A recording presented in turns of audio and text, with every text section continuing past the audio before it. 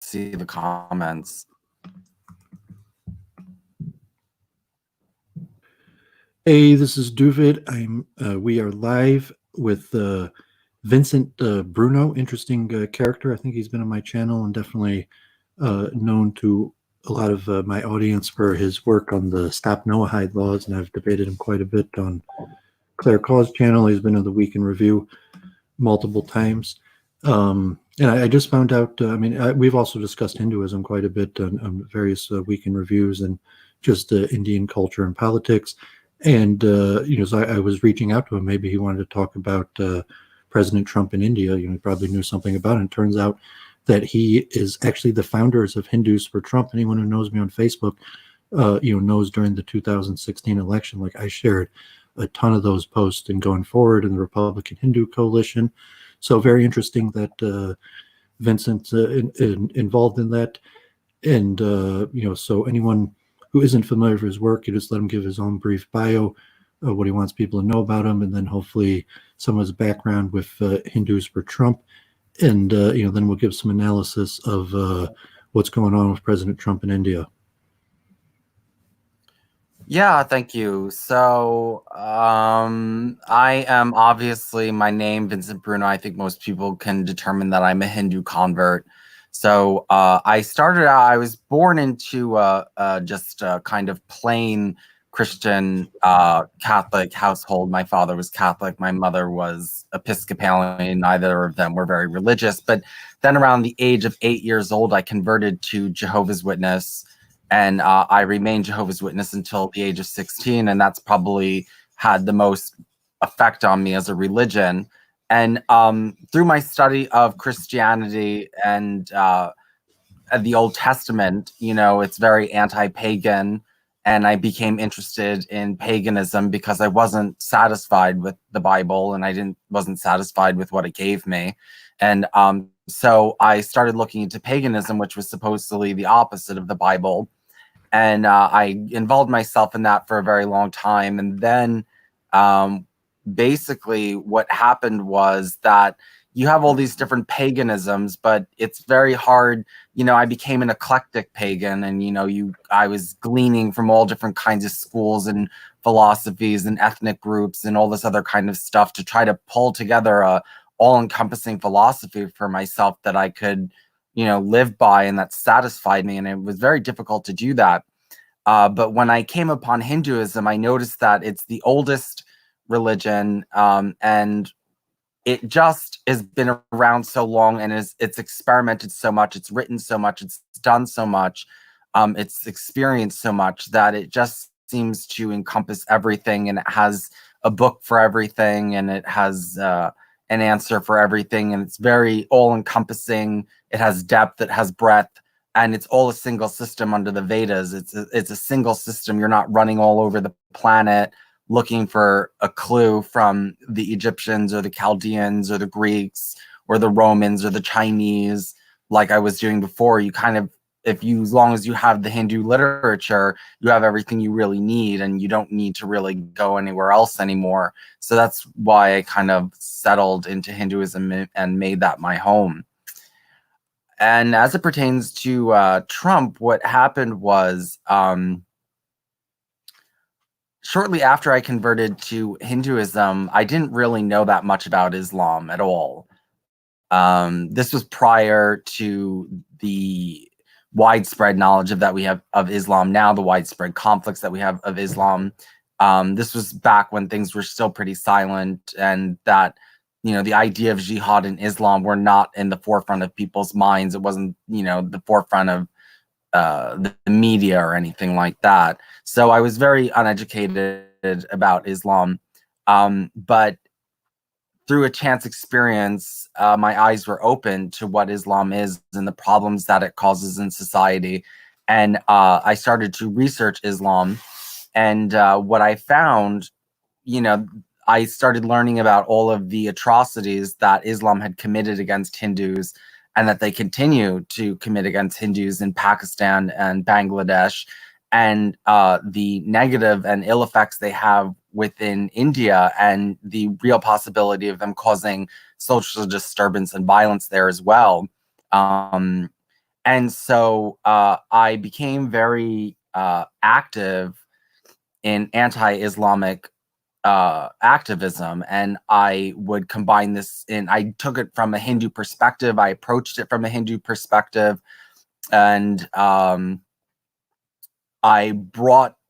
tried bringing it to the world through Hindu eyes. I started an organization called Justice for Hindus. Justiceforhindus.org is my website. And I worked on that for a very long time. So I worked on bringing the atrocities that Islam has committed against Hinduism and the problems that it's causing in South Asia. I spent a long time bringing that to the public. And it kind of, as I opened that organization, the idea, the general counter-Islamic movement began to grow in America around the same time, and so it was relevant. And I kind of entered that blooming sentiment that was going on there. So, as for Hindus for Trump, what happened was.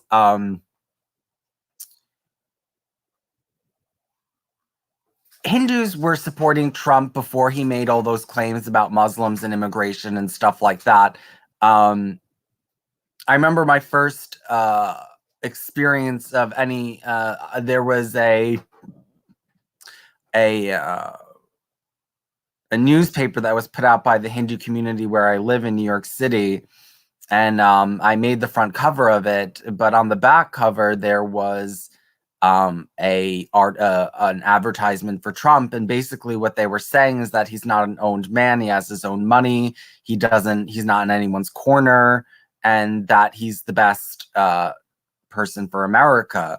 And it just, I saw it and I was like, well, I guess there's Hindus that are supporting Trump, and they put it right on the back of the newspaper. So they wanted everyone to see it and everyone to know about it. And so that put it in my mind, at least, but I wasn't going to support Trump or anything like that. I generally don't support anyone in the elections. Trump was the first time in 2016 was the first time I ever got involved in anything or even chose a candidate or anything like that. Related to being Jehovah's Witness, I used to, I don't say joke is the right word, but say like when it comes to voting, I'm Jehovah's Witness, and generally, like I agreed with their sentiment about voting. But you're saying, is that something that you kind of kept that attitude even after you left the witnesses? Yes, it did. It affected me. Yeah, because the Jehovah's Witnesses bring a great distrust. They teach you, not wrongly, but they teach you, that government is corrupt and that it's not something that you should really be involved in because it's not godly. They're not godly. They don't do it in the divine image. So yeah, they're against both. It's something I'm familiar with. I don't know if I've talked about it on streams, but I just curious because you were mentioning that it seemed like that likely that had kept with you even. But yeah, very interesting. But so your initial was kind of like a dislike of a Trump or even to be Democratic, or you had Republican conservative leanings at all, or it was just Trump as a phenomenon, not necessarily as like convincing Hindus they should be Republicans. Well, it was I really didn't lean either way. I wasn't Democrat, Republican. I wasn't I was more concerned with Hinduism. I was more concerned with exposing Islam. I'm not very Christian, so the Christian right always troubled me, but I'm also anti-leftist, so the leftists in the Democratic Party troubled me. I've talked about this because I come maybe at a more political, demographic, ethnographic, level that I've done the research. I've read the Pew reports, and certainly the Hindu community is a prime target that Republicans have been hoping to switch because Hindus in America are generally very wealthy, extremely strong family values in terms of like divorce rates, relatively from like conservative family values. Indians in America, Hindus in America perform better than almost anybody. Actually, the Jehovah's Witnesses perform pretty well on those surveys also. And economically, education level, So without the religious considerations and just like the mantra, maybe I'll screen share your article because you had some really good graphics, but was just Hillary Clinton is a vote for Pakistan, and Donald Trump's a vote for India. That you could see Indians gaining full acceptance in American culture and rising to the highest levels of power because like Trump did, he appointed women, Hindus to higher levels than they've ever been before. And Hillary Clinton had a lot of bad things personally, reputation, God forbid, like making fun of Gandhi. However, that happened. That I'm sure you're familiar with that one, right? The Hillary Clinton's, making fun of Gandhi gaffe or whatever. But there was a lot of interesting things going on and then like Trump the person, like when we talk about Trump in India, it's more than just like the president of America. Like Trump is like a legend. He's like almost like like a demigod or something like that, as opposed to politicians, because like even if he weren't president of America, Trump would still be a big deal. And also things like entrepreneurship, owning hotels, possibly things like that there would have been a natural affinity, that Indians were going to be the prime group that the Republicans were trying to shift. Yeah, actually, I want to get right to what you said, but that picture that you just stopped on right there is a good way to end my introduction, where what happened was Trump was not making any statements about Islam or Islamic immigration or anything. And actually, if you look right there, do you remember when what year was that? The Paris bombings or the Paris jihad shooting? It was one of the first ones. It was really famous. I can't remember exactly which one it is now. Actually, if I look at the article, I mean, is that the one that ended in the kosher supermarket? No. It was. I'm not a terrorism expert. Like I know my Jewish history and like the overlap there. And I mean, the right wing that like Swami, when Netanyahu went to India, that interview, TV interviewer Swami that Church of Entropy likes so much, accused Netanyahu of being soft on terror, relatively, because he was willing to deal with Pakistan, even though they granted amnesty to the whatever leaders of the Mujahideen who supposedly ordered the Mumbai terror attack. And all this stuff about Hillary Clinton that most people didn't know, like Hillary Clinton was not a friend of India in many ways. That like is a good Democrat, but people who knew, like and obviously her Huma Abedin was her name. Huma Abedin, yeah, they brought her up. I mean, the fact that she was, that Hillary Clinton's Indian advisor was a Muslim, so it's like it had effects, and like so when it came to the public light, and you knew Hillary Clinton had favored Pakistan, historically. She had even tried to take punitive actions against India multiple times, and here she is, like her number one advisor, personal assistant, is an Indian Muslim. So there were a whole bunch of reasons, even if it wasn't like love of President Trump, but President Trump was a very easy guy to turn into a demagogue, and also very easy to think that like this Trump guy probably likes us. He's probably gonna be able to work with him, versus Hillary Clinton is just like like this woman is going to destroy India if she becomes president. Yeah, well, we did a thing. We worked really hard to make an anti-Hillary campaign. One of the things that Hillary did was back in the 2002 Gujarat riots, when the 2002 Gujarat riots took place, Hillary Clinton was Secretary of State at the time, and she wanted Modi to be pinned for that. And so she made something called the Get Modi Plan.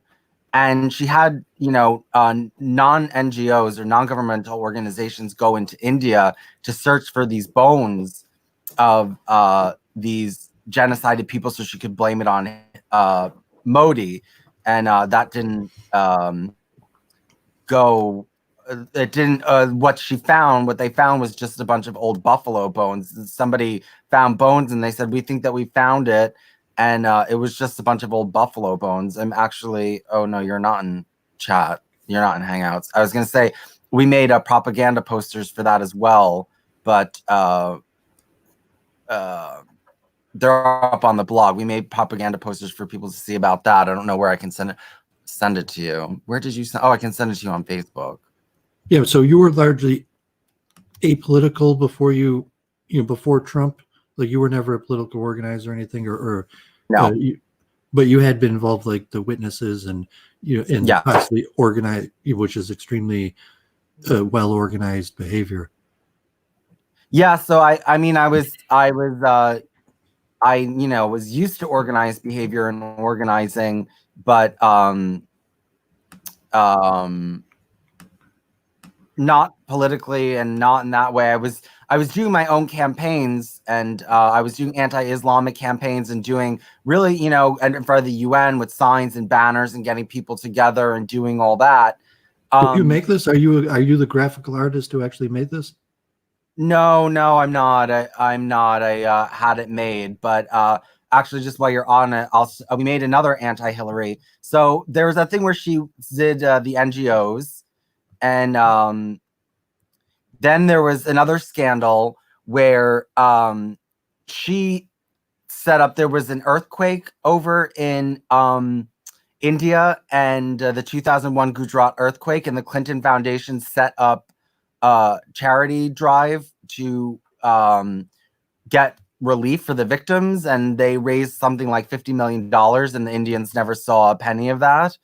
And she basically ran off with it. So we made another propaganda poster, which I'm going to send you right now. I don't know if you're sharing them on screen because I'm just looking these things up. Yeah, so I have it shared on screen right now. And then the third one, we made another propaganda poster, was with Huma Abedin. It's interesting. Who is that? A deity? Including, is that a deity at the bottom right? It's a Lakshmi, the opposite of Lakshmi, cursing Hillary. Interesting. Yes, it's a Lakshmi. And then the third. So the American Indian Foundation, the Clinton, steals $50 million from earthquake victims or something. You're saying they were supposed to be distributing money, and they paid themselves like $50 million in fees for doing it. Yeah, from what I remember, none of the money got to the Indian. Did you send me the third one yet? I'm sending it to you now. So, and then I'll explain that to you. And copy image address. Let's go. This one, what happened was, do you remember the Bhopal gas leak in India? But I'm just trying to find you. Okay. I only have 2 of them so far. Okay, so I sent you the last one. Okay. Let me see if I can find this. Where is that? This is the one that has Huma Abedin in it. Yeah. Just for people in the audience, the one in the first one, the woman next to Hillary Clinton would have been the Indian politician that Hillary Clinton was supporting.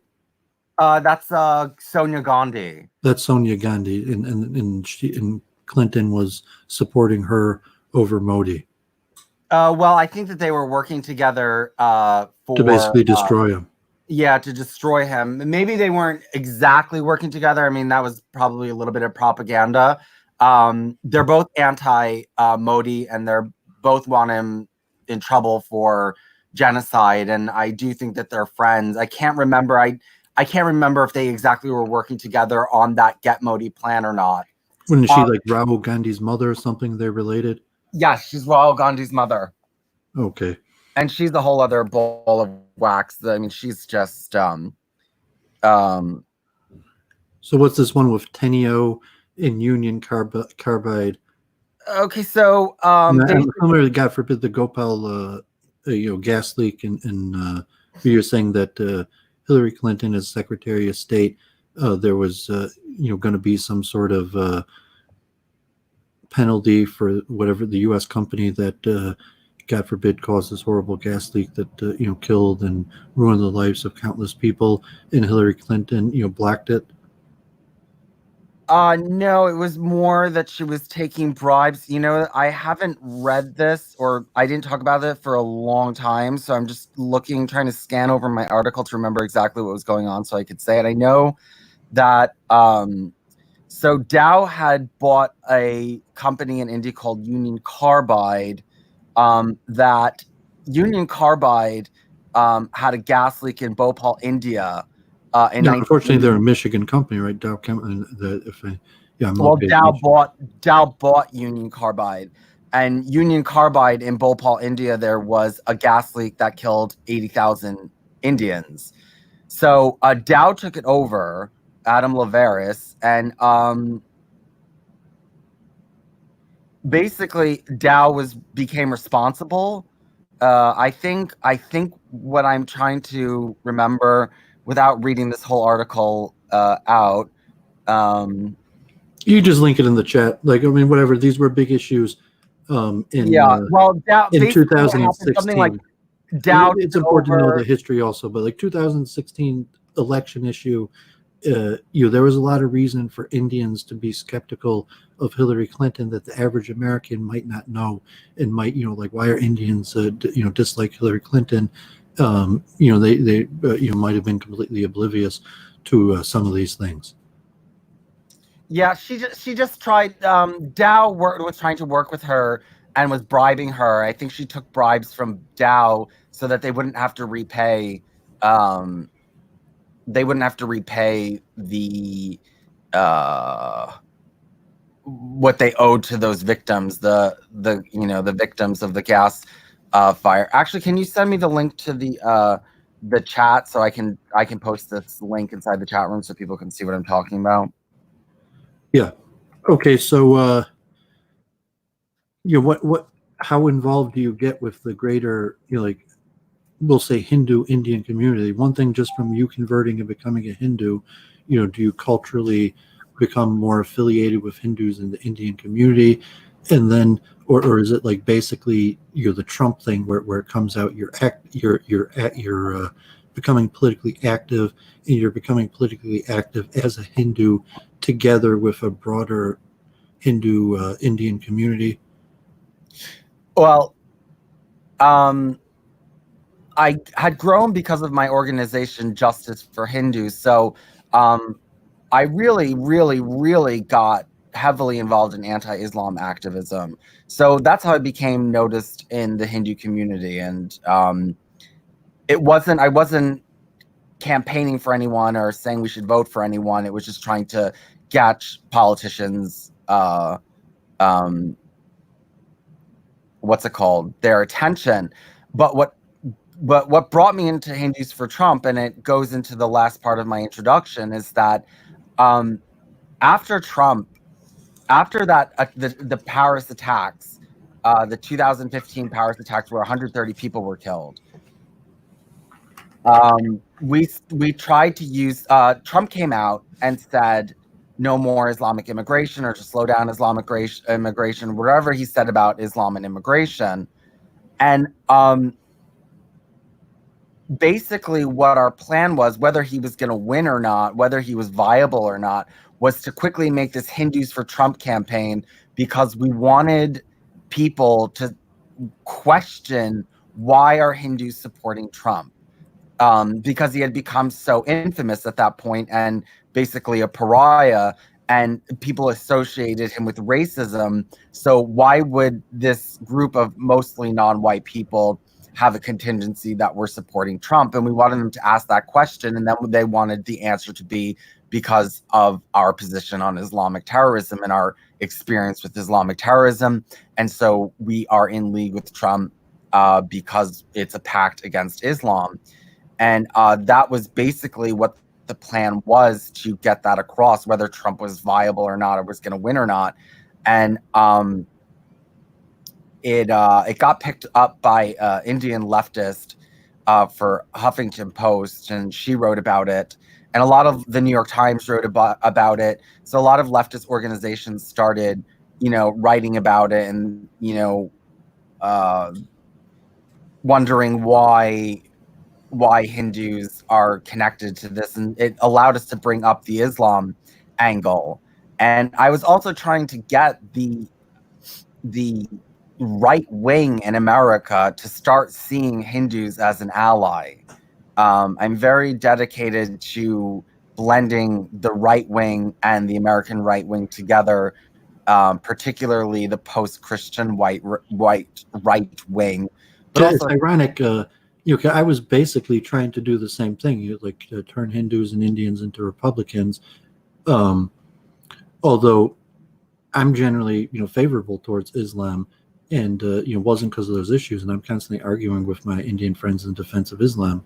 However, it was more generally from economic and social, saying that by being a republic, that the Republican Party could open up in a greater capitalistic, Trump multicultural conservative party where Hindus are going to be natural Republicans because they have family values and work hard in education and are good for the economy and generally law abiding and so on and so on.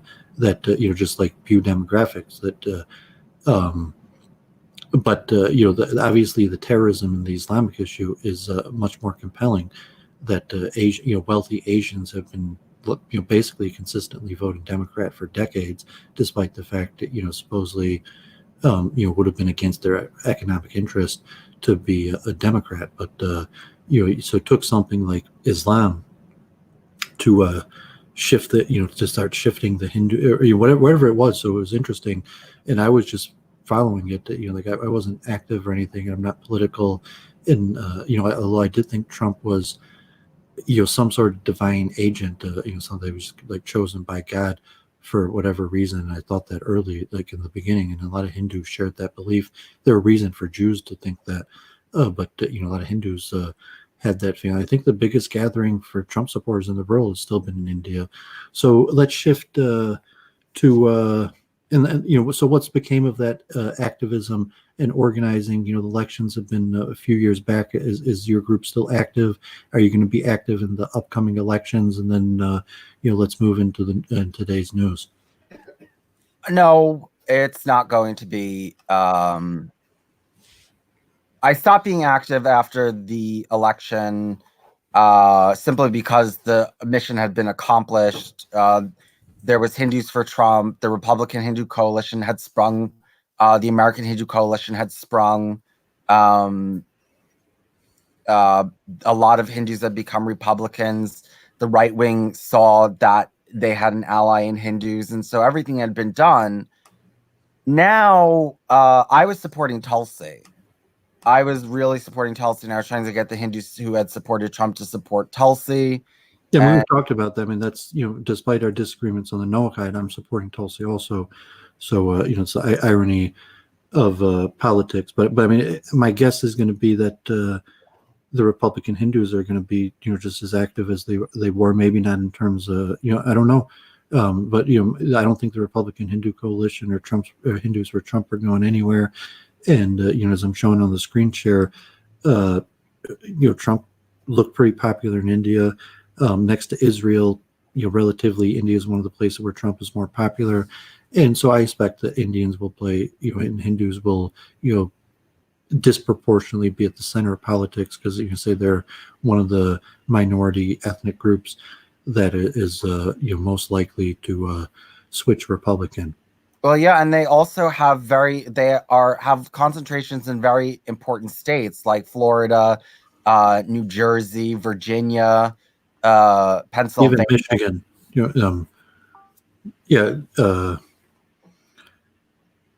Swing states. They're have large numbers in swing states, so they can change an election. And I mean, Trump's appointment that Trump appointed prominent Indians to high posts, to judges, like health secretary, different fields, and just being pro-business in general, tax cuts, because it's like generally Indians are more likely to be entrepreneurial business owners. And in the visa question, like the difference between the alt-right and Trump republicanism is basically Indians. in terms of visas, where it's saying, legal immigration. The Indians in America generally basically do everything according to the law and right, relatively statistically very law abiding. And they don't really get rewarded for that. And, so in terms of like the illegal immigration versus legal immigration. So you're saying, from the alt-right perspective, you're saying that we're talking about demographics, we're talking about, jobs going away, being competed against, high IQ Asians or whatever. And, so it's a big issue, this, Trump and legal immigration versus, alt-right and, ethnic homogeneity that would preclude even high-skilled law-abiding immigrants. Yeah, I was trying to dampen some of that. I was trying to, I mean, I think that the white alt-right has a lot to learn from Hindus. They're the last pagan civilization. They Here's trumpet. I think Gandhi's the ashram that has the Gandhi's original spinning machine that's very popular. Almost all politicians, when they visit India, visit the Gandhi's spinning machine. Yes. Yeah, right. He's doing all the baby kissing and stuff like that. But yeah, I mean, even that right there, I mean, there was also the question of kind of like Aryanizing the right wing in America, because the only spirituality they really have is either Christianity or this far-flung paganism, which is not really the Aryan religion, which it comes from the Vedas. So I'm trying to get them to start picking up the Vedas. I think that that's what we need for a renaissance in the United States. And I think that incorporating Hindus into our politics is going to open up a lot of minds, and people are going to start questioning and delving deeper into what is the Hindu religion. And I think a lot of people are going to find the Vedas through that activism, because it's not just theory anymore. It's now, well, now they're politically they have political potential. India is growing in power. They're becoming significant. So I think people will become interested, and I want the right wing in particular to become interested, because I think they need it in order to transmute into something that's viable, which is not viable right now.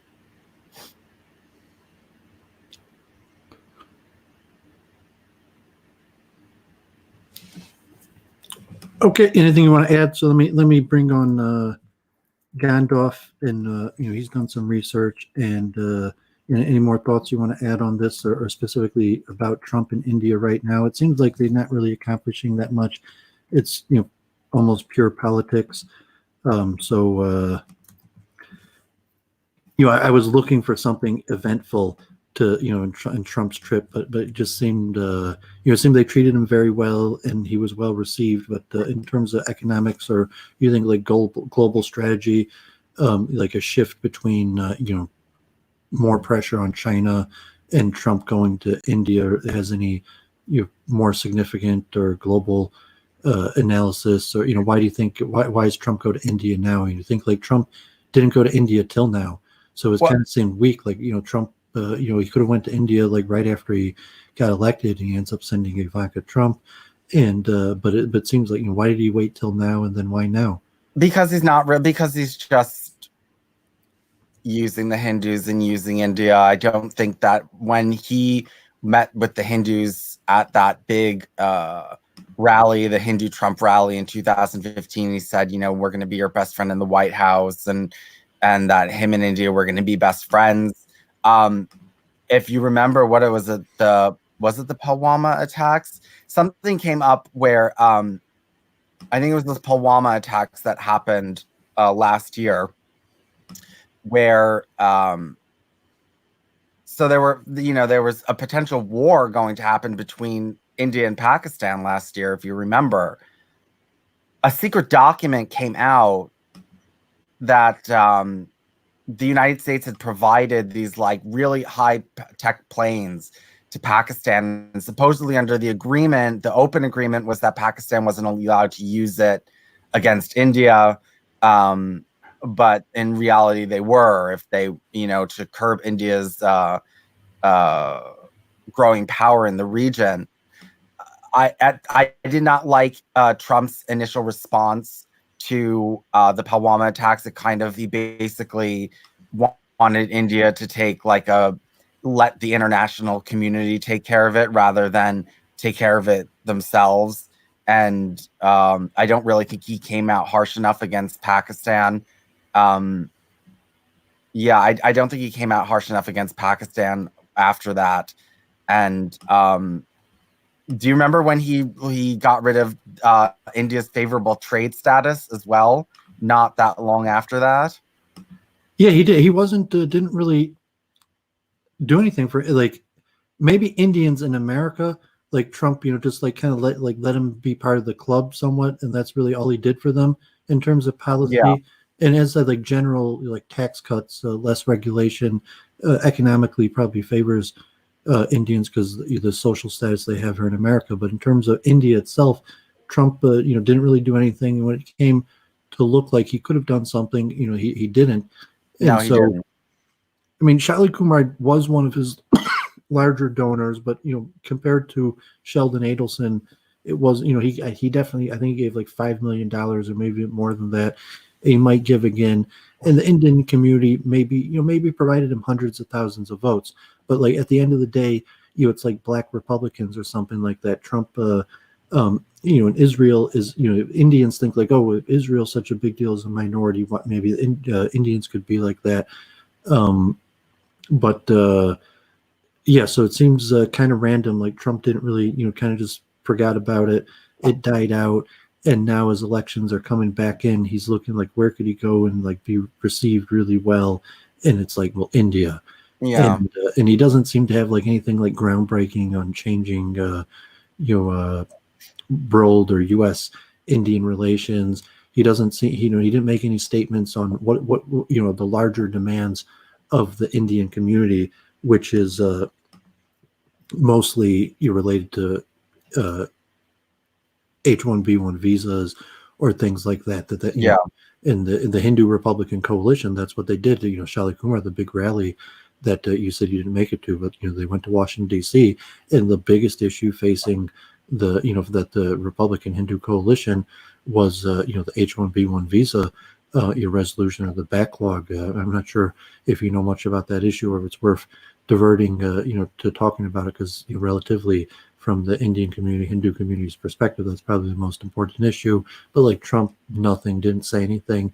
It'd be very difficult, like when Trump, he was like legal immigrants. So like generally Trump is like, these are Hindus are the prime example of immigration to America, working out good. And like, here's these Indians, they come, they abide by the law, they're successful, and now they're even Republicans. Well, I did attend the American Hindu Coalition rally in New Jersey where Trump arrived himself, and they had signs said, get green cards faster or something like that. I think that Trump had told the Republican Hindu Coalition that they were going to try to work together to make these H-1B1 visas. They were going to make it easier for skilled Indian workers to get into the country, and I don't really think that he went through with that. I mean, American Hindu Coalition kind of looks foolish with those signs, and leftists really bash them for it, saying that it was just an immoral way to entice Indians into voting for Trump.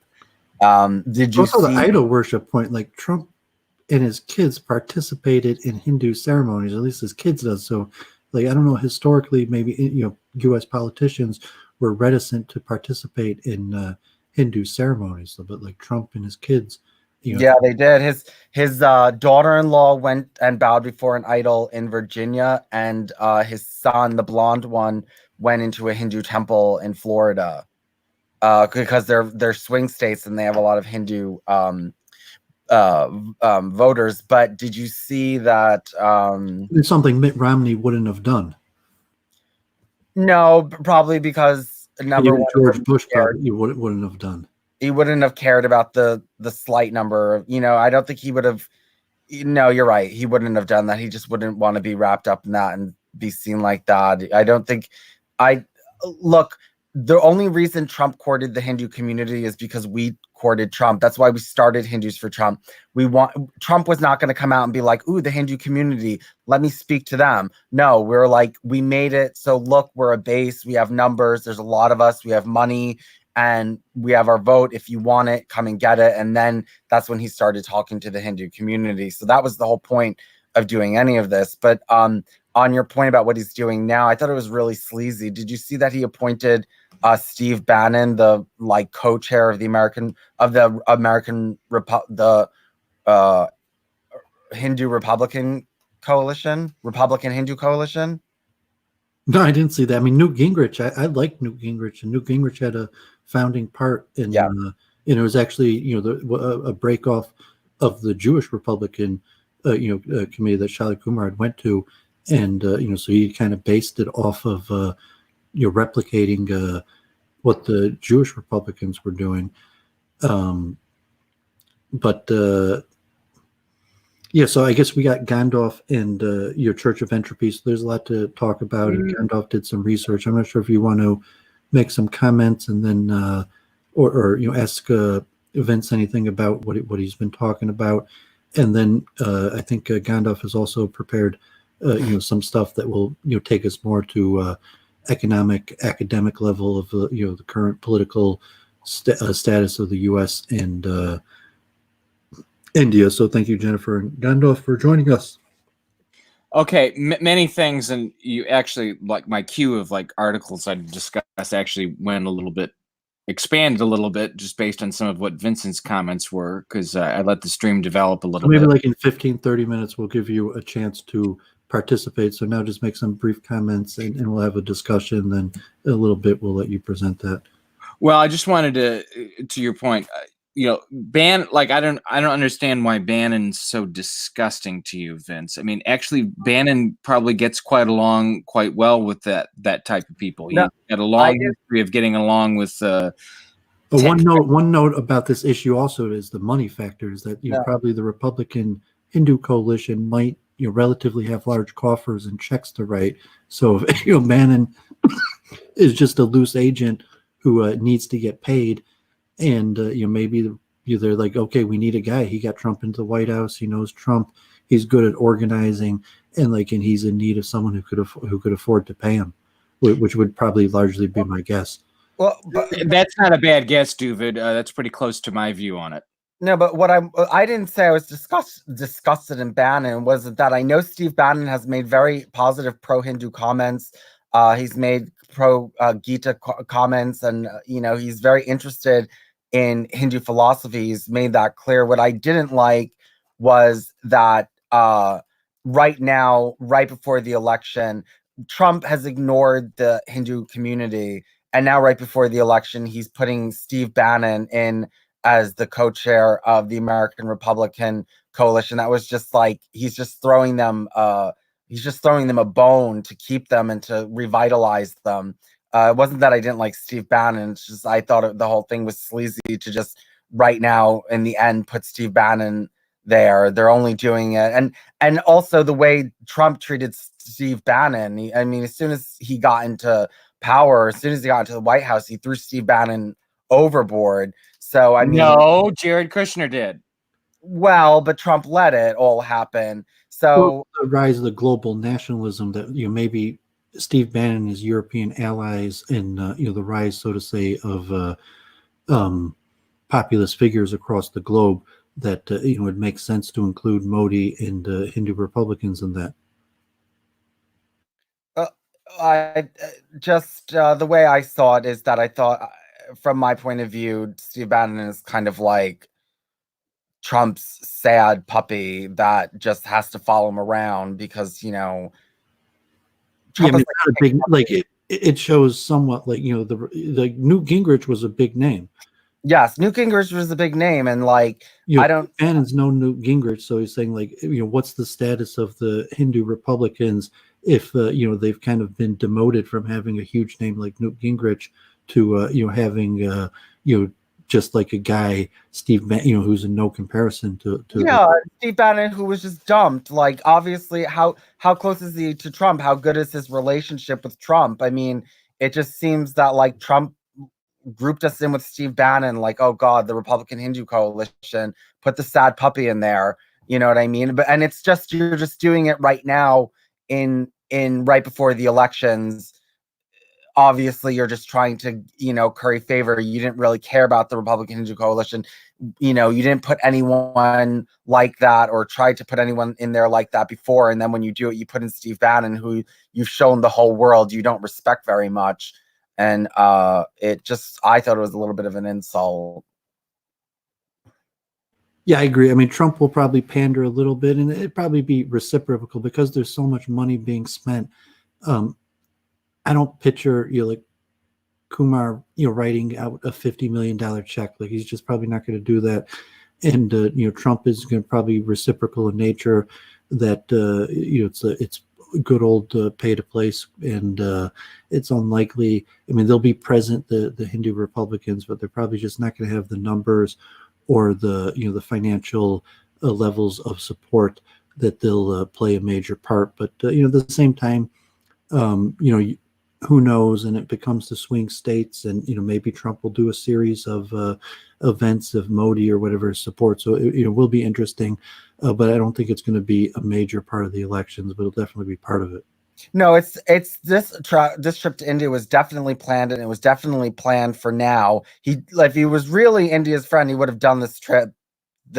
Right after he got elected, or now he's doing it in the fourth year, and it's just I think he is trying to curry favor with the Hindu voters in America, and he's trying to curry favor with India, but he's only doing it now in the last hour because he has to. I mean, he's just showing up to collect his dollars or to collect his votes, and then he's out. I think it's much more complicated than that. Attempt with elite view the commoners, this little trope here. Yeah, before bringing Jennifer here, just say, like, if Sheldon Adelson gave $100 million, and it's kind of like a quid pro quo, like, I want you to recognize the Golan Heights, and move the embassy to Jerusalem, and pardon Shalom Rabashkin, or whatever, series of things, and like, okay, $100 million is a lot of money. It was like, if that's the classic model, the Republican Hindu coalition, so that Kumar is going to write a check for $50 million or $100 million, and that President Trump is going to write an executive order that gives some sort of relief to visa workers or something like that. And that doesn't even seem like potentially in the cards. That the Hindu community is not in any, the Indian community, to negotiate something like that. Like, who on their half would be negotiating it? So I think it's kind of that, okay, we're going to keep you in good status in America and keep on promoting you up the corporate line, but there's no real serious negotiation of the things that matter. So the actual issues, and so it's almost boring. It's just like pandering, and Indians probably won't fall for it because, like, generally most Indians I know are not that political, and so I doubt there's going to be like a huge movement like in 2016 against and that was largely what you were talking about before, that the pro-Trump movement was almost equally anti-Hillary movement, and there's not that much of a reason that India has to worry about even if Trump loses or something like that, that the Democratic candidate is going to be like Clinton, is going to go back to how it was 5 years ago. Well, yeah, I mean, that's true that they also don't have the if Bernie gets in, we're not going to have a negative relationship with India, and he's not going to be pro-Pakistan. There's really nothing to indicate that. So you're right that they were very anti-Hillary because they thought she was going to be pro-Pakistan and anti-India. So you probably got some people moving because of that, but I don't think anyone that was in the Republican Hindu coalition for the last vote is going to switch over and vote for Bernie Sanders, though. I don't really think that's going to happen. I actually think probably there's going to be more Hindus that vote Republican this time around. I wouldn't say that Trump's, It'll be more silent. You know, saying that more might vote Republican, but they'll do it silently. Yeah, probably. Yeah, they'll do it silently. But I think that Trump did a big thing in changing and shifting the Hindu demographic as terms of voting. I think that they're going to be a lot more Republican than they ever used to be. And I think that the Republicans are going to start courting them a lot more than they ever used to. If they tend to concentrate in certain areas. So if you want to get a certain county, you would appeal to them. Yeah, so let's even though she's Canadian, but let's bring in Jennifer with her insight into Trump and the India Hindu connection, and what's going to be happening with Trump in India today. Hey, yeah, sorry for interjecting there before. I was just so excited after all this time talking about the subject very dear to my heart. But yeah, pretty much agree with you that it's like transparent pandering. That is like kind of taking it for granted. Simple. Are you coming in a little lower? Probably your mic. Sorry, I'm trying to keep the mic away from the noise because I know that my computer's making noise. It's just hot here, and I can't figure out how to get the stuff working. I hope it's not too bad right now. Okay, can you understand her, Vince? I can understand her just fine. Can you, Vince? Vince?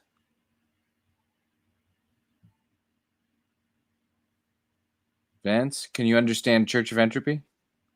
I don't hear Vince. I guess you keep on going, Jennifer. I know sometimes, Doowovid, what can happen is someone can lose their audio. on my end than it did on the video. So when I heard it last night, it sounded worse than when I played back the video the next day. But I would just keep on going. I just want to make sure people could hear and understand you. Awesome, thanks. Yeah, I don't know. I couldn't hear Vincent either. Vincent, if you're talking and we can't hear you might have to rejoin. Sometimes that happens on StreamYards. But yeah, it was an interesting combo, and it's nice to go in to hear. Actually, it was great to hear the two of you talk because kind of brought out a lot of Vincent's strengths. So thanks for that, Doowovid, and thanks for inviting Gandalf and I as well to participate today. So I won't say anything more for now.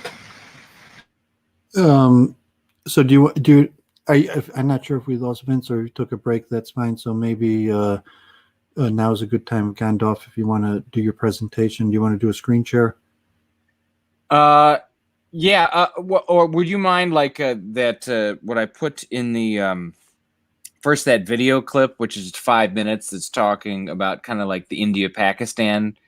I can't do sound on mine, but oh, okay. I could put it in. You just drop the links in the chat if people want to see, or if you could do. If you can't do a screen share to show the articles, or then I guess I could. I can do the. If you wouldn't mind sharing, just because I don't StreamYards, it's just goofy. Would you mind doing? Plus, I have a lot of windows open. Would you mind doing the? So you don't. I click on you and you just do screen share. And you okay. Hold on. The first thing I threw this at the front. You know how to do it. You just click on share screen in the the bottom. There's 6 buttons, and the fourth from the right is share screen, and so just clean up your thing and get what you want to show to everybody, and then when you click on share screen, I'll have to approve it, and then you could you present so people will see whatever is on your screen. Oh, okay, hold on. I'm trying to click this stupid ad off. Oh, God, these stupid ads when I try and click on a link I've bookmarked. It's unbelievably frustrating. Okay, so I have application window, Chrome tab. Okay, this is the one I want. Okay, can you see it now? Yep, everyone could see it, in fact. I clicked on this one. It's in my stack of stuff. It's wasn't in my original plan, but I mentioned it. It's relevant to Vincent's stuff. Mark Krikorian is like Ann Coulter and Mickey Kaus. He's one of these kind of older conservative Inc. people that talks a lot about immigration issues. And in this article, and this is back in 2019, he he's talking about the immigration plan, and here's what I think is actually happening in India, because there's issues about agricultural products, medical devices, and tariffs on Harley Davidsons, of all things. And in order to loosen Modi up and get Modi involved in figuring out what to do about Tibet, Pakistan, and emerging relations, or should I say deteriorating relations with China, I think they're planning on making the merit-based system that Miller designed and that Kushner is pushing and claiming is his own, but it's more Miller's than Kushner's. I think they're planning on making the merit-based system work so that they can slot in more Indians to come here for big tech. And I think we saw signs of that in that, Apple is worth $1 trillion, so it's going to make America great again stuff. So this article, based on a Jared Kushner talk at the Washington Institute for Near East Policy, is instructive here, because I think this is operating in the background of the talks that are going now in India based on my read of the situation. It's hard to say because there's a lot of stuff going on there, and someone's knocking on my door, and so I don't know why someone's knocking on my door. Give me 1 second here. Okay. Yeah, then Mike, you go ahead and do what you got to do. I'm going to stop sharing here while I take care of this. Okay. Yeah. So you have any? Are you back, Vince? So I'm not sure if Vince is still there. Down. I'm still here. I'm doing a couple things. Is there nobody Okay. on? How you doing, Doooovid? Gandalf is about to do his presentation, but as someone came to his door, and I was wondering if you had any thoughts on immigration, because I think when you had the greater, kind of like Jews in Israel, where are Indian Americans voting on India, saying they're voting for Trump over Clinton, not because of what's happening here in America, but because of what's happening in India. And but the visa issue is probably the largest issue, and it's something that policy could be changed, where there millions of Indians on backlog could get visas if they change the structure of it, or any merit-based system would almost definitely benefit Indians. So were you involved in that issue, or in your organizing? Like where did you come out on that issue, or your thoughts on that? No, I wasn't involved in that. My thoughts are that the Republicans are in between a rock and a hard place on immigration and backlog visas, because they are trying to be pro-American, the American worker, and less into immigration. But then they want this Hindu vote or the Indian vote. So they need to, I think they're going to do just like what they did before, is they're going to tell them that they're going to make it easier for them to get their visas, or that they're going to clear these backlogs and everything like that. And then they're not really going to do it. I think that's what they're going to do the second time around. I think they're going to fool Hindus the second time around, maybe less of them, but they're going to say, yeah, we're going to help you with this immigration thing, and you're going to get your visas faster and bigger and better. And that's not really going to happen. But they don't really have a choice. I'm saying if you're a Hindu and you're worried about immigration, voting Democrat is not going to help you as you coming from India, even though the immigration is a big issue. But like in relative to that part of the issue, you're better off as a Republican. Well, I think the problem is that they probably, both the Democrats and the Republicans, are fooling Hindus, but Democrats on the issue of immigration have a better reputation than the Republicans. So, that would be their grab. It's still discriminatory against India, because India has such a large population. If they limited it 10,000 visas a year for all of India, so pro-immigration policy of the Democrats does not benefit Indians, because no Democratic politician is promising to allow large numbers, or I haven't heard any Democratic politician make any promises or headway to clear up the huge visa backlog. So it only seems to have been Republicans on that side of the issue. Maybe people like Bloomberg or something. The occasional, or like in Silicon Valley, the tech areas where you have a lot of your residents or the companies lobbying, and then also the disproportionate the lobby of the tech companies versus the employees, because God forbid, that's what I say, like good money for an Indian. I used to post that in 2016. Good money for an Indian, that's racist. That's unacceptable.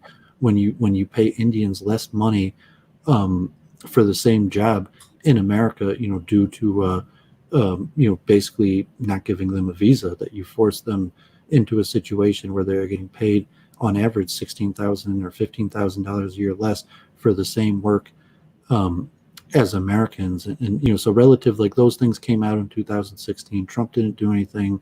Maybe he'll renew some promises. The Democrats, I've never heard any Democrat make any promise, anywhere close to anything that would help Indians on the immigration issue. The perception of them is better.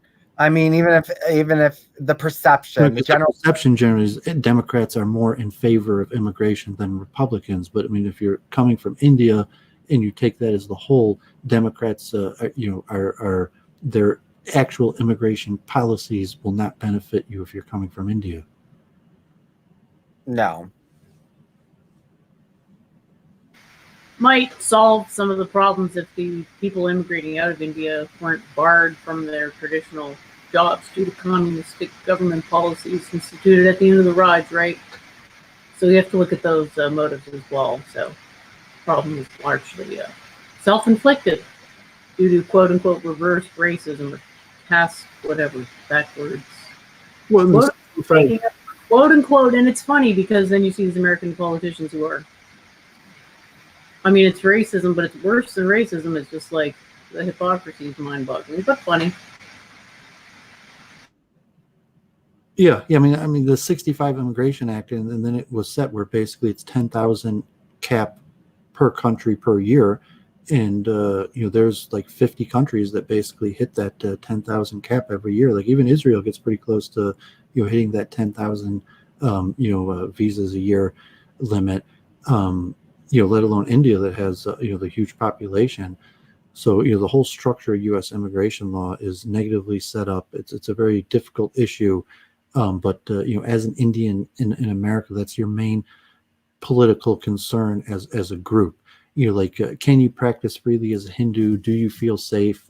Security, various issues. Almost most Indians on are more likely to live in red areas, although just like Jews, Indians almost predominantly live in multicultural areas. But I think there's a certain element that are more and more moving into red areas, and the decline of Christianity, where the connection between paganism and Hinduism, that Hinduism is an extremely well organized theological structure for a pagan, and if you have pagan leanings, it's very easy to use Hinduism as an organized structure for your belief, so to say. And as Christianity and belief declines, more and more people are seeking answers, and they find those answers, in Eastern religions and in Hinduism, predicting it will become, even though it's questioned of what is Hinduism, can it be preached, can you proselytize it?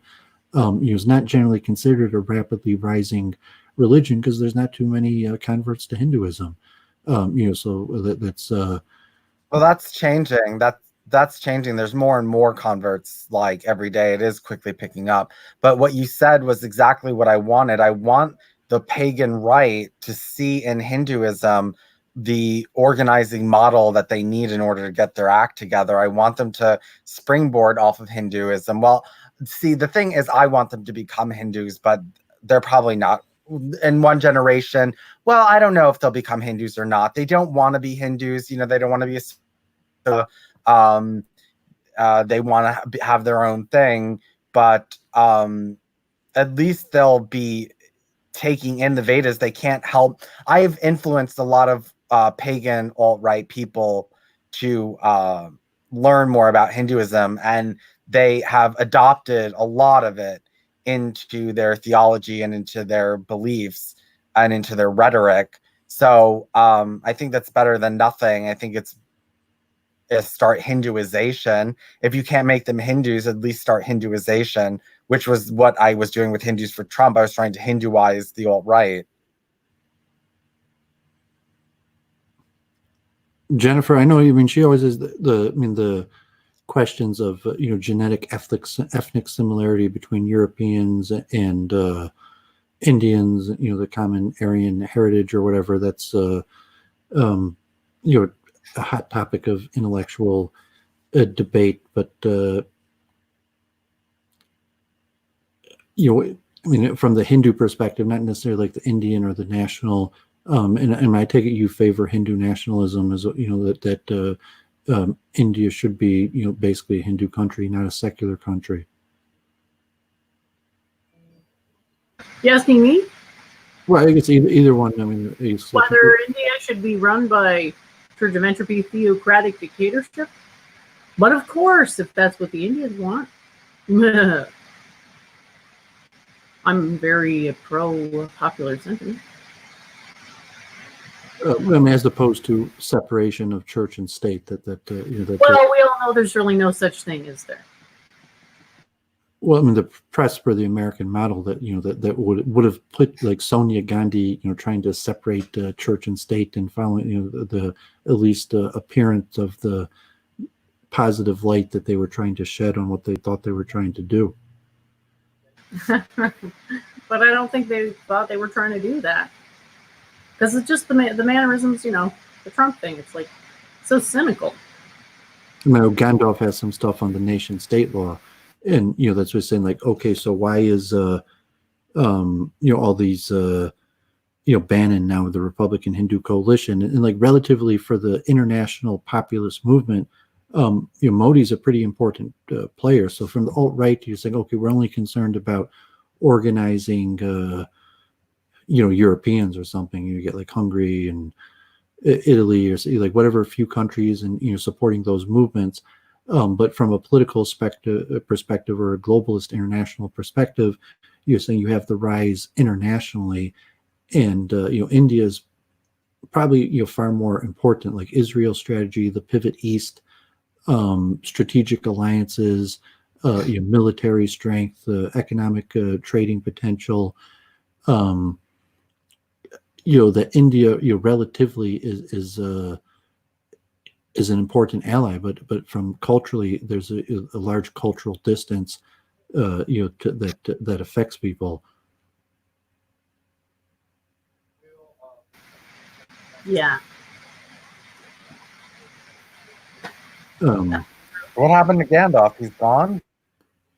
I guess he had someone at his door. I mean, I'll be back in a minute. I was watching Newt Gingrich on Fox News talking about that, and he was singing the praises of India and the Indian people, but at the same time he's saying, okay, they're far different people than us, and that we've talked about in the past as Judaism is a group evolutionary strategy, Hinduism is a group evolutionary strategy, or is Hinduism a universal true religion for everybody? And I know we've discussed this in the past at least a few times. What do you think, Doooovid? Do you think that it's possible to have a universal true religion for everybody? Well, I think both elements are true. That's okay. Like, you almost need the multiple truth hypothesis just to grapple with this. But there's an element of Hinduism that is the group evolutionary strategy of the people from the Indian subcontinent, and then there's probably the universal spiritual truths of the religion called Hinduism that are universally applicable to all people. And it's like, okay, let's say the science and mechanisms of reincarnation or something like that that's laid out in Vedic scripture or the various acharyas and sages. I would presume that science is like universal. That's not just the science of how that phenomenon works in Indian body people. It's a universal science and phenomenon. So say all of the above.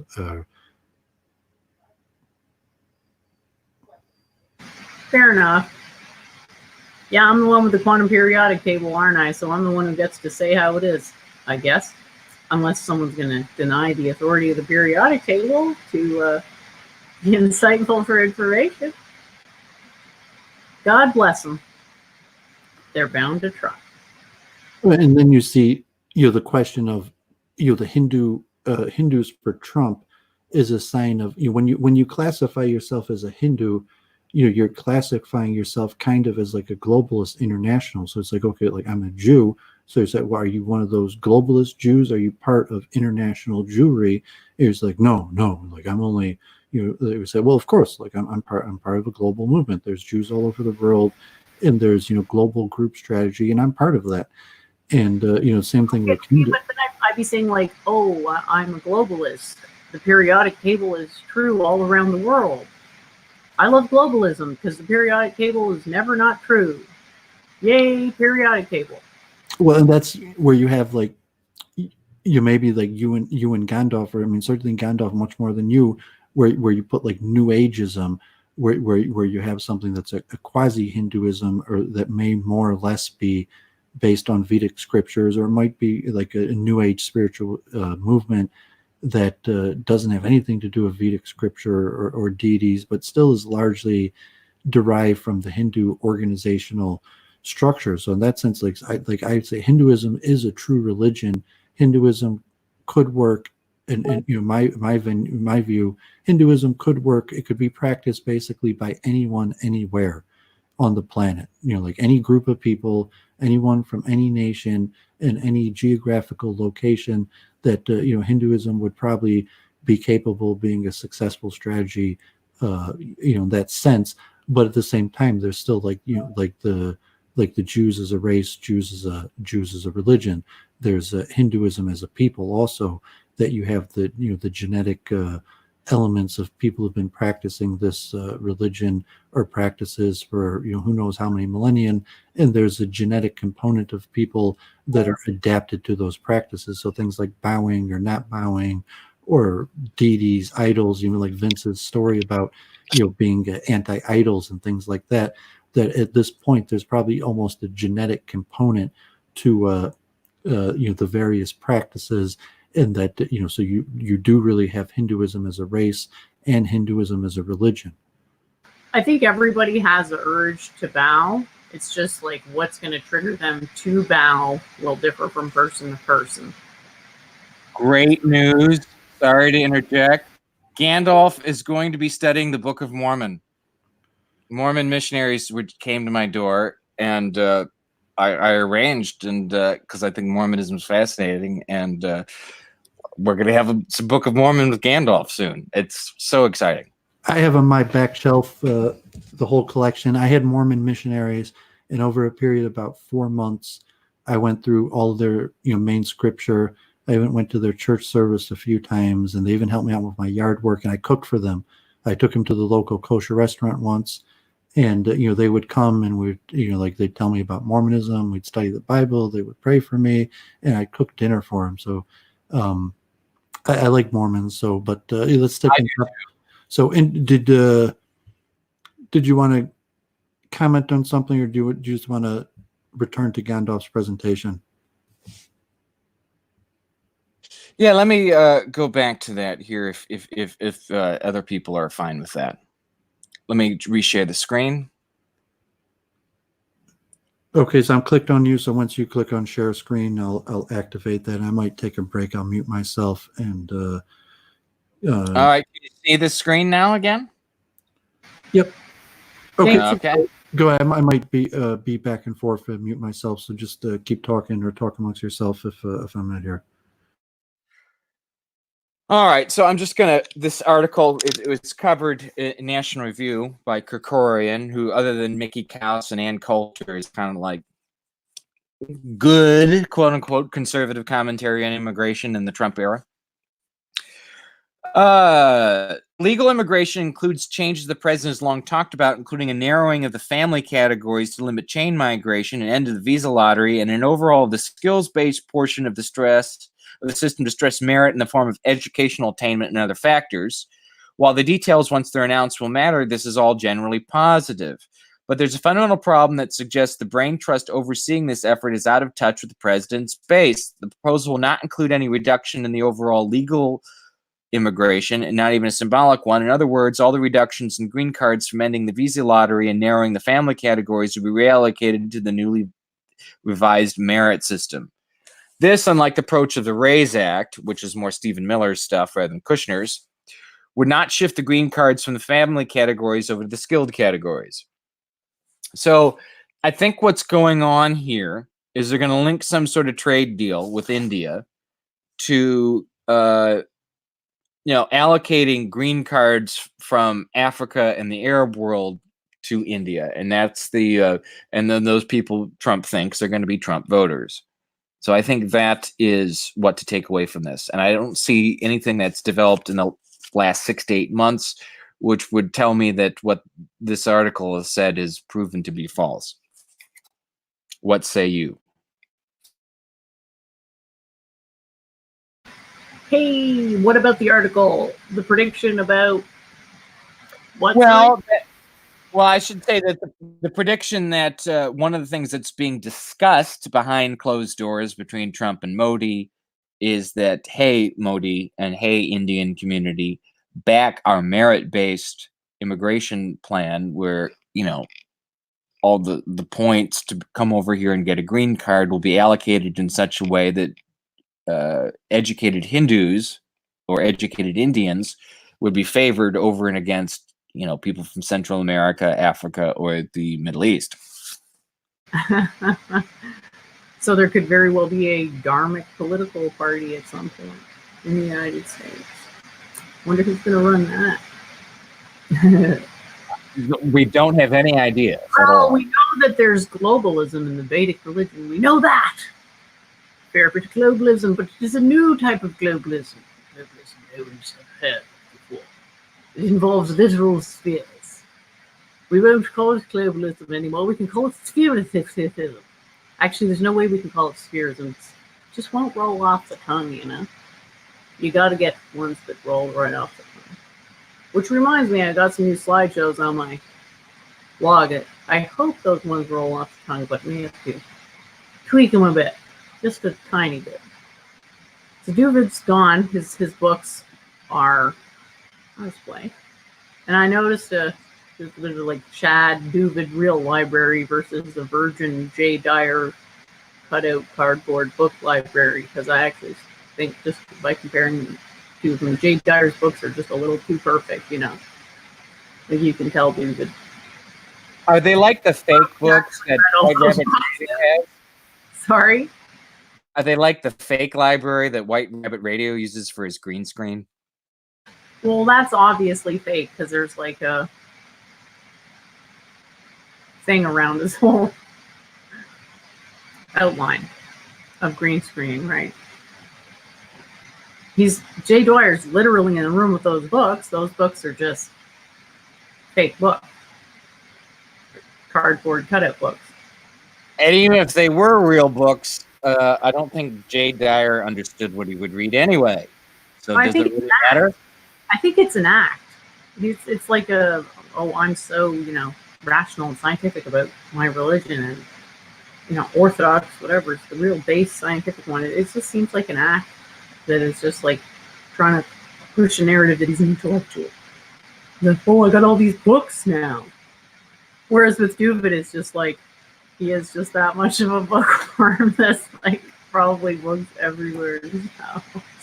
Well, I live in the same kind of house. Why do you think I love streaming Doooovid? Like my books aren't quite as well put together as Doooovid's, but like I go to the library as many days as possible. 3 or 4 books come in and out.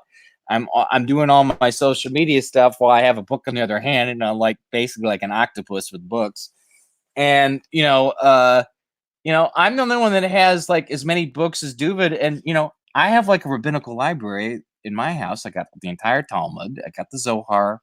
I have like all the Christian church fathers. I've got tons of Bible commentaries, tons of Hebrew dictionaries. I got books on the Gospel of John, books on the Pentateuch with a Hebrew dictionary. I've got like old stuff from the Jewish Publication Society of Philadelphia from 100 years ago. I mean, is Gandalf a rabbi? Are people going to ask that?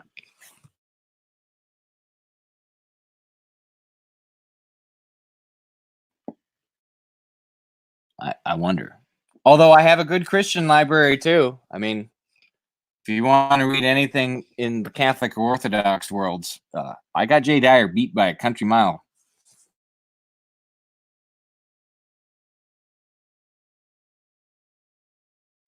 I feel like Doooovid's been gone for more than 4 minutes. Is this your entire presentation, or did you want to keep going with it? Yeah, I'm going to keep going. I was kind of hoping Doooovid would give me a little more of a whatever on it, but let me add. How many articles do you have? A couple more. I've decided to get down to something more recent. Oriental Review is one of my favorite sites. I'm now adding it here. I hope this shows up on the screen. So this is from about, what, 2 months ago? U.S. India, why 2 + 2 may not always be 4. I just wanted to make sure it's showing up on the thing. Okay, it is. So there's a lot of stuff going on in the Indian cabinet. Like, I just kind of realized it today. Like, oh my God, I got to like really get down and drill down at all the complexities. I mean, India is more of a civilization than it is a nation state. It's like something which has really dawned upon me in the last several weeks and months as I've kind of started studying it more. And there's lots of factions all over the place. Now, about a month ago, I read 2 biographies of Indira Gandhi. And it's between Hillary Clinton, press 1, if she's the most evil witch you've ever met, Angela Merkel, number 2, or Indira Gandhi, number 3. And I don't know. It's a tough call. What saith the chat? I'd be interested. Who is the worst of the 3 stateswomen I just mentioned? Indira Gandhi, Merkel, or Hillary? I might go with Indira Gandhi.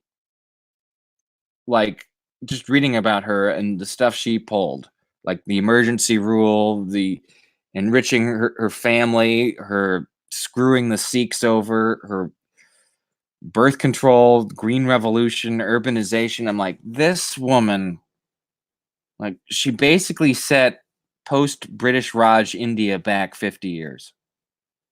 And like, how did they let this woman get to power? And the assault on the temple. Like, there's lots of problems in all of these countries. And it's really hard.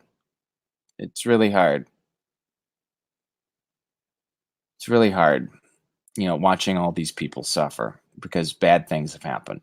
And, you know, the Congress Party, which is the party that basically had been ruling the place via Indira Gandhi's daughter-in-law, who's really Italian and not Indian, you know, it was their misrule which brought the rise to Modi in late 2013, 2014. And, you know, most of the Congress Party, you know, was centered in Delhi, centered in the urban areas. And Modi's party comes from Gujarat. Now, just another Hindu, who is the most famous homosexual world entertainer from Gujarat? Do you know? What? From Gujarat? No, I'm obviously yeah, Freddie I have to be the new Mercury. Milo. No, you don't have I'm to be Freddie the new Milo. Mercury. Wow. Okay. No, I want to Freddie be the new Mercury's Freddie from Mercury. I'll be Freddie Mercury. That's Yeah. great. Well, so, yeah, Well, Freddie I mean- Mercury. Okay, I'll be the Freddie Mercury. That's Well, Bohemian No, that's good. Rhapsody is a great song. So Freddie Mercury's from No, Gujarat. that's a good look. That's a good look. I actually have I started beef with Milo over the Noachide laws. I got thrown out of his group because I started asking about it and I wanted to debate him, and I got thrown out for asking for that because they said that I demanded it. And then in my ruling, so when you get into his debate group, it's like a school, and like, so you can get expelled, but you can be let back in and other things like that. And I applied to get back in, and in my they responded to me in their response, and both of their responses, they brought up the Noahide laws and it wasn't allowed in because it had no place within the group or outside the group, and that like that's basically why we were being kept out of the group, is because he said I had Noachide monomania. So, and I have an article up that I share that I want people to get about Milo because it's like my propaganda. But now, to what degree do you think? Your tiff with Milo was quote unquote gay drama versus how much of it is him being like feeling threatened by just you wanting to bring up that idea? Like, what was your sense of that? I took a break here. I don't really get into gay drama with people. That wasn't gay drama. That was me focused on Trump and India and Hinduism. Oh, sorry. Okay. Did you stop your presentation? Sorry, I took a break to take my. No. You took the share screen down, or at least it went down. So I took it down because you weren't talking about that. But how far did you get? I just got to the first.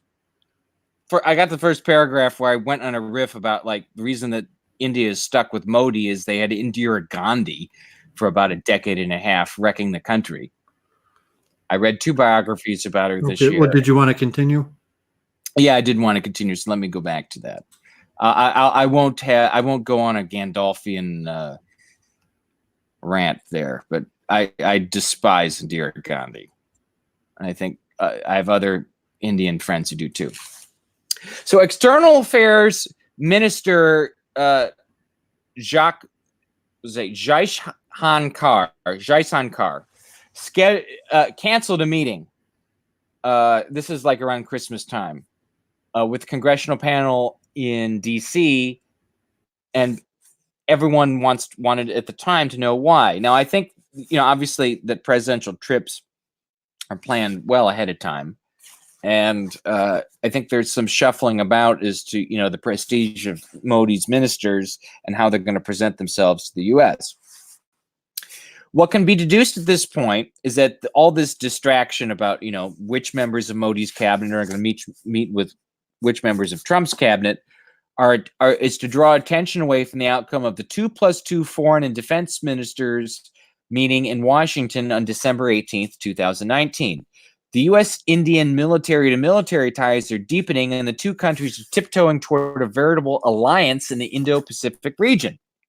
The U.S. side is plainly delighted that with Jaishankar's return to foreign policy makings as External Affairs Minister in May, the unclogging of the arteries of U.S.-Indian partnership is beginning in right earnest. Jaishankar is also uniquely placed to influence the decisions of the Indian Defense Ministry, although Raksha Mantri Ranjit Singh is a towering presence with a booming voice and notionally one of the senior-most politicians in the BJP. Plainly put, Jaishankar calls the shots since he knows how to work the system, and it is no secret that he enjoys Modi's trust and RSS's patronage. The 2+2 in Washington conveys the impression that the U.S.-Indian strategic partnership is preparing for an exciting journey ahead. The silence on the part of the U.S. officials with respect to the Citizenship Amendment Act or the lockdown in Jammu and Kashmir needs to be understood in this light. Now, I'm curious as to the other people in the panel, Doooovid, Vince, and Church of Entropy. What kind of relations could there be between the U.S. military and the Indian military potentially going forward? What kind of cultural relationships and cultural stuff could develop from it? I'm just interested to see what people think, or maybe they don't have an opinion. I'm not sure. Yeah, I don't know how much it pays to veer off into this, but I mean, it'd basically be weapons sales, that the U.S. would be selling India weapons, maybe joint training, show of strength. And that actually happened the first time, I think, this last year. I was seeing that on one of the Indian commentators, that they actually had joint U.S.-Indian military exercises in the Indian Ocean as like to ward off China this year for the first time. And Israel's one of the big weapon supplier to India due to certain reasons why the U.S. is hesitant to sell the full spectrum of weapons to India. So it actually creates quite a bit of market or for Israel to sell those weapons to India. In terms of military, like there's not really like like if there was really pressure on Pakistan, could the U.S. also apply pressure on Pakistan that may or may not be necessary historically, for the U.S. to meddle? I mean, the U.S. historically meddled in on the side of Pakistan. Historically, it caused great tensions, and even like Hare Krishna CIA, legends or something that the Hare Krishna was like an undercover CIA operation to like overthrow India, because at the time the U.S. And Nixon, over multiple wars, decades, was favoring Pakistan, and Hillary Clinton was almost like a continuation of that old school classic U.S. policy on India. So if that's largely been eroded, but the U.S. didn't just like all of a sudden like you could buy anything like with Saudi Arabia or something like that, where whatever reason the U.S. is giving them some of our best weapons. So that's something that could definitely change. But does India really need so many weapons? Is that not really so clear that India is under such threat? Like, okay, the rise of China or Pakistan, but like relatively, it's not clear like India needs to waste her money on weapons like that. So I think it's actually the diaspora that's important. It's the Indian diaspora in the U.S., because the diaspora community of Indians in the United States is probably the most successful Indian community in the whole world, and has a lot of wealth and has a lot of education. And saying like Americans generally don't go to India to get educated. Indians come to America for the education, and saying Americans don't go to India to become wealthy. Indians come to America to become wealthy.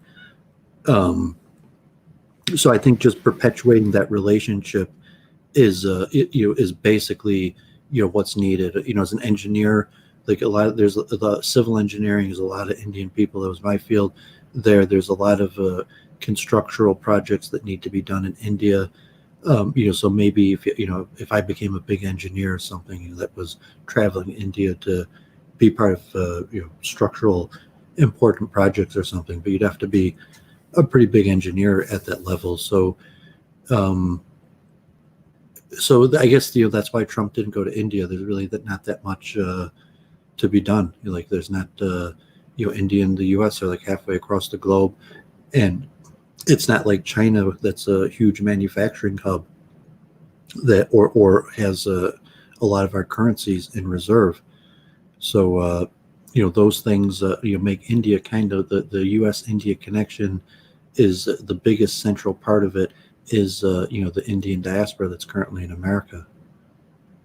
Well, I mean, there's only one part of your analysis that I disagree with a little bit slightly. Like the reason why during the Nixon administration the U.S. shifted toward Pakistan, and that fully came to fruition, with like Charlie Wilson's War, Zbigniew Brzezinski, the Carter Doctrine in the late 70s, is because Indira Gandhi actually kicked all this off in 1970-71. You can read the tapes, because she wanted to take over East Bengal, and she wanted to get Soviet weaponry to help do it.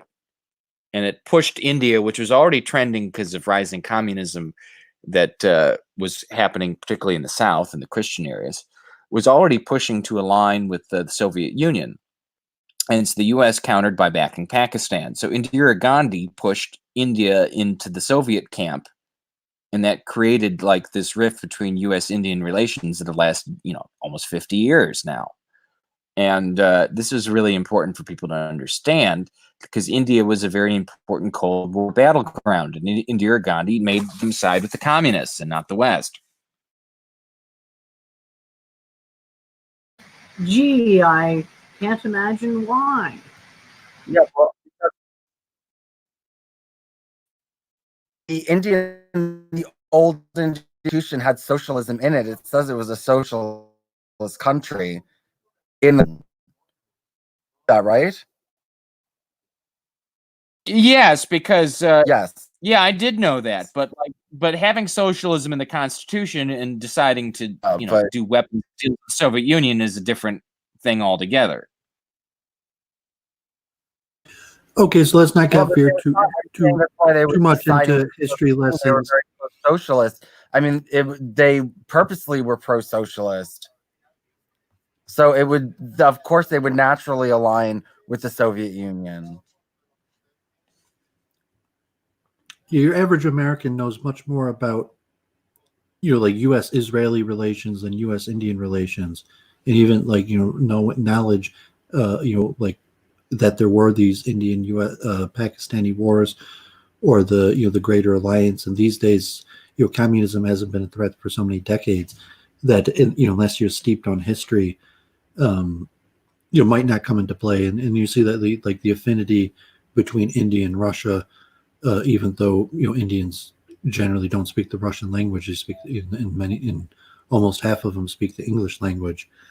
But let's continue with some of your research. Yeah, I mean, to your point, Doooovid, this article here in the Washington Examiner, actually, was speaking your language here by Bonnie Christian. It's an opinion piece. Trump India visit should focus on trade, not military deals. Now, what's interesting is since this article came out, which I think was like late last night or something, is that they just signed a $3 billion deal, a weapons deal. It's a very small deal, but it's not an insignificant deal nonetheless. So the start of President Trump's visit to India this week was all about pomp and circumstance, and that was obvious from the video you played earlier. But soon he and Indian Prime Minister Narendra Modi got down to business. The primary consideration was what Trump described as an incredible trade agreement to reduce barriers of investment between the United States and India while speaking at a rally in Ahmedabad on Monday. I mean, Trump's rally speech was given at a large soccer stadium in a large city, I think in central Gujarat. Yet also on the agenda were arms deals valued above $3 billion. Positive engagement with the world's most populous democracy is most welcome, but Trump is unwise to view India as a potential client state that can be bent to Washington's will, given rising concerns over Modi's increasingly authoritarian domestic policies and his handling of Kashmir. Our approach to India should prioritize productive trade and diplomacy, not weapons deals. Unfortunately, Trump administration is trying to coerce India into acting on U.S. whims. I'm going to skip that quote. The designation and a concurrent sanctions waiver to allow India to buy weapons from Russia, along with now this arms sale, are all widely understood as an effort to bolster U.S.-Indian relations and cultivate India as a pro-U.S. regional rival to China. Now, this sentence skips over something obvious. Like maybe there's moves afoot to start pulling, because Russia and India have had good relationships going back to the Great Game, where aspects of even Tsarist intelligence and even German intelligence were trying to help nationalist movements in India oppose the Raj way back around the time of World War I, if not earlier. Is that sort of a natural confluence of potential anti-Chinese factions might be coming together here. And totally skips over that. And of course, it's going to involve a security component. Like, what kind of person writes an article like this, not recognizing that trade and security go together and they're not separate from one another? What kind of Wilsonian crap is being taught at these schools where people think trade and military issues are separate? Did Obama have like a convoy of Silicon Valley CEOs or something? In that like Trump, he on the government, basically the only thing that the deal they're going to do with the government is going to be military. So if it's Trump he's talking to the U.S. government, he's talking about arms sales. I think Obama might have had like a convoy of like Mark Zuckerberg or like even Steve Jobs that accompanied him. I have to look into remember if I'm accurate or not how that went. But Trump is not popular in Silicon Valley, and the main trade in reality is labor. Saying like we're not going to.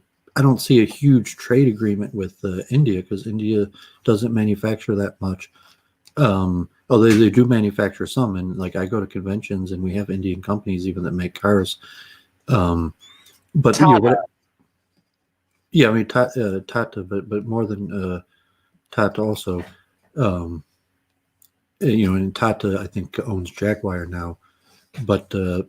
Whatever the case is, that Trump is not speaking for the greater business community. He's just coming largely as himself, and as president. And as president, the only thing he could really do on that is like arms sales.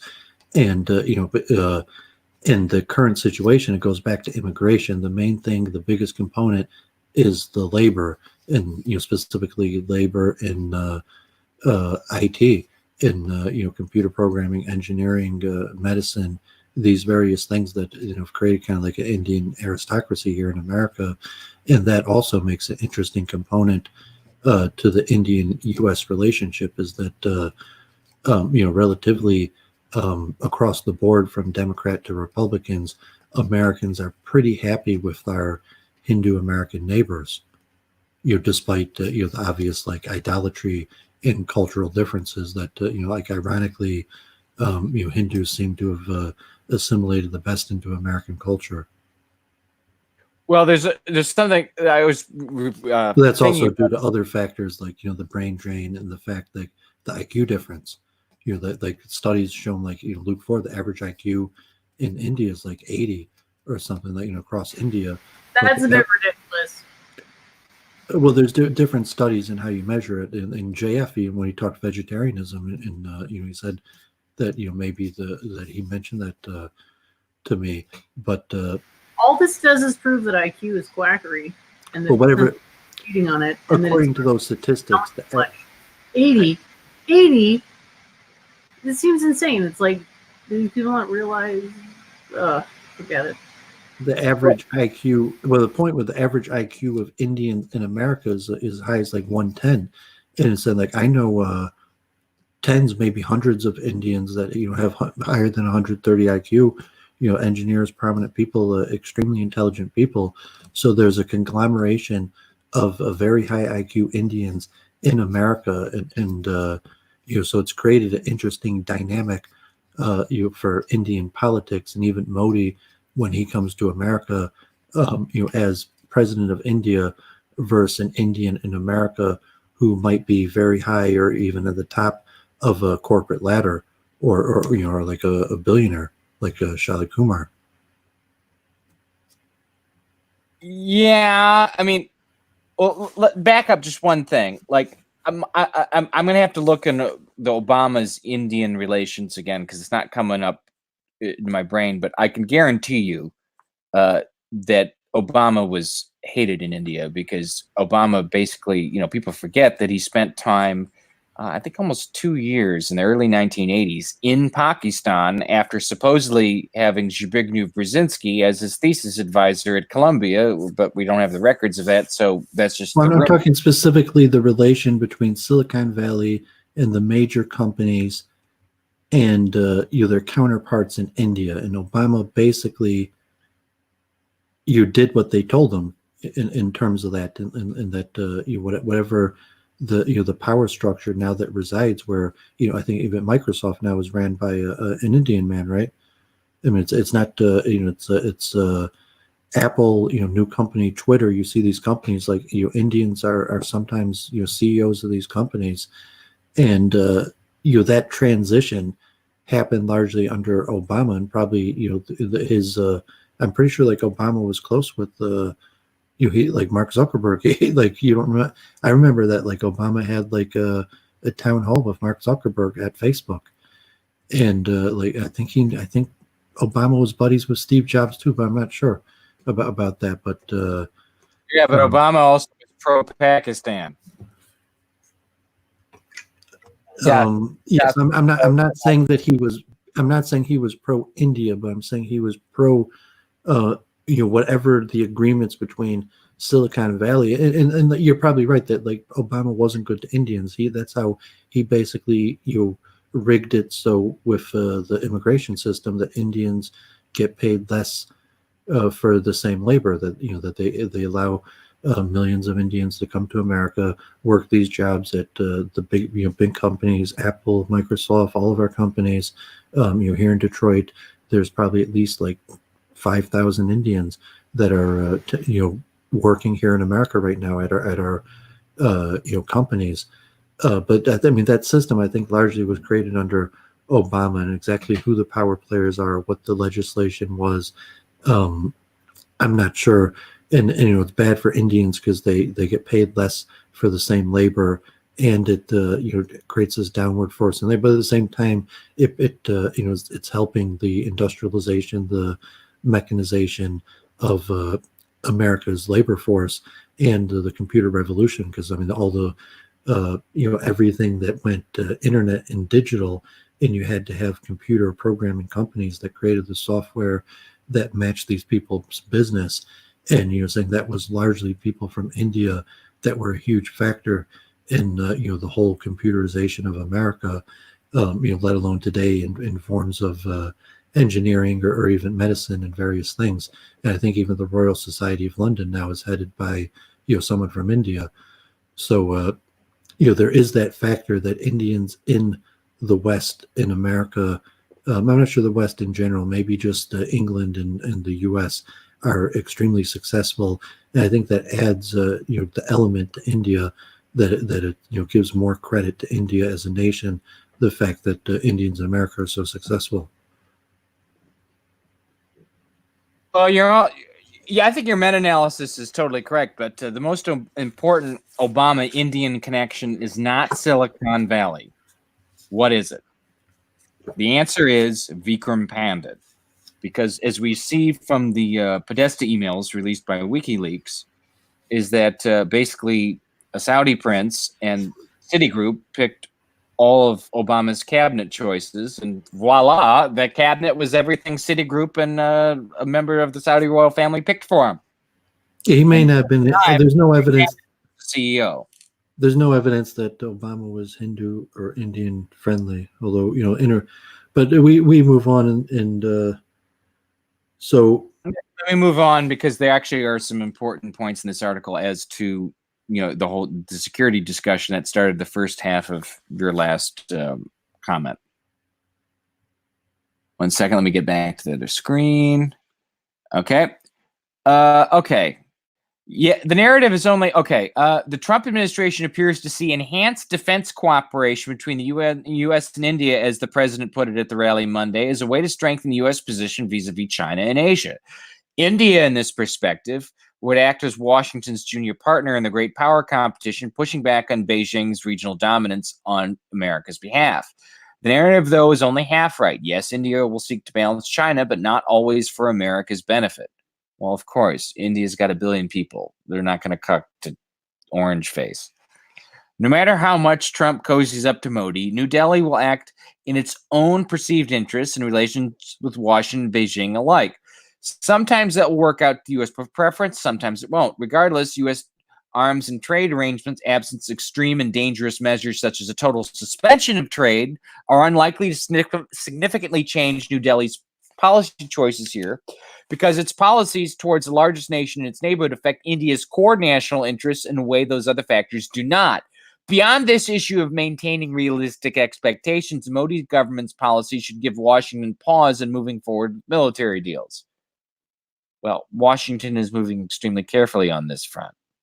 So I don't understand this person's point. Now, here's the coup de grace, the next 2 paragraphs. As the recent foundation Shikha Dalmia has documented, Modi has moved India in an authoritarian direction in its treatment of minority groups, including Muslims and Christians, who are subject to increasing violence. And who cares about religious freedom, because Trump doesn't give a crap anyway. In Kashmir, with its competing claims of control by India, Pakistan, and China, Modi has taken newly oppressive measures, including a complete shutdown of internet access that would have continued indefinitely had not India's Supreme Court required a partial restoration. Better than this military-first U.S. version of U.S.-India relations is one that pursues mutually beneficial trade and diplomacy. India will continue to serve as a regional balance to China with or without U.S. encouragement, but unlike arms deals and efforts to recruit India to do Washington's bidding, economic and diplomatic engagement doesn't risk unintended consequences. It could be detrimental to U.S. security. I'm going to stop sharing that. But I don't know.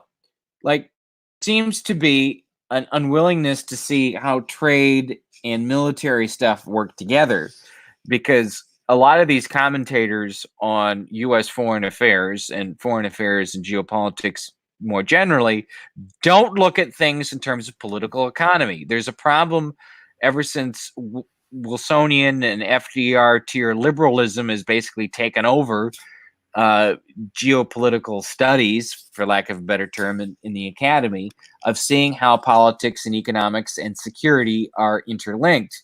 And as a result, you get like Grug tier analysis such as this. Trade and security are inherently linked, particularly in a world in which rising trade barriers and financial instability are going to increasingly encroach upon the need for states to exercise sovereignty in their own backyard and still navigate all of these changing global power dynamics, particularly between the US, Russia, and China. Yeah, so it sounds like not much going on. At least there was a minor military deal to say, like, the trip wasn't for nothing.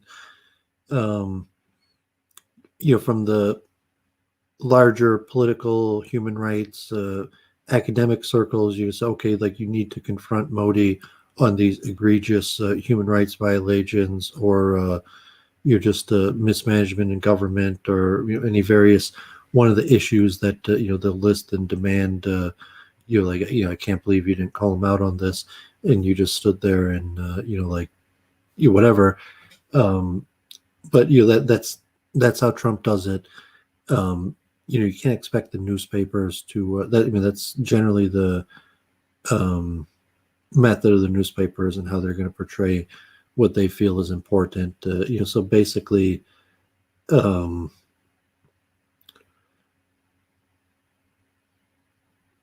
well, Trumpian diplomacy is more clever than anything that went on under Bush or Obama, but he's too clever by half, and he's more wise guy than he's wise man.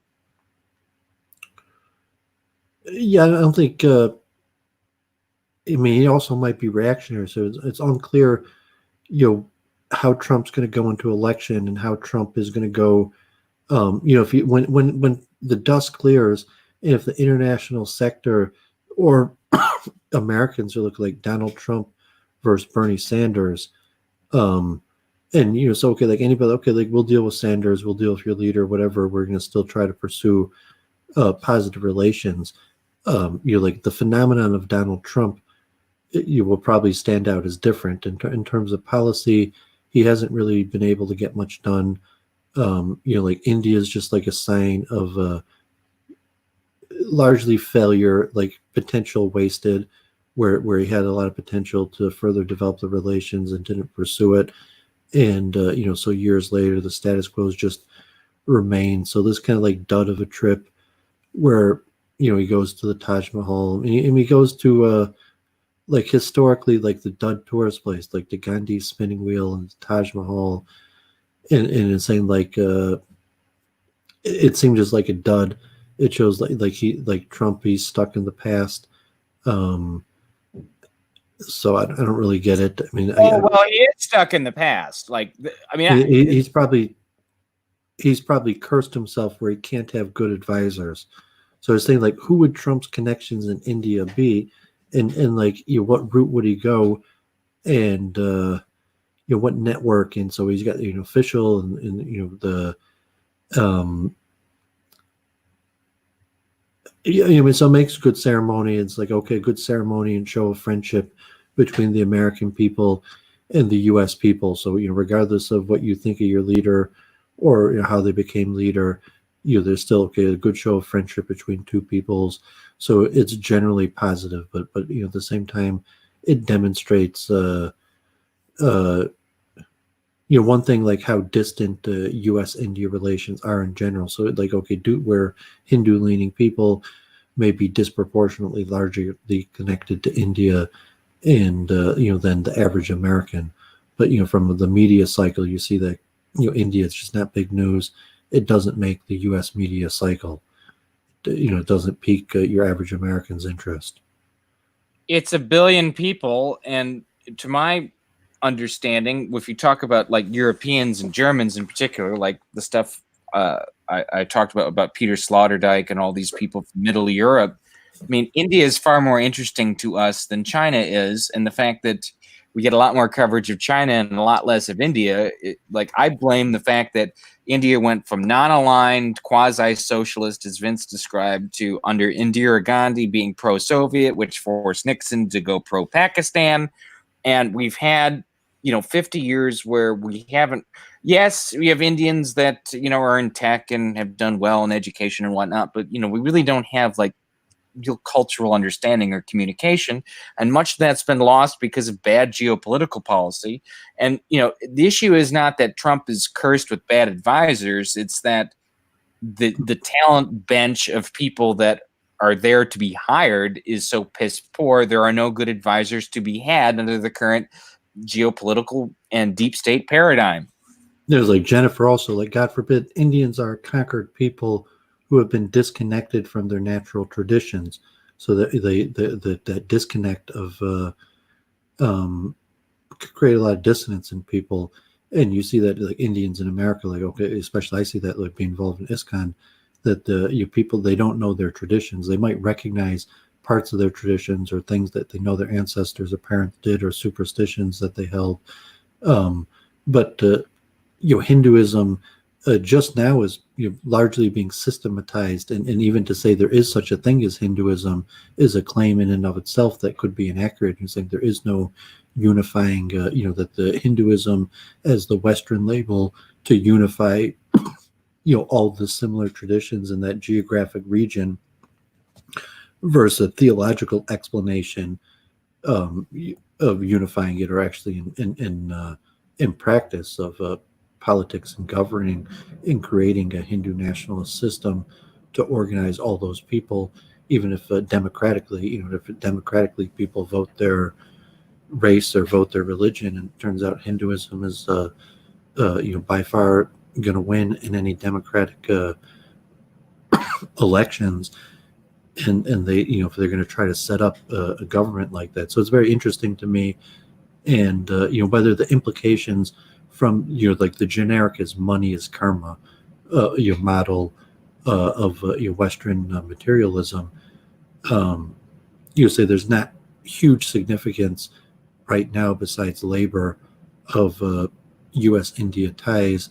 And even, militarily, India is almost more held in its relationship to our ties with China. However, on a spiritual level, you say like, no, India will probably, be of huge importance, and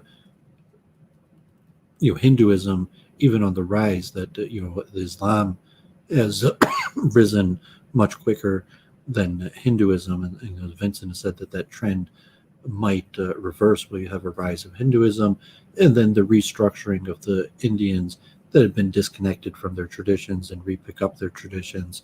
How exactly they'll do that, and how exactly they'll organize it, and what does that mean for the future of Hinduism? Means get used to seeing the quantum periodic table on flags. I might like that flag. Yeah, are you gonna make it? Is it gonna be the same colors as your one that you put online? Oh my God, I don't think so. I think I could get some expert advice. You know anyone who's an expert on color? I mean, Vince by far has had the best memes. Anybody like those?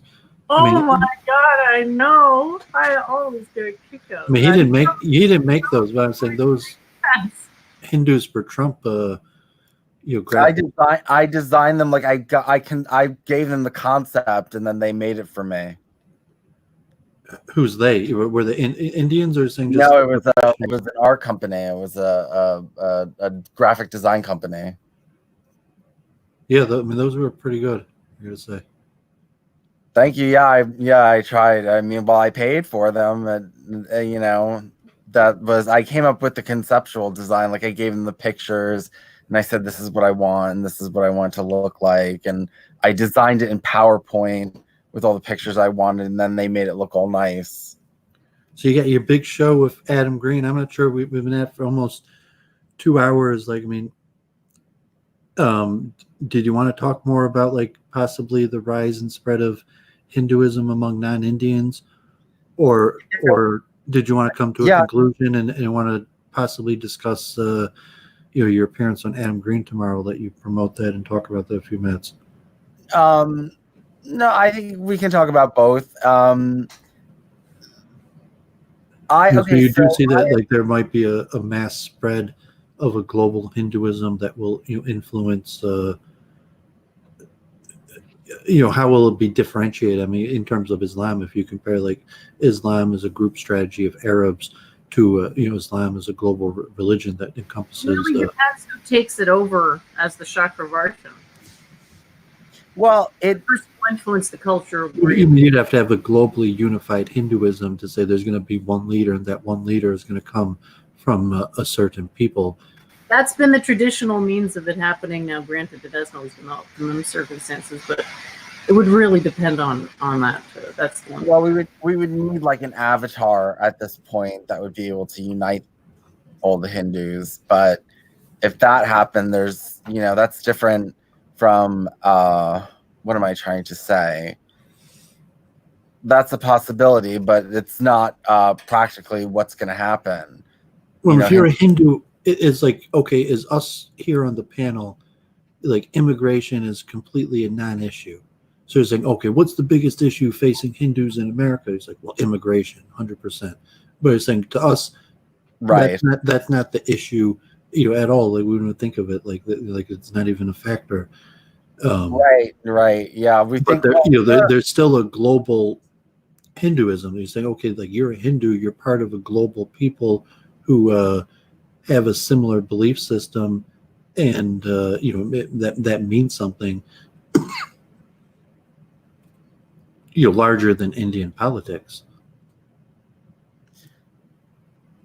Anyway, even if there's no supreme dictator who's accepted, there will be some sort of power struggle between rivals, and then they'll be the limiting factor on what happens, how far it gets going, right? It is sort of down to the supreme sovereign.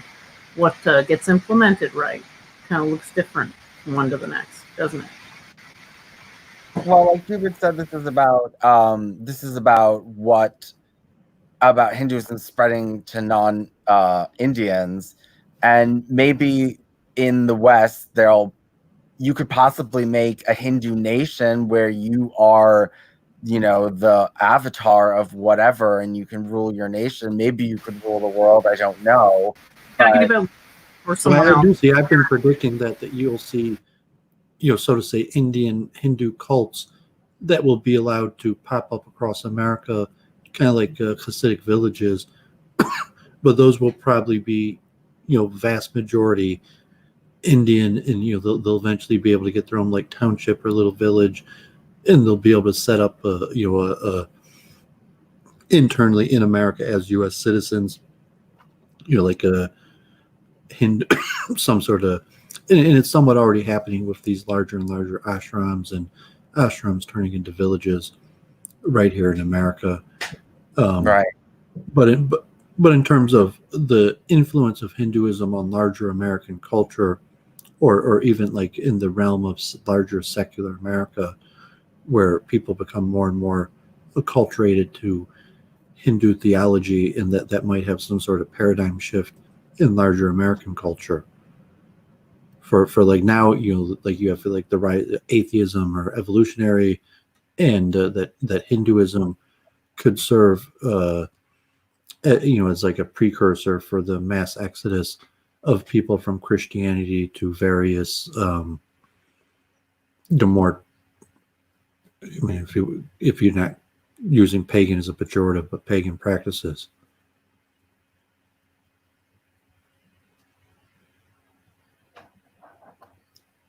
Well, I think something that is to keep in mind, I think the important thing to focus on isn't so much, at least in how I talk about it. I talk about it in terms of dharma, and at least that, I'm beginning on the path toward, a dharmic approach to religion. Because I think when you talk about Hinduism, unfortunately, it brings back to many people like lefty counterculture, 60s Hinduism, and a bunch of Beatles, doing transcendental meditation with somewhat heretical yogis. Jerry Seinfeld. I mean, that's the same thing today. You still got you had Yeah, but now there's a lot more like, oh, okay, but now Hinduism people. I and meet people regularly that are part of TM. Like I know here in this area like tens of people that do TM. right, but there's a new vision of Hinduism. Modi has brought in a new vision of Hinduism because he is associated with Hindutva and the things that he's doing over there is very Let's pro. say that he makes those people ambassadors of India.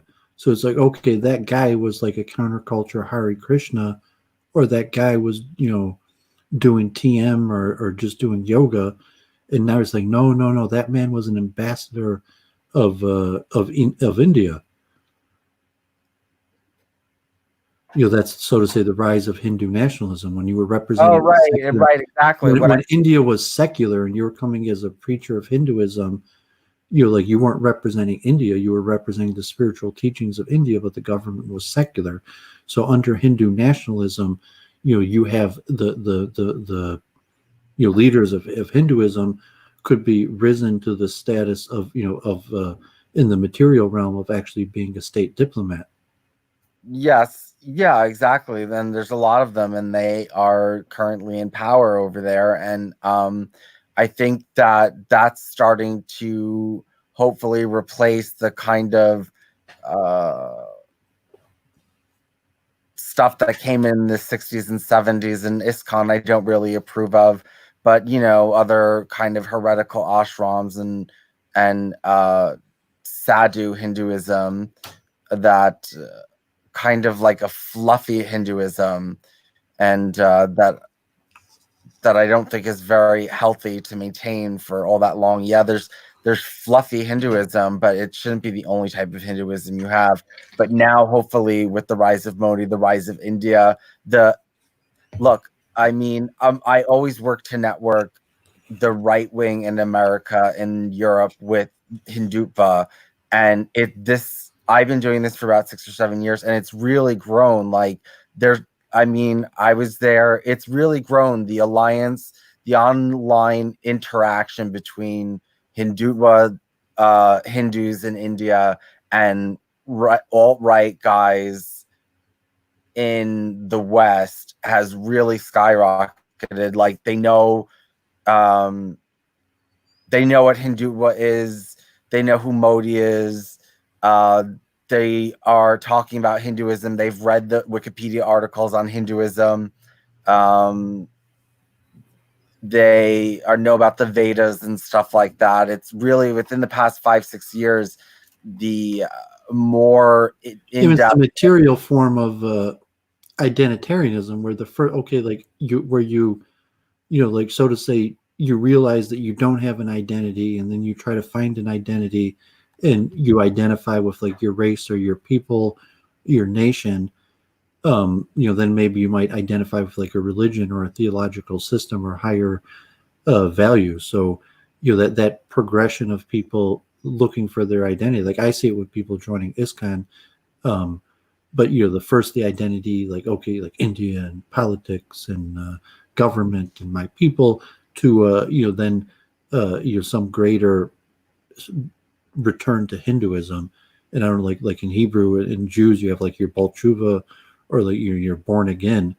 And but you said like you have a lot of born again Hindus in America of all forms, and that India in the form, how are they going to take this? There's going to be an umbrella nationalism that respects all practices, or are they going to try to canonize Hinduism and canonize what's included and what's excluded in various things like meat eating and various things like, okay, maybe India beef eating should be illegal in India, or like from a Noachide perspective, like, okay, beef eating isn't the various thing to consider.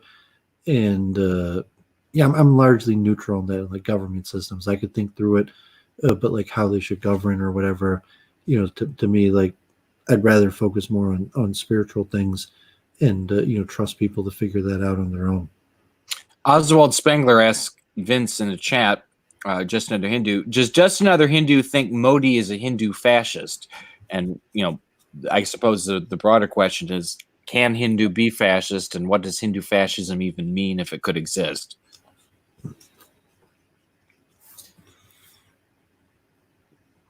I don't think Modi's a Hindu fascist. No,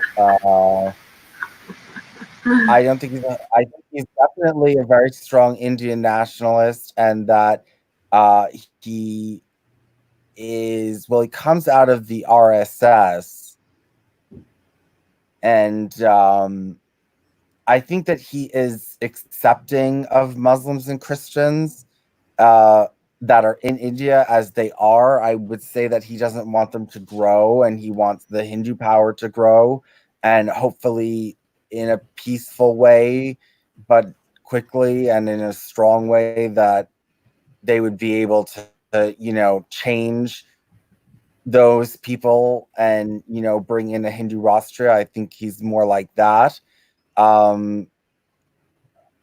He's not being fascistic about that or fascistic about his plan. And yes, you could be a Hindu fascist because Hindu fascism exists in like Hindu scripture. Jen, can you help me with that? I mean, well, in your oral tradition, I know you'll know it from scripture. Are you there, Jen?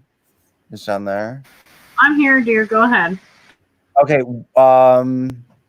You're saying just reference to reference to like where Hinduism can get fascistic, and like where I know this reference. Systems of Dharma where. And basically, the problem is the word fascism. All that really means is ideological collectivism. So every type of ideology is going to be fascistic. It's just a question of how that fascism manifests, right? It's the same with religion. It's like there does come a point of extremism. It's just like, what does it even look like? When draconian measures for non-compliance. Exactly.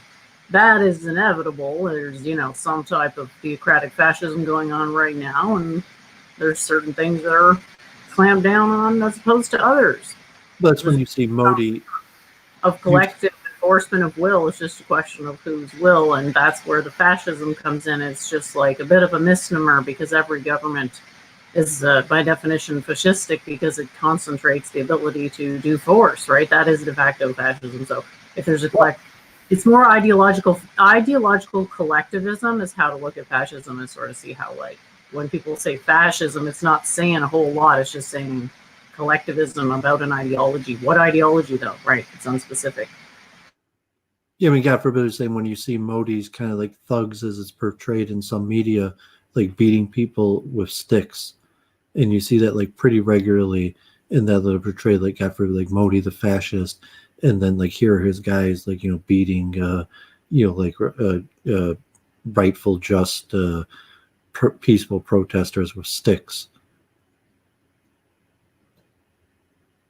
It's just clips. It's hard to say if they're edited or doctored or whatnot.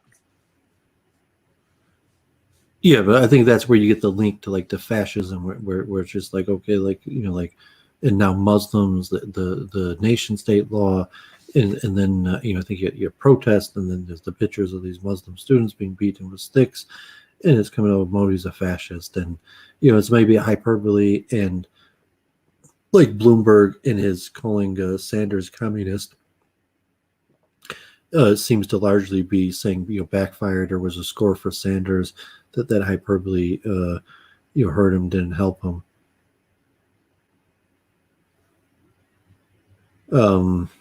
But I mean, we're trying to direct this towards the global spread of Hinduism, and saying that like a dharma of Hinduism that would be established globally, not necessarily through like the rising up of the Indian people, but through some saying like that some Vedic standard of dharma would become globally implemented, like a Sharia law or something, but that, like not necessarily through like subversive means, but through some sort of spiritual enlightenment that dharma would naturally be restored. Right. I mean, I was also thinking about that too, and I've been talking to Jen about that. The Vedas proper, the Samhita Vedas don't really lay out any laws for you to follow, like the Rig Or can Veda. you keep your witness theology? That's Yeah, what comes down to theocratic dictator, blah, blah, blah, speaks for God, blah, blah, blah. Well, I mean, No, what I'm trying in a to say- psychoanalysis of Vince, could you keep your witness theology and just to like change it to Dharma, where like you used to whatever your mission now, but you're still basically a witness, but now you're a witness to restore Dharma. Yes, basically, yes, that is exactly what I am. Yes, that's exactly what I am. You gave up on you traded in Jehovah for Dharma. Yes.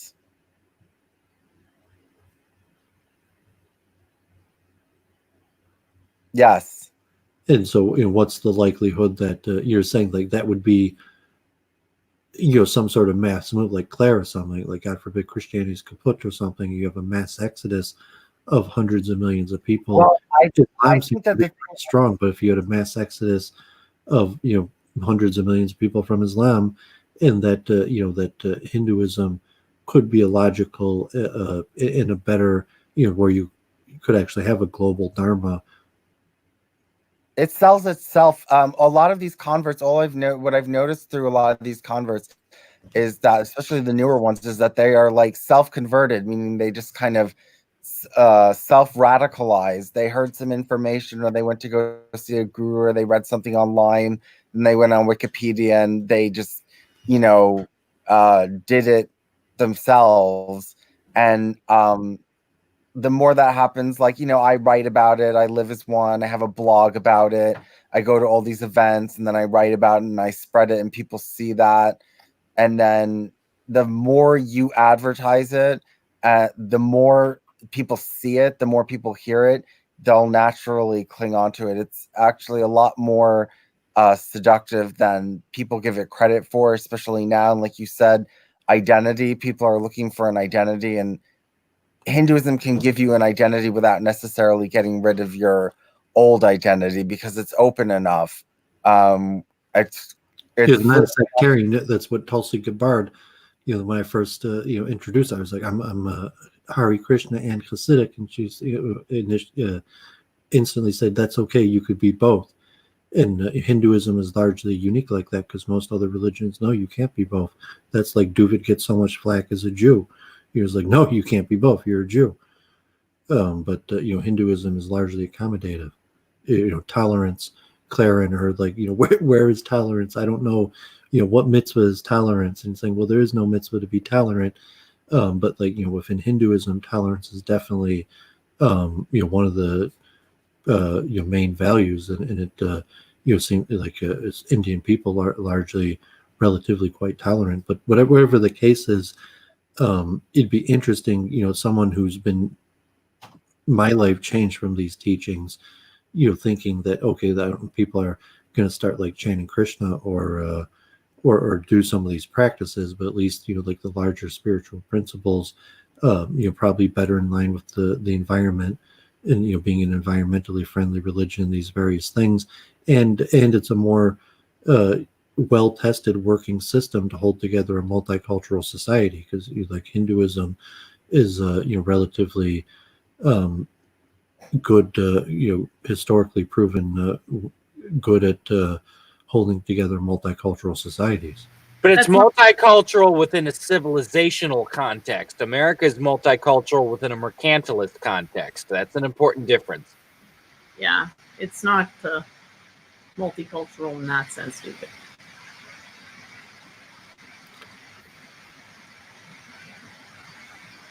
There is no dharma to America. You can't really work a system like that if you allow for too much fluctuation in people's backgrounds, because there'll be communication barriers. Well, I mean, India has a bunch of recognized languages, and most states have their own language. Yeah, but in terms of what's the racial distance between Indians on the whole? Not much.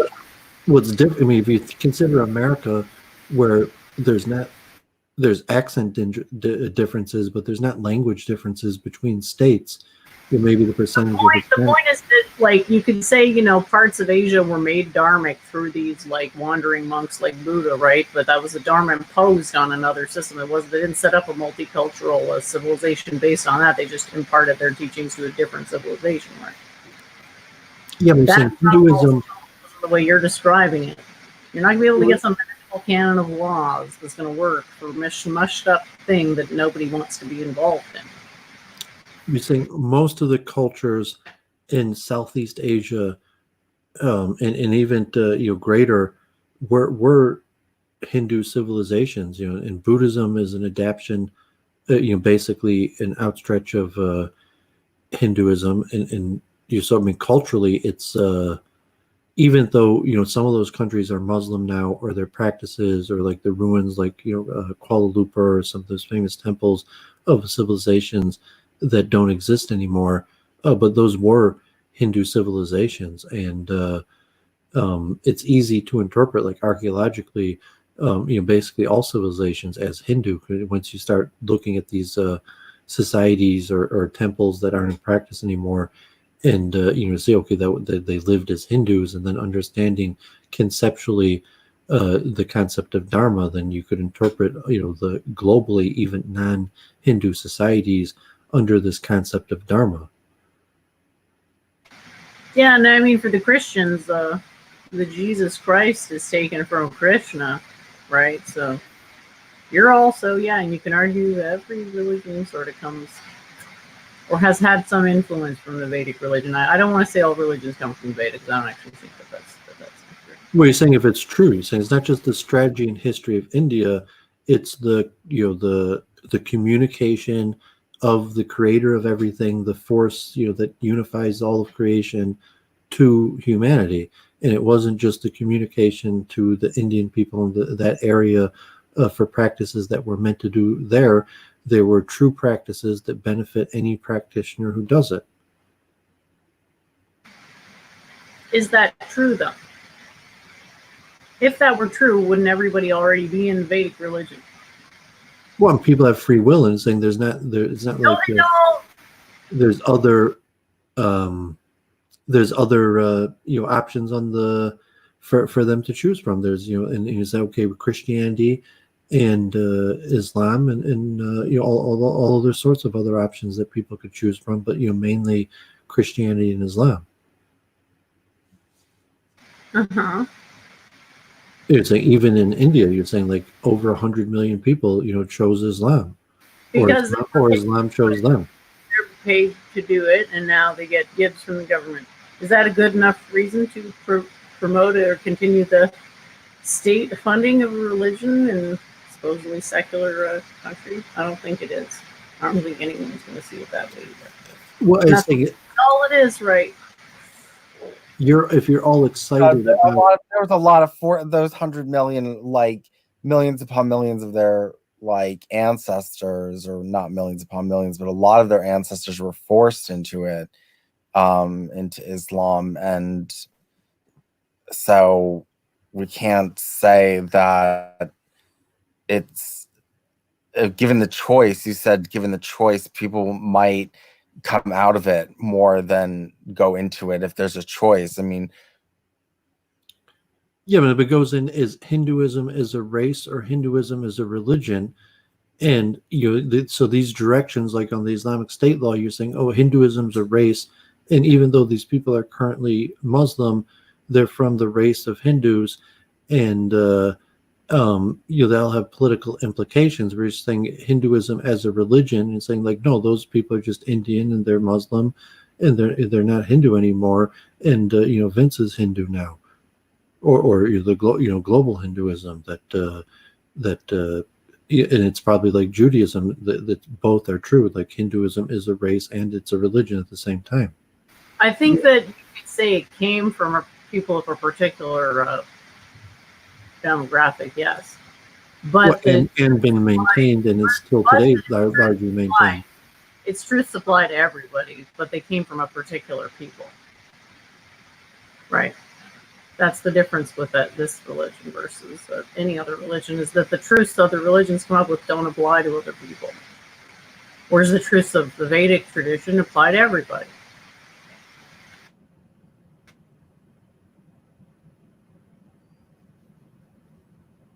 Yeah, that's one of the differences between revealed religions and natural religions. I mean, revealed religions, you know, they're not totally wrong, but their revelation is meant for a particular chosen group of people, whether it be, you know, Judaism with the revelation of Sinai, all the way through the Babylonian Talmud, to, you know, Christians with the salvific cult of Christ as Son of God and this kind of Hellenized, Romanized Jewish end times cult, to the revelation of the Prophet Muhammad and the division of the world into the house of Islam and the house of war. So there's these weird dualities that appear. There's a conception of God which allows for what, in my view, tend to be logical fallacies to creep into the religion and eventually corrupt it, despite the best efforts to avoid that. And I think that all this needs to be taken into consideration when comparing natural religion versus revealed religion, with the Vedas being the most well-developed of all the world's natural religions, in so far as that the Vedas correspond most with what we've learned from science. Veda's actually revealed religion. Technically true, but it's also revealed natural religion, I should say. It's the proper harmony between the two. There you go.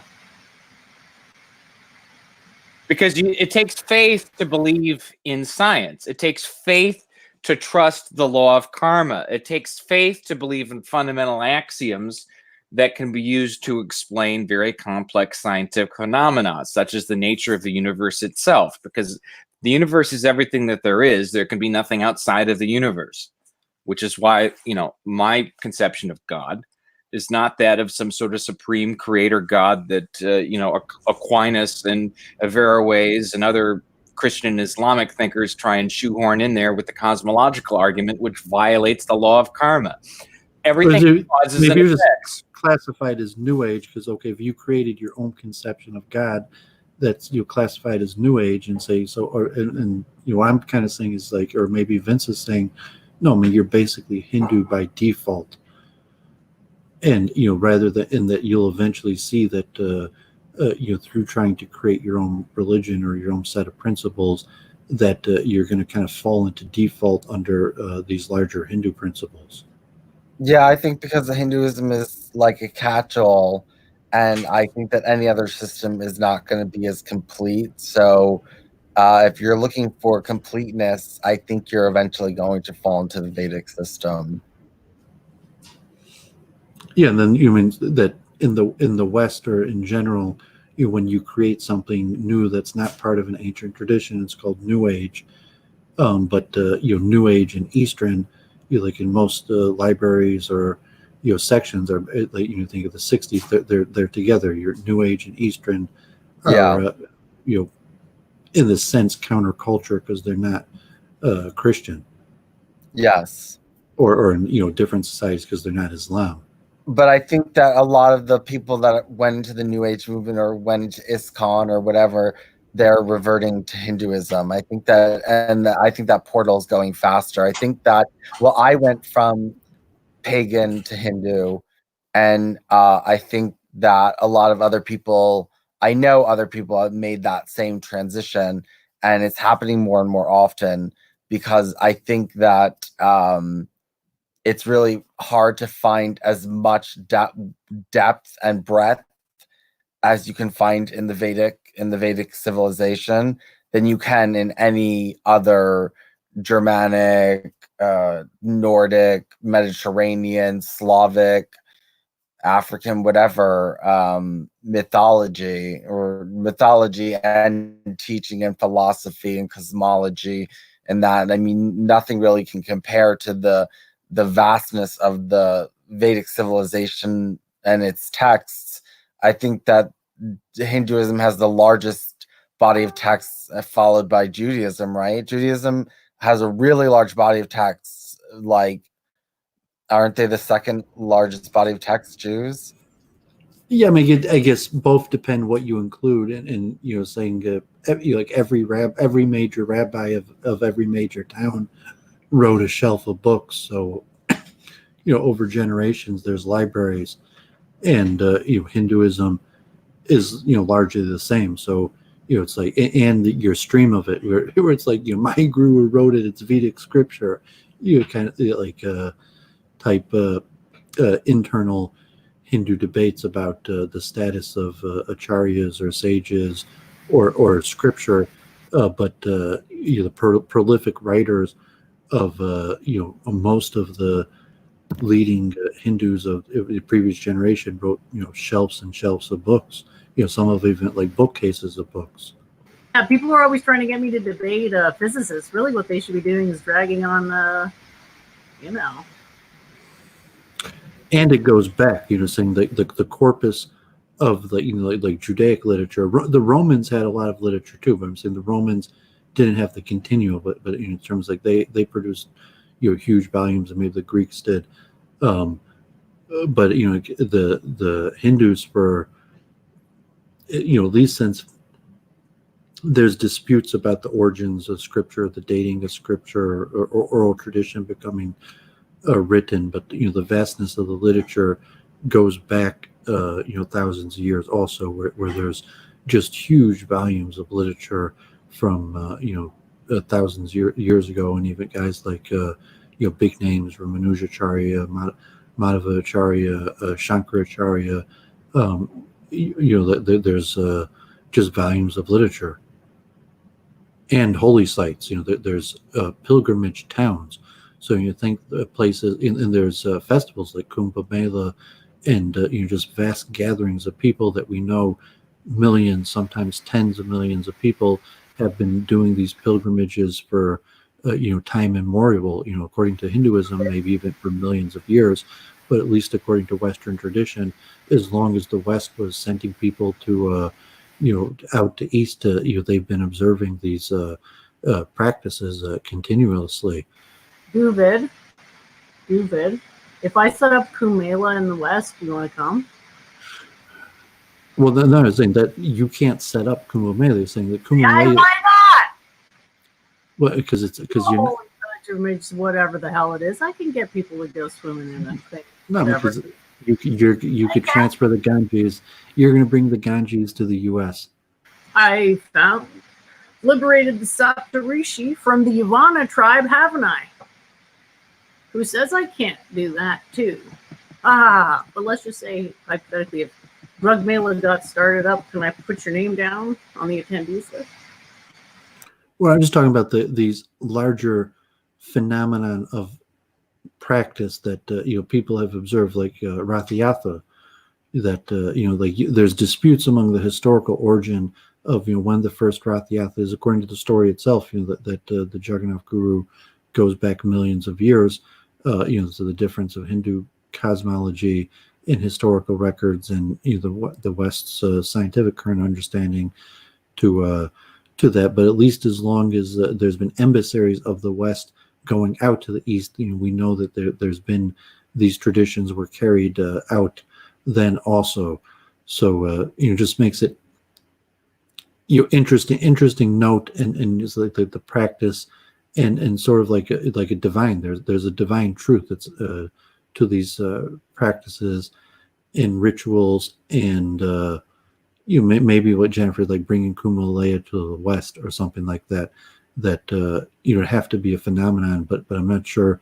You know, like Kumbh Mela is celebrating something that's intrinsic to the creation of the whole world, and you know, it's intrinsic to that site. Like you can't recreate. It's like Mormonism recreating Judaism around like a new area, new geographic location. So you know, Hinduism is the religion of the land of India. So I'm not sure you could recreate you know, these Hindu rituals for, you know, new geographic areas, but you know, let's say they might fall under the pan umbrella of larger Hinduism. And if you're someone in Europe or North America trying to revive, you know, like natural forms of theism and communal gatherings of worship, and that you're probably wisest to fall under the larger Hindu umbrella. And if everyone is in loincloths, there's less chances of getting shanked, right? Everybody can relax. Could be. I mean, I'd say vegetarian cow protection is very important. Like, like the different things, like how do you value principles of Hinduism? And you think, okay, like if you're a Hindu in America, what are some of your biggest issues? And you say, okay, like probably like cow protection and beef eating, but it's a very difficult thing to say. Like, saying like, no, Americans aren't about, ready to give up their beef, even though, maybe there's a larger now scientific environmental movement pushing people away from beef and not just ethical. Yeah, that movement is fake. No, Europeans need to eat more meat than most people on the planet do. But I'm saying if you're talking about a central principle of Hinduism, the spread of Hinduism, it's it's an important issue for how you go about it, how you think about it, because like relatively you can't really be a good Hindu and a beef eater at the same time. It's a certain mindset of the way a person understands the world. Only a certain type person could eat beef, and creates a certain mode of interaction in the world. The person that's willing to kill the cow and eat it, and but how do you confront that issue in societies where beef eating has been the norm for just generations and generations? Well, this is where your whole, liberal take on Dharma fits in. It's like you go back to the source, like what made Europeans different? The fact they were living in the north, so maybe it's like Euro Dharma to eat meat, right? Now, my own personal opinion on this is, I think people would be better served to eat less meat on the whole, but like Gandalf says, there is something in the, the traditions that's meat eating, and that's like can't be a violation of quote unquote natural law. It's just, yeah, I guess it's more India specific, that the cow thing. And for Europeans, the way we synthesize amino acids, I mean, there's some science about this that I've studied. We probably as a whole should be eating less meat, and especially less meat of the kind that's raised by agribusiness today. But we should probably be eating more meat than most other major groups on the planet. Like, well, I don't want to turn this into a vegetarian debate because I'm talking about Hinduism. But so some of you, I don't. Yeah, you're asking about how Hinduism is going to spread in the West, and what I'm saying is it's really down to who takes root as the theocratic dictator that the people are actually going to listen to. Well, is there a connection between the spreading of vegetarianism and the spreading of Hinduism, and can Hinduism could be considered to successfully spread in the West if the predominance of cow killing is so large and societally accepted? And so like Gandalf, you say, okay, maybe he's been enlightened by some of the principles of Hinduism, but you're saying like if he kills the cow, he can't be considered a Hindu. And if he doesn't feel that he's doing something wrong, if he doesn't understand the karmatic nature that killing the cow is wrong and you're acquiring bad karma by doing it, then you're saying like he can't be considered a Hindu. And I mean, Vince, you didn't even mention vegetarianism. I don't know where your take on that is. Again, it's down to the person in charge, what counts and what doesn't count, right?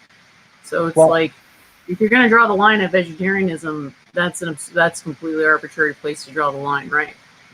Because yeah, the cow's sacred, but it's not like everyone's a vegetarian, right? That's more Brahmin. No, I mean, it's a fundamental duty of a Hindu to protect the cow. So if you're in the West right now, one of your most fundamental obligations. I could just easily argue that if people have to eat meat, everybody has to eat meat until Dharma is instituted. Everybody has to eat as much meat as possible until Dharma is instituted. I could make that pronouncement, couldn't I? And I'd be full within Dharma. Yeah, but I'm saying ultimately it will lead to less suffering for the cows, who will ultimately be freed by the Dharmic system of government, right? So again, you can't make these pronouncements as what's supremely important in Hinduism, dude. It just sounds so pacifistic. Like, yeah, maybe you're dancing around the issue because, like, obviously, it's just like reincarnation. It's like, okay, like, maybe there's a few sects of Hindus that don't believe in reincarnation. Maybe there's but like not killing the cow is fundamental to the restoration of Dharma. And if and I just explained how restoring Dharma is the only way to protect cows. So until that's happened, which it isn't a Dharmic system right now, nothing else matters but getting the Dharmic system in place in the first place, right? Yeah, so that's directly correlated to If you're in a society, where cow killing is dominant, where every corner has a McDonald's, every corner has someplace that's selling you killed cow, the restoration of Dharma is very difficult. Yep. Yeah, but like it's important to get the causal chain correct. You restore Dharma first, and that's what protects the cows. You don't protect the cows and magically get Dharma. Well, I mean, they go together, obviously, but I mean, Vince, you didn't even mention vegetarianism tonight. Say that, in the Vedas, they do eat meat. So the idea that we have to be vegetarian, I don't know about that. And people always get into this debate and this fight. I think that So you don't connect Hinduism and vegetarianism. no, well, also I think it says that there's beef eating in the Vedas. I mean, people say it's a mistranslation, but I don't know. I think this thing against eating cows came later than the earliest Vedas. I think it. Yeah, excuse me. As they started settling down and becoming a pasture people, I think they started venerating the cow. Well, no, they venerated the cow in the Vedas too, but I do think they ate cows. They were already pastoral at that point, dude. Yeah, Right. there was a reference to it because it's not a cut and dry, never eat meat thing. It's a revere the cow because it's the source of so many good things, like all the butter, etc. The cow gives us, right? There's still The cow is a unique animal. because I'm not, but there wasn't as much focus on eating meat because they understood that eating meat increases the sex drive, and that was undesirable. It's distracting from the intellectual lifestyle to have your, dick leading you around everywhere. So that's more of a cultural decision. Well, I think that happens when. Yeah, but I don't think it prevented them from eating the cows. I think that they did. It's not about preventing. It's about you don't eat as much of it. It's not about a yes or no, on or off switch. It's like where's this figuring into the prominence? Well, it's more a question of karma, and you're talking about the uniqueness of the cow is largely that it produces more milk than it needs of its own, and it gives of that milk freely and asks of nothing in return. That cows, if you live in village life, like anybody could milk the cow. The cow produces much more milk than it needs for its own calf, and cows give freely. You could just Google and you can see images of all different types of animals, sucking milk out of cows. Let alone production, and vegetarians who think that generally saying that there's a symbiotic relationship between the giving of the milk and the animal, and anyone who's worked with cows knows that the cows feel pain. They have the milk, they need to relieve it, and it's not like you're taking milk that but whatever the case is, the nature of the cow is like representative of kindness and compassion. That the nature of the cow is to give and ask nothing in return and raise it to a divine status. And then the karma of a person who of the nature of pure kindness of the animal that gives and doesn't take, and in return for that you would kill it and eat it, is just a sign of karma. So if you're looking at the dharmatic of a person, so I mean, if Vince has an understanding like, okay, he's a Hindu and he could eat beef and it's no big deal, but he's saying the dharma of a person, he's saying like it is a big deal. Not only is it one of the most serious sins you could do according to Hinduism, it's just a sign of your character that it's like, how could you do that? How could you eat the cow? Like what type of flawed understanding of karmatic processes do you have that has allowed you to justify eating the cow? Well, I don't think that not eating cows, I don't think it's, if you are against eating cows, I think that's okay. It means you can eat pigs and chickens. There's vegetarianism in general, and then there's the cow, because the nature of the cow, the pig does not produce more milk and does not give of its milk freely. That's a unique trait of the cow. And saying, okay, vegetarianism in general, all of it's bad karma, but the cow in and of itself is saying like you can't be a beef eating Hindu. There's some sort of eating in the Vedas, though. I think there was beef eating in the Vedas. This is a dispute, but I think that in the old Vedas that it says, when you read the Vedas, it talks about them eating cow and bull and stuff like that. There might have been people or tribes or occurrences, just like the Vedas mentioned sinful behavior also. No, it wasn't. No, the The Aryan. Vedas doesn't assume that nobody ever sinned, and the Veda will tell No, stories they about people and their mentioned it. sinful behavior. Like what they were doing during sacrifices and You stuff. might have had certain castes of warriors that did these type things, or you had sacrifices that are mentioned. Saying that the practice of righteous behavior included meat eating. Saying like, no, I don't think that there's any mainstream Hindu branch that recommends it. I'm not saying that they. Like the Agora. I think that's like a later. I think that's a later thing that came in. You're later. gonna be like the CNN and your racism, and you're gonna go like do a special on Hinduism, and you're the first people you're gonna interview are like the Agora, who are supposedly cannibals. Oh, why are we doing this? So I mean, okay, you have the Agora sect that are supposedly cannibals, and they're part of broader Hinduism. You're not gonna say the Agoras aren't Hindus. Like not only they eat meat, they eat men. And the Vedas tell stories about tribes of people that did crazy sinful behavior, but they were still included in the larger branch of people who did Vedic practices. Hillary Clinton eats babies. Does that make her a Hindu? I mean, God forbid, but I mean, I don't want a conversation to get stupid. But we're talking about you if you can't even establish Yeah, you're trying to say eating cow is a supreme sin in Hinduism, and we're saying no, it isn't. well, there might be scenarios. I think that came in later, or maybe it was always maybe it was always cows were venerated above other animals, but it wasn't totally 1,000% against ever eating them or sacrificing them in a sacrifice to a god. Or maybe it just became it was ideas that came in later, but this like I mean, the code of a Brahmin included protection of the cow. Like, I mean, I'm not sure you're saying you don't accept the scripture. You're talking later scripture, but like it's very clear in multiple Vedic scripture. One of the duties of a Brahmin is to protect the cows. I mean, just like protect, like, okay, the Jew in Moses, and you have to protect the orphan, widow, and stranger.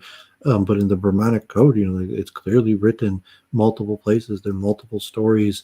Saying like it is your duty to protect the cow. It's clearly written in scripture in multiple places. I don't see how you would reject that. That's funny, Doooovid. There's scripture. Well, there's scripture that okay, I go by the oldest Vedas, and then you don't feel an obligation to protect the cow, even if you say, okay, you could eat it and you protect the cow, but I'm saying you're not going to reject that, like, as a Hindu, like, you have some sort of responsibility to protect the cow, even if you could still somehow justify eating it, but you're not going to claim that there's like nowhere in the scripture that talks about cow protection. No one's going to disagree with you. The cow is a venerated animal. Well, even that is part of code, that there's obligations upon a person to like protect the cow. It's written straight into scripture. Sure. There's a lot of obligations, right? Cow is just one of them. Right? In terms of what's the best sustenance of Dharma, there's some debate. So I mean, it makes it difficult to be a Hindu in the West. The fact of the status of the cow. I mean, we can move on from the cow, but saying that if and just to say, okay, like that, you're largely skirting the issue and saying, like, of being a Hindu in America, the cow doesn't play a central. I'm not skirting any issue. I'm just saying that you can't just make a blanket statement that eating cow is bad, because it's clear that some people are evolved to be meat eaters. I'd like to see them venerate the cow, but I can't force them to venerate the cow. And I'm sure that if I could teach them, they will, and they won't want to eat it anymore. Well, I mean, I want to know when this came in, who wrote it. I want to see, like, if not also that.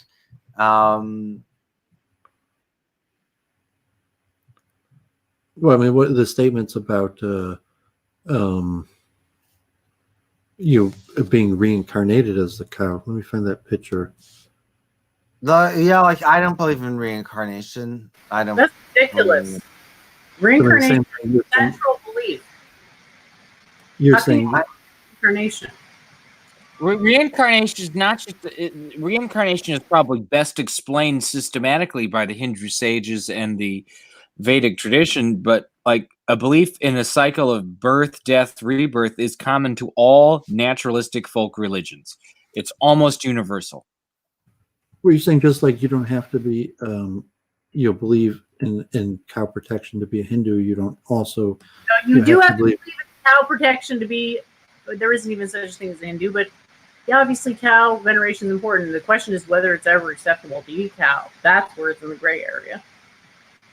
And at what place in the hierarchy of importance is this cow thing? That's the question, not whether it is a thing, because it's obviously a thing. No one's disagreeing with you on that. But there are other factors, right? Other very important factors. Doovid, I gotta go in a few minutes. So okay, so let's talk about your big thing with Adam Green tomorrow. That's going to be over 1,000 people watching, and you probably get tens of thousands of views. I mean, I'm assuming it's I don't know your past. Is it the largest audience you've ever spoken to? yeah, probably it will be the largest audience I ever spoke to. Yeah. Congratulations. I hope it goes well for you. Thank you. Yeah, I'm excited. Me too. It seems like things are really going well for you. You're getting lots of traction, so good for you. You're doing the Stop Yeah. Noachide laws.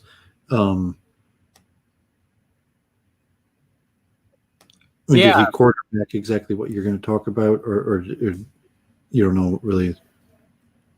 No, we're just going to talk about the website, the blog. He has some videos he wants to show. But yeah, I'm excited because I've been noticing more of the content from my blog and there, and it's spreading. But he told me that he had read my blog, and so. Well, I mentioned you to him, and I'm sure other people did also. And I came across your work. I mean, just you talk about the Hindus for Trump. I had no idea, but I mean, I came across your Noachide stuff, just searching on my own. This is ISKCON, but like you could look at any assortment of scripture, and what's wrong with eating meat, and I guess if it's in the Bhagavad Gita, it's in other scriptures. So, I mean, we don't have to go through if you got to go, but and it's probably an older scripture also. All right. Well, so I'm gonna be on But I would there. still keep you in the larger tent of Hinduism, just because you're saying, look, okay, God forbid, you don't think it's wrong to eat meat, and you don't believe in reincarnation. That still, it's the the bigger tent Hinduism. That even that doesn't necessarily preclude you from being a Hindu. Yeah, like that big tent Hinduism. Yeah. Yeah. Yeah, right. That big tent Hinduism. I mean, the way I get to it is if it's not said in Samhita Veda, I don't really accept it, and I take what I want. I really only say that I.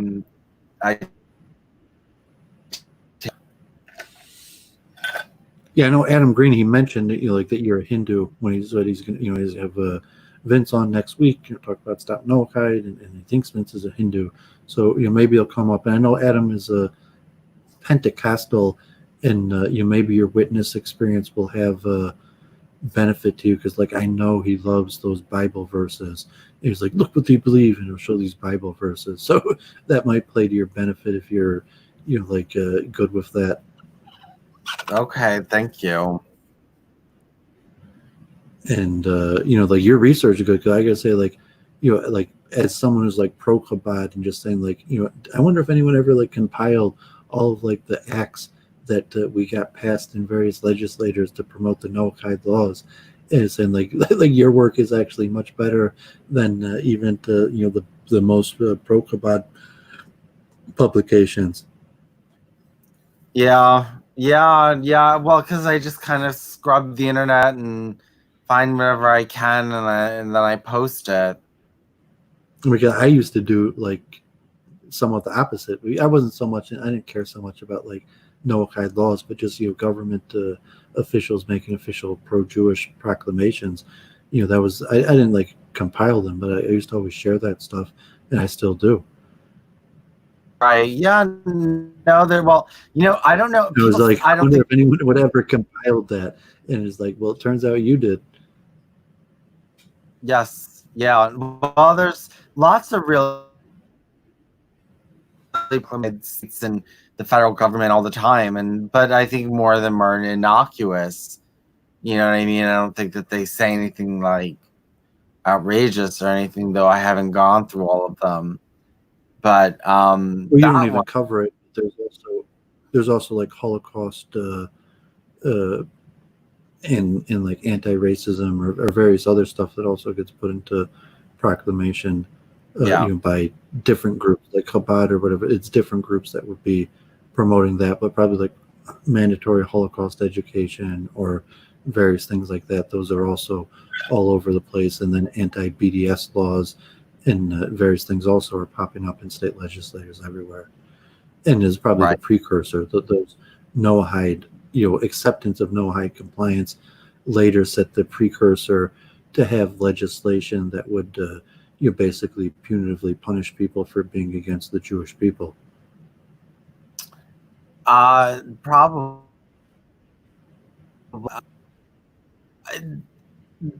Like you always said, there's a difference between what the Noahide laws are and what Jews are going to do to accomplish them. So it doesn't tell you exactly how to go about making that they It's subconscious because like it's not mainstream Jewish organizations that are trying to have these proclamations made. It's more like Chabad or non-mainstream organizations, but subconsciously or even openly, publicly, most Jews of all stripes, even like Milo, are generally in favor of the Noahide laws. So if Chabad rabbis go in and try to get this proclamation, even if they don't realistically represent more than a few percent of the Jewish population, that the Jewish population would be like, yeah, that sounds good. Noahide laws, like, yeah.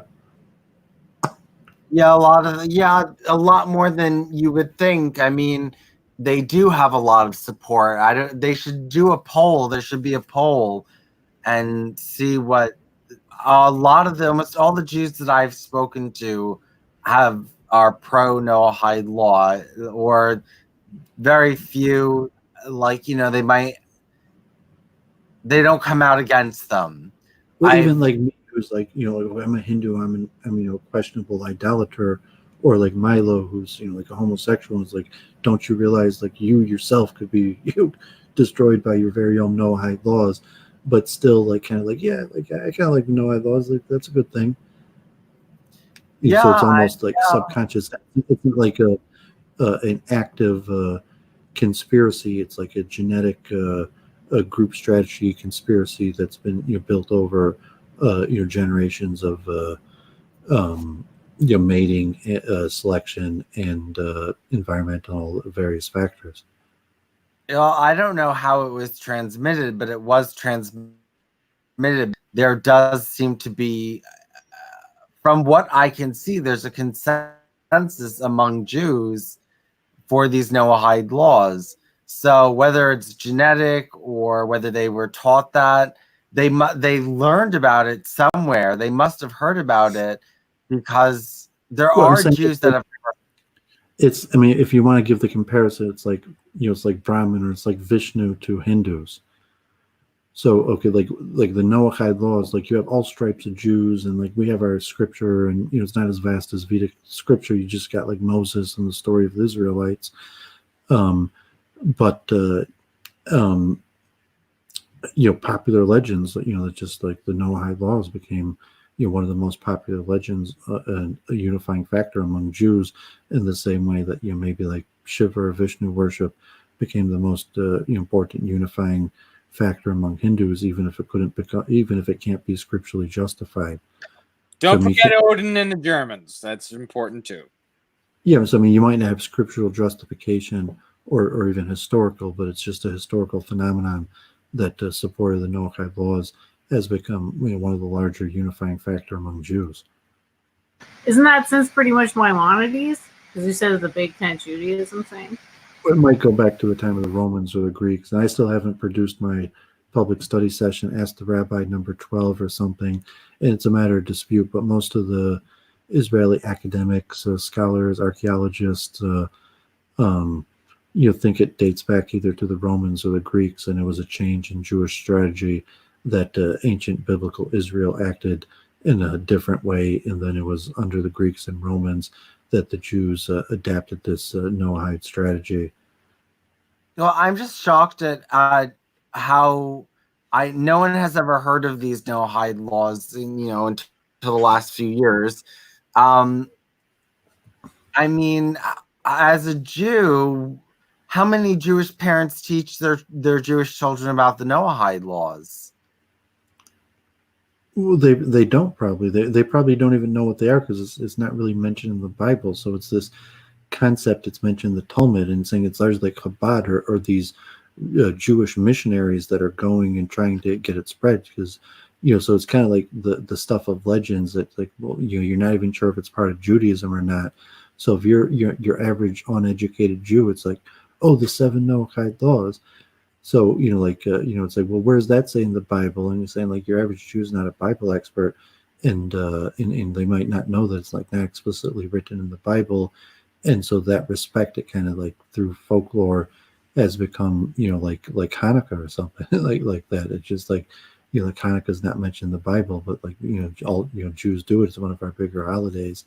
And, somehow it's more a cultural phenomenon than a religious phenomenon, although it's related to messianic teachings. And that's why it's so popular in, Christianity and Islam, because there's the mutual messianic visions that make it interesting. It's like, oh, like the signs of Messiah, Noahide laws.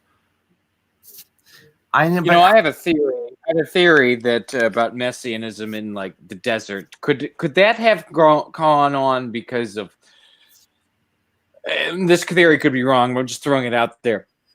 Like people living in hot desert climates, all kind of going through a collective hallucination at the same time, watching like a mirage, kind of like when you look at like a hot blacktop on a summer day, and like light and the appearances look wavy, and like a group of people led by some seer once said, "Oh, look, there's Jesus walking on the water," and everyone says, "Yeah, we see it too. Write it in your holy book." And it got passed down eons and eons, and we have Europeans worshiping the son of a volcano god born of a woman not our own. And yeah, I don't think so. I was just with you. Like, I mean, anthropology is an interesting field, and people have their theories. But yeah, I mean, we're talking about Hinduism tonight, anyways. And it's interesting to say that you're modern Hinduism, where you may or may not actually believe in deities, versus like a pagan religion where you say that it wasn't, you weren't expecting redemption from like a human savior. It would be some sort of non-human deity or entity that would come into existence, not in the salvation of the form of a man. Although most modern forms of Hinduism have become more centric, or at least in their theology. And I mean, there are connections, like you're talking about cow killing, like that it's just geographic in concern. That's the main school of anthropology today. That's largely geographical, environmental reasons that cause selection pressure for people to develop a group strategy, and those group strategies eventually become a religion. And it could be climatic or very reasons why, like the cow is venerated in India not because of the truth of the religion, but because of environmental and geographic concerns that would have made it a poor strategy to eat beef in India, but in Europe, geographic and environmental concerns may have made it that man adapted together with killing the cow for food. And then the religions would correspond, where Christianity, or Judeo-Christianity, or even Islam, that has no qualms with killing the cow, would be more adaptive in an environment like Europe that's more environmentally adapted to killing the cow than a place like India. So I mean, that would be your modern anthropological interpretation of these phenomenon. Well, Why isn't that interpretation any more or any less valid than my one about the desert mirage and the delusion of Jesus? Well, I mean, I don't know if that corresponds with evidence. Saying like the environmental and geographic considerations between like eating the cow or various things that have done by anthropologists. Like you're just whim here about that. Like I'm not sure if there's any corroborating evidence or archaeological sites, or I mean, there is this soft science of archaeology and anthropology, and it is largely supposed to be based on evidence. Not just like like it's like evolution.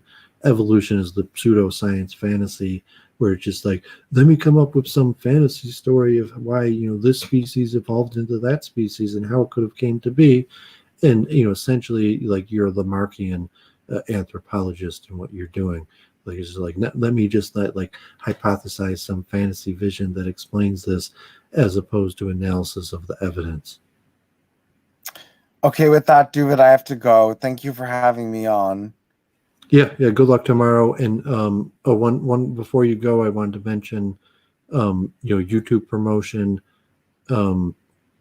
If you want to promote your own channel, you should do a post stream, because the best way to gain an audience is tell Adam you're going to do a post stream and mention at the end of your stream. I'm not sure if you're trying to build your own channel or audience, but you'll have over 1,000 live viewers, and you should be able to take 20, 50 viewers to your own channel, and maybe even get a few thousand hits on your own channel. So if you're trying to promote your own channel, probably the single best way to do that is a post stream after a big appearance on another channel.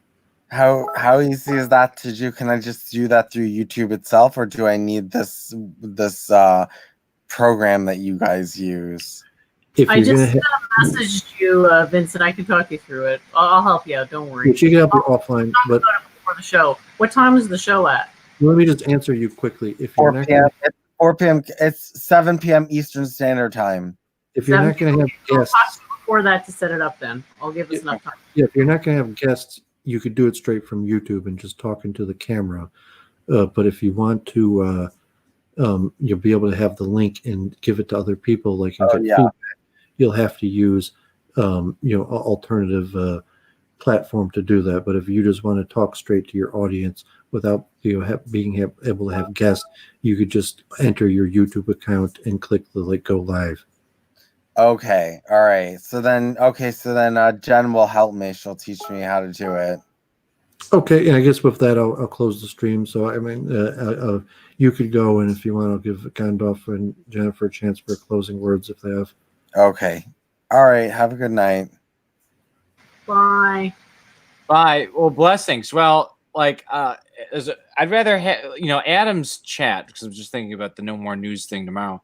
Adam's chat, tends to just have some wild Christards in it of just a weird kind. Like all his quoting of Bible verses out of context. I mean, there's something that just gives me an unease about just the way Adam looks at some of these issues from time to time that I don't quite like. I mean, like it's like, oh, I found a Bible verse, gotcha. I mean, the Bible verses, even the fact that they're made verses, were stuff that monks and rabbis did to make the text more digestible when they tried to use it in various liturgical formats. I mean, you have to look at these books within the Bible as books in and of their own self. I mean, the Bible is anywhere between 66 to 73 books if you take both Judaism and Christianity, and then you forget that there's dozens of other Gnostic books, Gospels, and epistles all over the place. So like, Adam's, it's kind of nice that he's textual, but like he's not very hermeneutic, and that's kind of a problem I have with Adam. So it's he probably promotes his audience that he likes to have both sectors in his audience that have different takes on scripture. So he'll have a large Christian audience.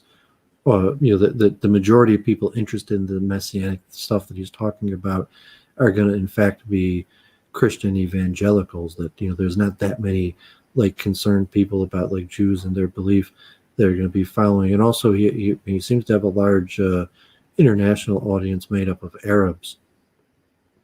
That I found like a lot of Arabs, like even the guy last night that came to my channel through Adam.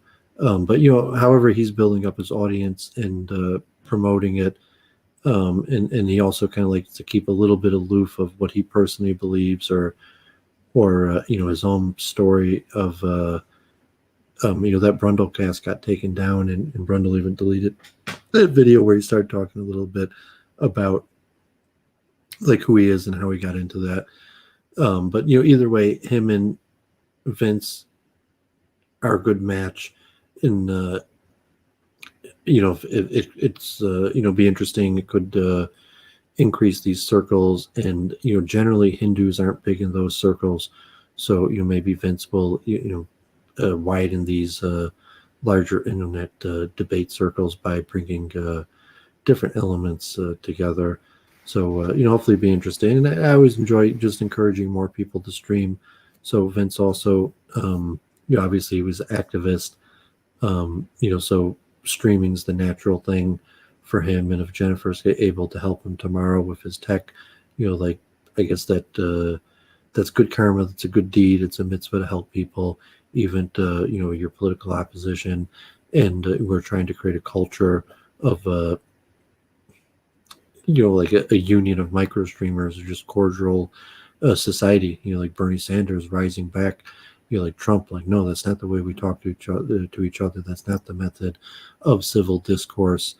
And, so people have to lead by example of what civil discourse could look like, and educational material where you're watching the news. Like, I didn't really see any good coverage on India. So it was really okay. Like, I'll stream, we'll talk about it, because there wasn't really that much good information out there. Well, the news is just its own form of sick cult of personality entertainment. So you have to have our own cults of personality where we make it cool to be scholarly about complex subjects and get people interested in it. But better to have 20 to 50 people on one of our 3 channels talking at this level than 1,000 crazy people in any other stream, as far as I'm concerned. Quality matters over quantity, and this is quality. Hey, yeah, well, Miss the audience will be the judge. Don't be a judge of yourself in that. But the audience or the fans or the followers will be the judge of that. Do you ever miss Adam Doooovid? No, I mean, I could probably, if he came back, like, I could probably go straight into conversation with him. But I'm not sure, I think it scared him off a little. Yeah, maybe that's one to work on for you, is not quite jumping to the do I have to kill you IRL speech. I know some people can take it as a joke, but I think he maybe got a little scared. I mean, that was just the nature of where we met. In fact, I was listening to these videos on like dog training, which is actually very interesting because they're more like behavioralism, and behaviorism and human psychology also is if you take a non-free will type position, if you're falling more into one of the older behavioralistic schools,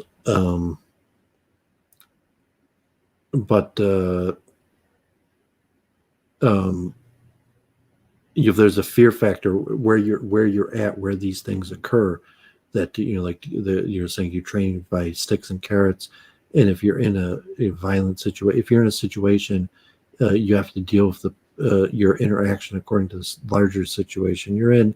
And unfortunately, okay, I met Adam through the Babs cast, and there were all these different things happening at the same time.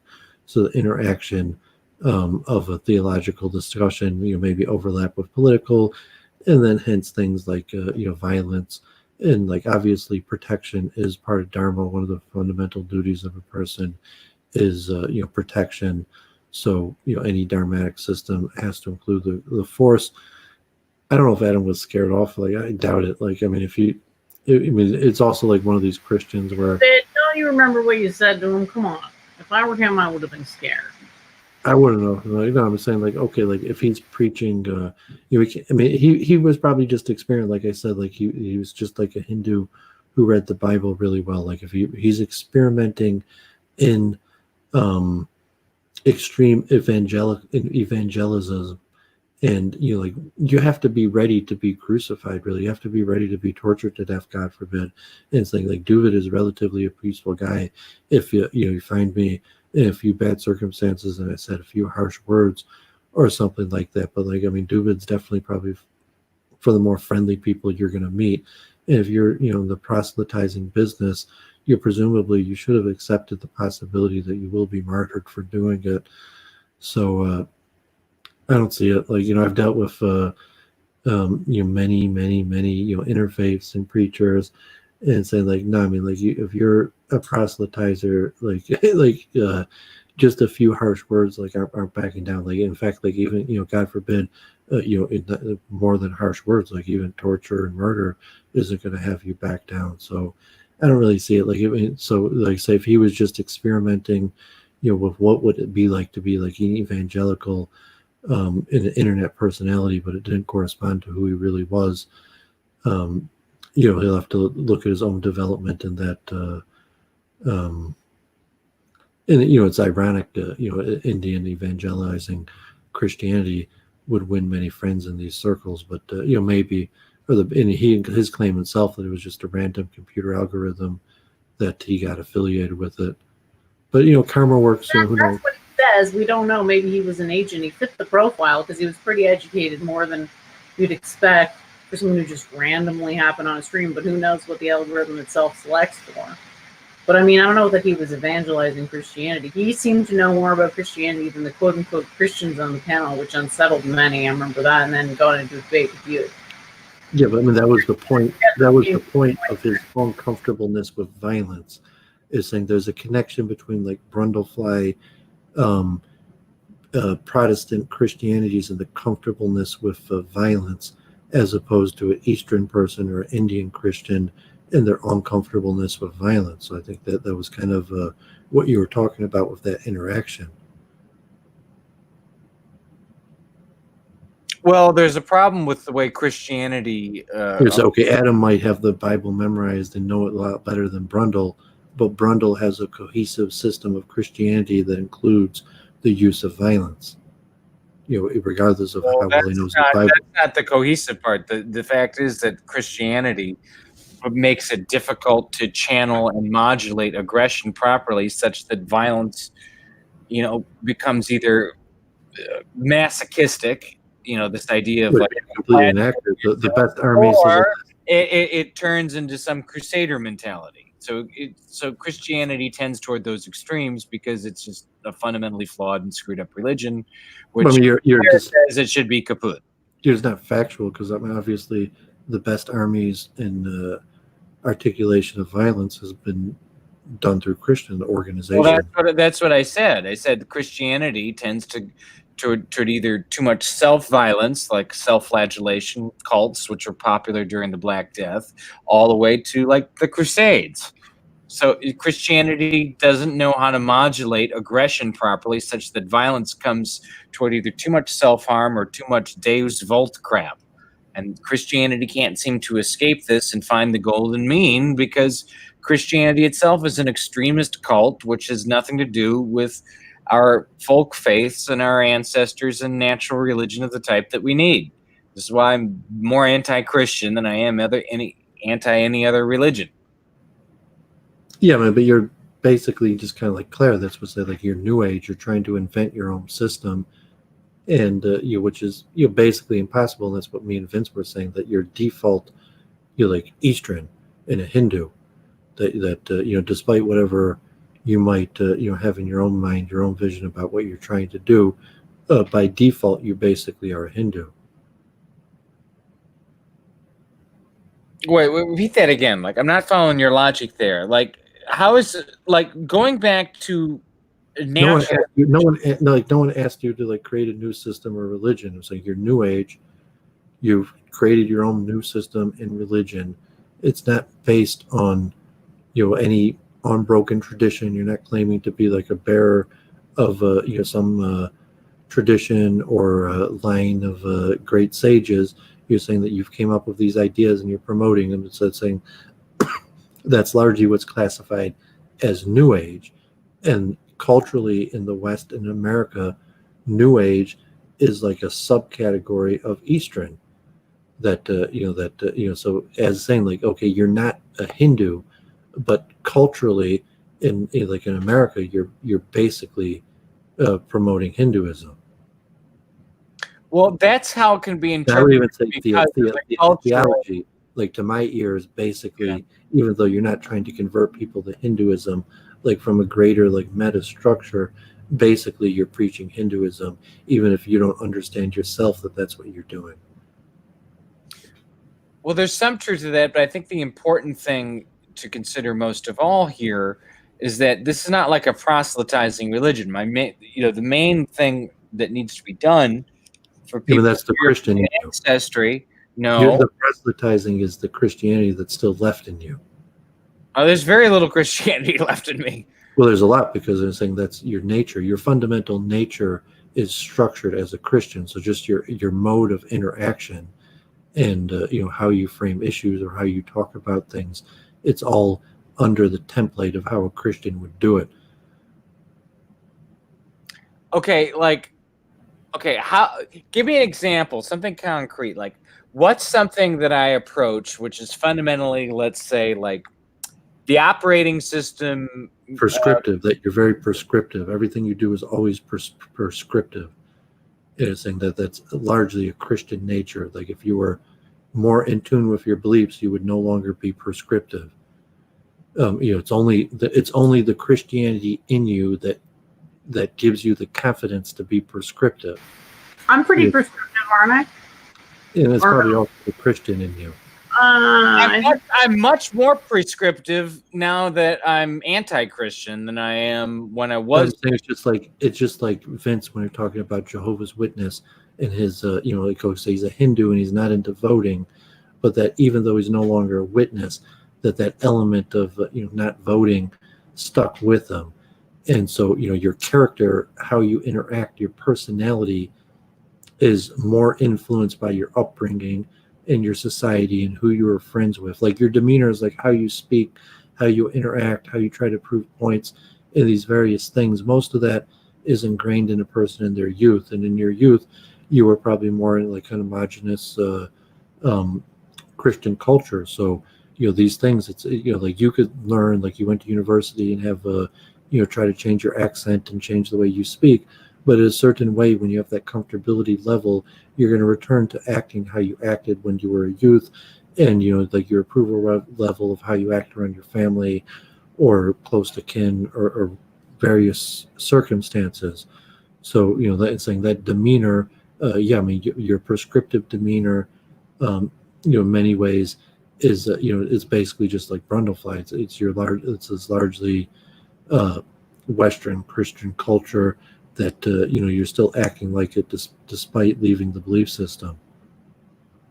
So if you walk into a church versus a Hindu temple, even though you're no longer a Christian, you would act a lot more like the people in church than you would act like the people in the Hindu temple.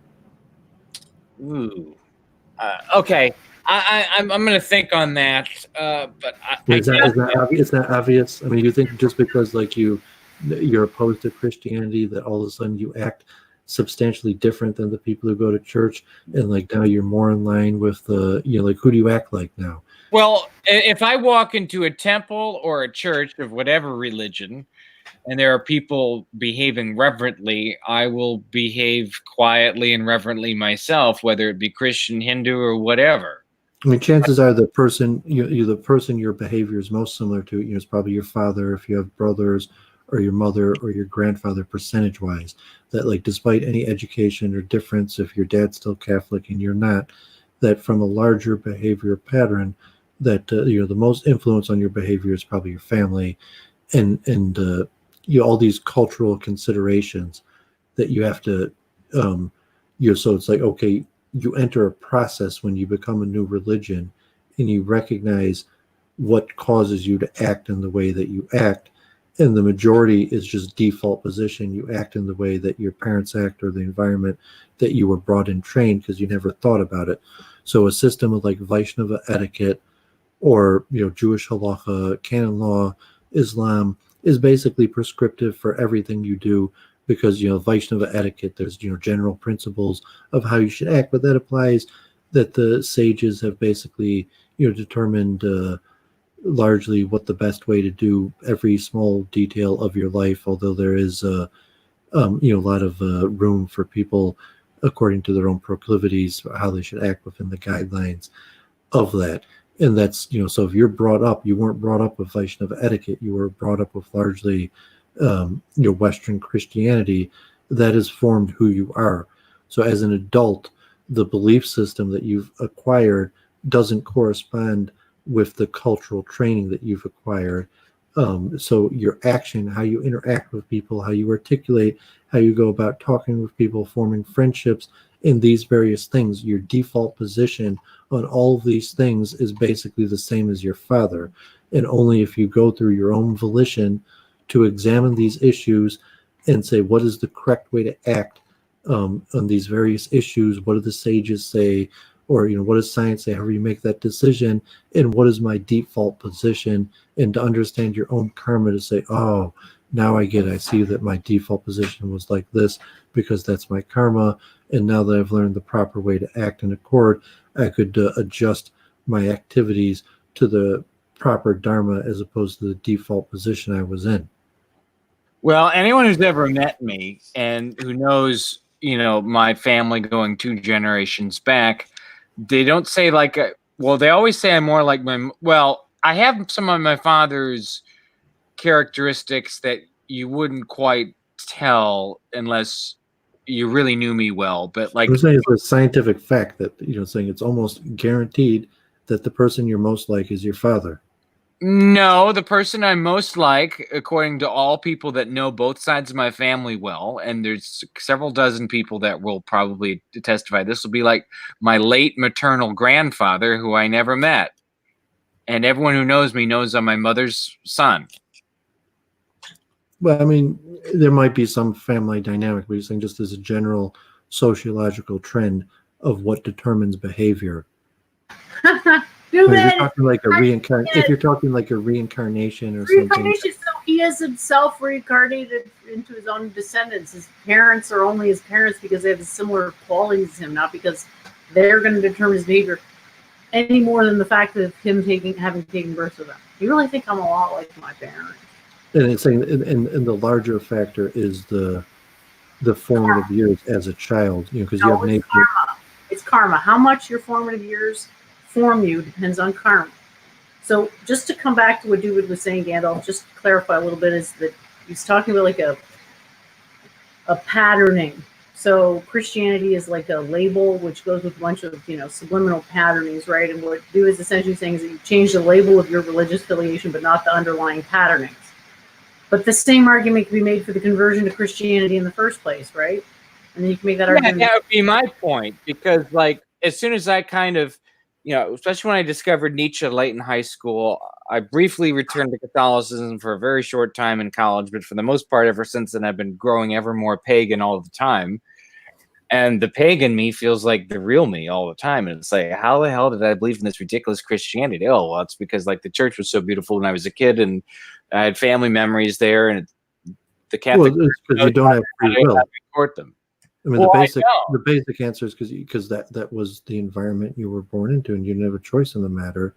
And saying just like your current behavior, your recognition is saying you have all these behavior patterns, and anything that you haven't self-actualized and trained yourself to act in the desired way in the according scenario, you will act in the default position, which most of the time is possibly undesirably completely, or at least second best, third best option. And then when you look into the origins of your default position, that's basically the story of your karma, and the story of your karma and your default positions will be from many different factors: nature, nurture, reincarnation. All these various things are going to be determinative in what created your default position. And but when you look and you start to recognize, because you've actualized your human potential, when oh man, I was in default position all the time.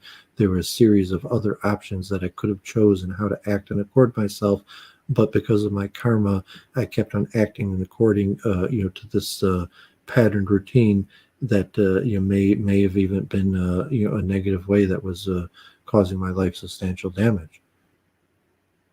And if you want to look at Christianity in that way, but you say, okay, like you didn't have a choice in the matter, like you were born into that society, it was forced upon you, it was forced on your ancestors for generations and generations, and it's accumulated, and it's basically permeated every single aspect of you, down to how you speak, to every single decision that you make.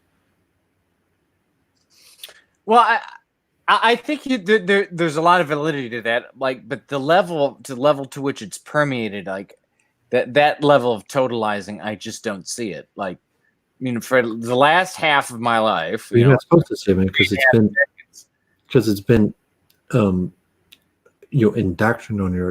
It's something that you just adapted to your environment. You're not supposed to see it. If you saw it, you probably you only would have saw it if you recognized you had a choice to act in according to a different venue. It's like, okay, like if your dad spoke to you in English, there's a reason you speak English and not French. It's because your dad spoke, your parents, that's how what your parents spoke to you in, and all your nuances of human interactions. That's why I say it's like interactional in the formative years as a child for how you're interacted with, then is, largely what creates the default position. But then there's other factors like reincarnation and, other things that could, that's your own mission, your own, you're in life, you're going to figure out and untangle your own karma. And part of that process is self-actualization and making better decisions. And then the mystery of your own karma is the mystery of why your default positions are in the set position for the various things. Well, it's interesting. Like, I think there's some validity to the model, but It's kind of like watered down basic Hinduism, what I'm saying. Like, I'm really just saying kind of the basic karmatic system of Hinduism. I think you capture a lot of the dynamics there. Like, I think this is good, but like, but part of the reason that, say, like, Hinduism is different than like Christianity. I mean, like, let's look at how Christianity actually works. I have a trait, okay, that I always had it. But I mean, it's the whole point. Like, we have a stream on Hinduism, and you're like, why do you keep on talking about Christianity? Because I mean, basically, you're a Christian. Well, it doesn't matter that you left your Catholicism, but like we have a stream on Hinduism. But here's the part of it, Christianity. But here's the thing that was never Christian. Well, that's because we talked about Adam Green for a minute. Right, so you're not even capable of talking about Hinduism because, like, Christianity is basically at the center of your identity. No, it's not. You can't even have a prolonged discussion about Hinduism. Well, one of the reasons that I modulate and go back toward Christianity is I want to, take a stake and drive a heart right through it. It's like this vampire that just needs to leave our people. Yeah, but it's saying it's your process of self-identity that you have a dissonance between your identity and the identity that you want, and maybe the identity you were born with, or really your problem, let's say, was with your own karma. So if you're saying the Christian that you were trained to be, or that you had your genetic dispensation or cultural or geographic dispensation, is not the person you want to be. So therefore, you have to go through a process of completely re-examining all aspects of your behavior and looking for the accordance of what's the origin of my behavior. And you'll recognize it's like, okay, the origin of the majority of your behavior is what we'll call largely culturally aspects of Christianity. So then you have a huge dissonance where your philosophical belief system does not not only not accord with your behavior, but it doesn't accord with the essential essence of who you are. And maybe say kind of like the multiple truth hypothesis, but in essence, this is really, just Hinduism 101. And, the multiple truth hypothesis is heavily influenced by these Hindu ideas. But I mean, it's the process of karma, of understanding your current state of karma and recognition of, what's my current situation of action, and, the thoughts arising in my mind and the inclinations and proclivities causing me to act in the way I'm acting, versus the potential of how to actualize some different form of human interaction, or a personal self-control based on a different system. And that's why I say it's a process. And once you evaluate yourself to the process, you start unlocking your own karma, and you start recognizing, like, yes, like, in terms of how you just phrased or interacted, like your dad may likely use the exact same expression, or actually, like, no, I picked that up from my fourth grade teacher who used to, however, you start unlocking your karma and recognizing the origins of your behavior. But it's like a meditation, where to control the voice in your head, first you have to observe the voice in your head. So same thing with your default position on and all your behavior. In order to change it, first you have to observe it, self-observe. Okay, I agree with that. I mean, the self-observation. What's a better term for it? I mean, I'd say Awareness. Introspection, more than awareness, introspection, deep introspection. I think and awareness is part of that.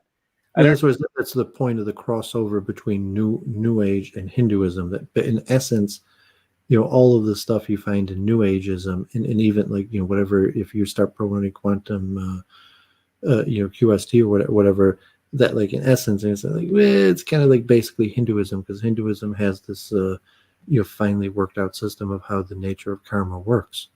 Well, couldn't you also pose, like, at a more macro anthropological scale, that as Christianity was getting subverted by communism, especially in the Second Vatican Council, World Council of Churches, the Rockefellers taking over Notre Dame, all the stuff that Michael Jones talks about in the 60s, whatnot, and as Christianity started getting overly ripened in a mass consumer Fordist age, people were longing for spiritual authenticity, and this turn toward India, even if it was, transcendental meditation and all these kind of Esalen-tier cults. You're getting all longing for Dharma, and you're starting with a whole Lamarckian ramble, and so it's almost definitely wrong from the beginning, because you're not approaching it in a scientific manner, where you're not letting the solution arise from the evidence.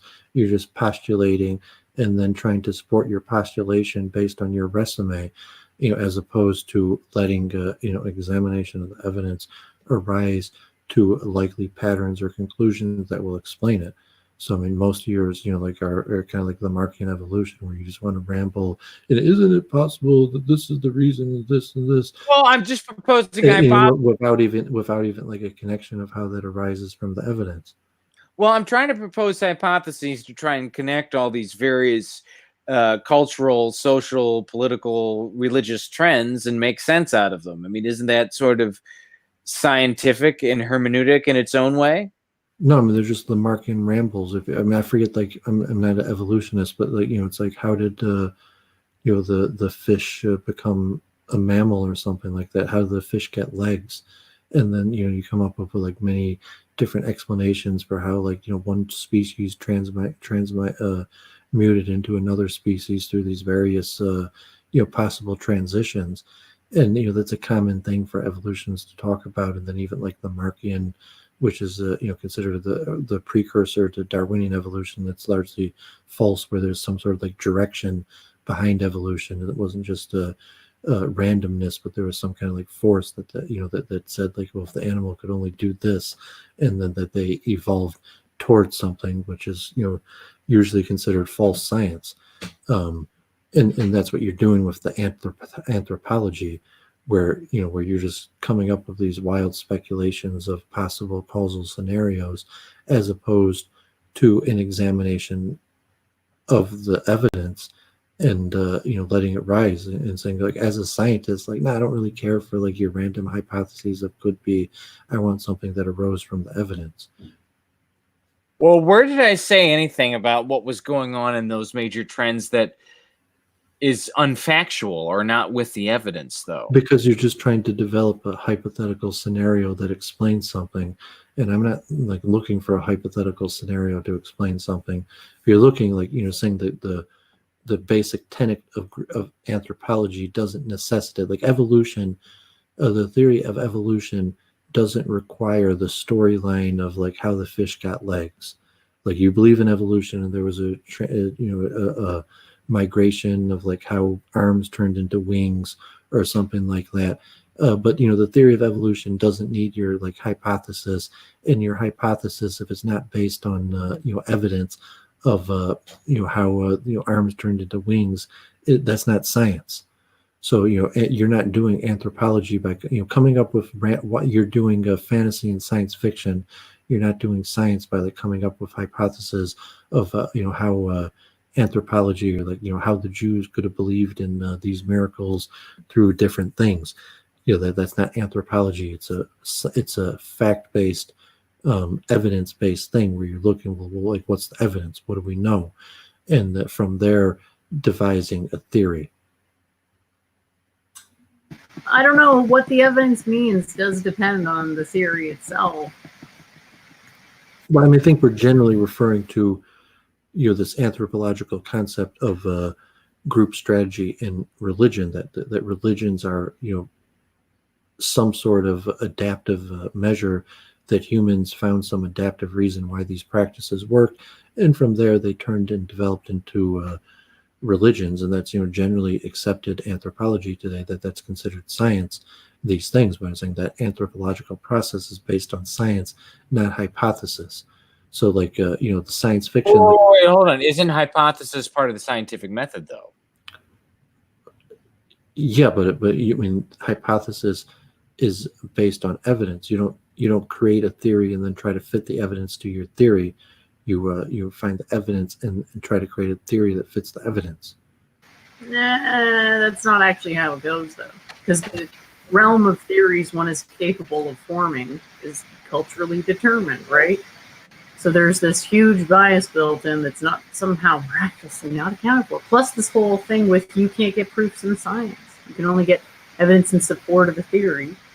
And they don't even validate whether these theories are predictive, hence why the whole evolution lark's been able to go as far as it has, even though it's not even the mechanism that does it, because it's quantum transition. Well, if you're talking about like physics or chemistry, but you're talking about the origins, I mean, because we're talking about Gandalf and just his personal, like, personal karma and, the origins of his default position. And then if you're looking largely cultural, because like Gandalf doesn't want to just look in the mirror and say, okay, like, my dad, my upbringing, the school I went to, whatever, you're talking like, okay, like people and nations or whatever. And that also has effect on your karma and the religion. You think like Christianity, and it's almost unfathomable. Okay, you're brought up in the world, there's a church on every corner. You didn't build those churches. Maybe your ancestors did, maybe they didn't. But that's just the karma that was the state of the world when you were brought into it. Versus applying your own personal thing to the whole national karma or religions in general, and the formations of it, from like, I guess, the Hindu scientific perspective to the current state of the science of the academic science of anthropology. And when you're using the basic assumptions for how you study culture and history and archaeological sites, you don't scientifically prove hypotheses. That's why you can't compare it to chemistry. You have to compare it to like evolution. So you say the theory of evolution. I mean, I'm not sure. Let's say if it says arms turned into wings, and you have a theory of how that happened. There's evidence it could correspond to historically, and is similar to anthropology, because they're like, well, are there bones? Are there fossils? Are there some sort of corroborating physical evidence that we could show that your likely scenario of how arms turned into wings is the likely scenario? And anthropology of group selection would be like that also. If you're saying the reason why groups have these practices and attribute it to certain beliefs and customs or whatever is due to its adaptive strategy, and then you would have to correspond that to evidence. So if it's okay, it was due to adaptive strategy of environment or geography, agriculture, or even warring tribes, or environmental disaster, whatever the people were facing, that would have corroborative evidence. And if it's anthropology, you would have historical sites, you would have texts, you would have pottery, and these various things. So just like this hypothetical, like, oh, maybe a traveler was coming in the desert, or something like that, that's not anthropology, unless, like you say, like a precursor, like, oh, in the ancient world, they lived in deserts, and travelers and traveling preachers and leaders would come from different towns, and it was the practice of them, that they would potentially accept as their leader this new traveling preacher if he could, whatever certain thing, and it became adaptive, and we have to be corroborated with evidence. So even your thought process, you're talking fantasy and science fiction, it sounds like from process, not science. Okay, let me ask you this question then. So how do we know, for instance, right? We talk group evolutionary strategy, and the R versus K meme is an important meme. How do we know that, say, Africans versus, say, Western Europeans or East Asians? Africans tend toward, of course, it's always on a spectrum, but Africans tend to the R selected, and Western Europeans and East Asians tend toward the K selected. Why is that scientifically valid? Because all the evidence lines up for it. So what's the logic? It's not a statistic; it's a correlation, and there's correlations like the a tendency. There's more variety within, so to say, races than between races, and we look, okay, there's other determinative factors, culturally and socially, that are more determinative of R and K, like education level, maybe women's legal educational status, could be environmental, geographic, that are more determinative than group identity. But I mean, you do have those statistics. Okay, that's it's not a science if it's just a statistical correlation. I mean, you're applying science, and it's a social science because you've recognized biological action trends, like the number of kids that people have, and you've correlated that to collected numbers and showed correlations of percentages of people, and you could draw useful conclusions from it. But it's not like a physics or chemistry where you have an exact explanation or science. And if you're coming on to, like, you're going to come up, we have the statistic, it's known, so you have it, and you're going to come up with some hypothesis of explanations for why this might be. And okay, do your hypothesis arise from the evidence, or are they, what I'm calling like science fiction?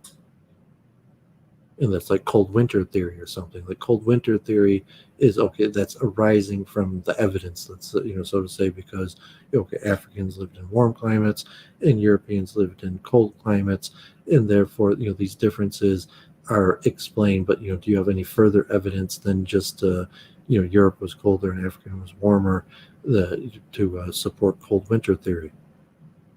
Well, we have a lot more evidence than that. For instance, these environments present different challenges to life itself. Like if we take the torrid environments. I don't want to get too up to it. I mean, I want to talk about Hinduism, but because we get into this through the largely Hindu perspective of the science of karma, to applying that to like a scientific method, and to say, okay, Hinduism is more adaptive to the sciences, and that's okay. Even things like anthropology, say, okay, like you're more it's like your Christian indoctrination and training, that you're more a narrative person than a scientific person, because you were brought up in a non-scientific religion, and therefore what you want to do is create a narrative structure for it, as opposed to more detailed scientific understanding. And that's largely cultural, and then you don't have to actively determine to say, okay, like I'm done with creating these biblical narratives for everything. No one cares about my biblical narrative, and so that's more just straight down and get down to the study of the science of karma. And so that's a perspective of a Hindu versus a Christian of creating narrative or science of karma. You do agree that like that's your basically MO is like creating narrative around these issues. Well, one of the things I try to do is get people to look at complex social dynamics and cultural dynamics at the current frames of thinking and schools of thought that predominate largely in the academy and in media don't allow people to see, because lots of things are interconnected in much bigger webs and thicker webs and much more intricately woven tapestries than most people, even most intelligent people, are even aware. And in order to understand a world this you're a Hindu and have karma as a fundamental part of your religion. Well, karma is complicated. There's more than just one directional vector of cause and more than one directional vector of effect. So to understand multi-causes that lead to multi-effects, you need intricately woven tapestries of narrative. And that's what I'm trying to accomplish.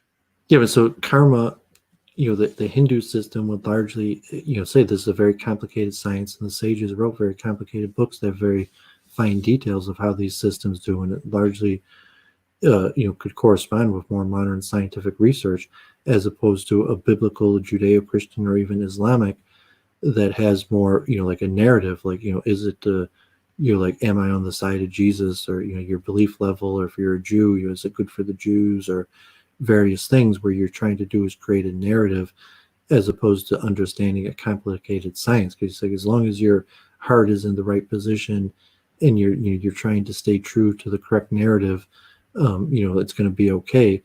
And that's largely the Christian, Judeo-Christian biblical framing that that we function in.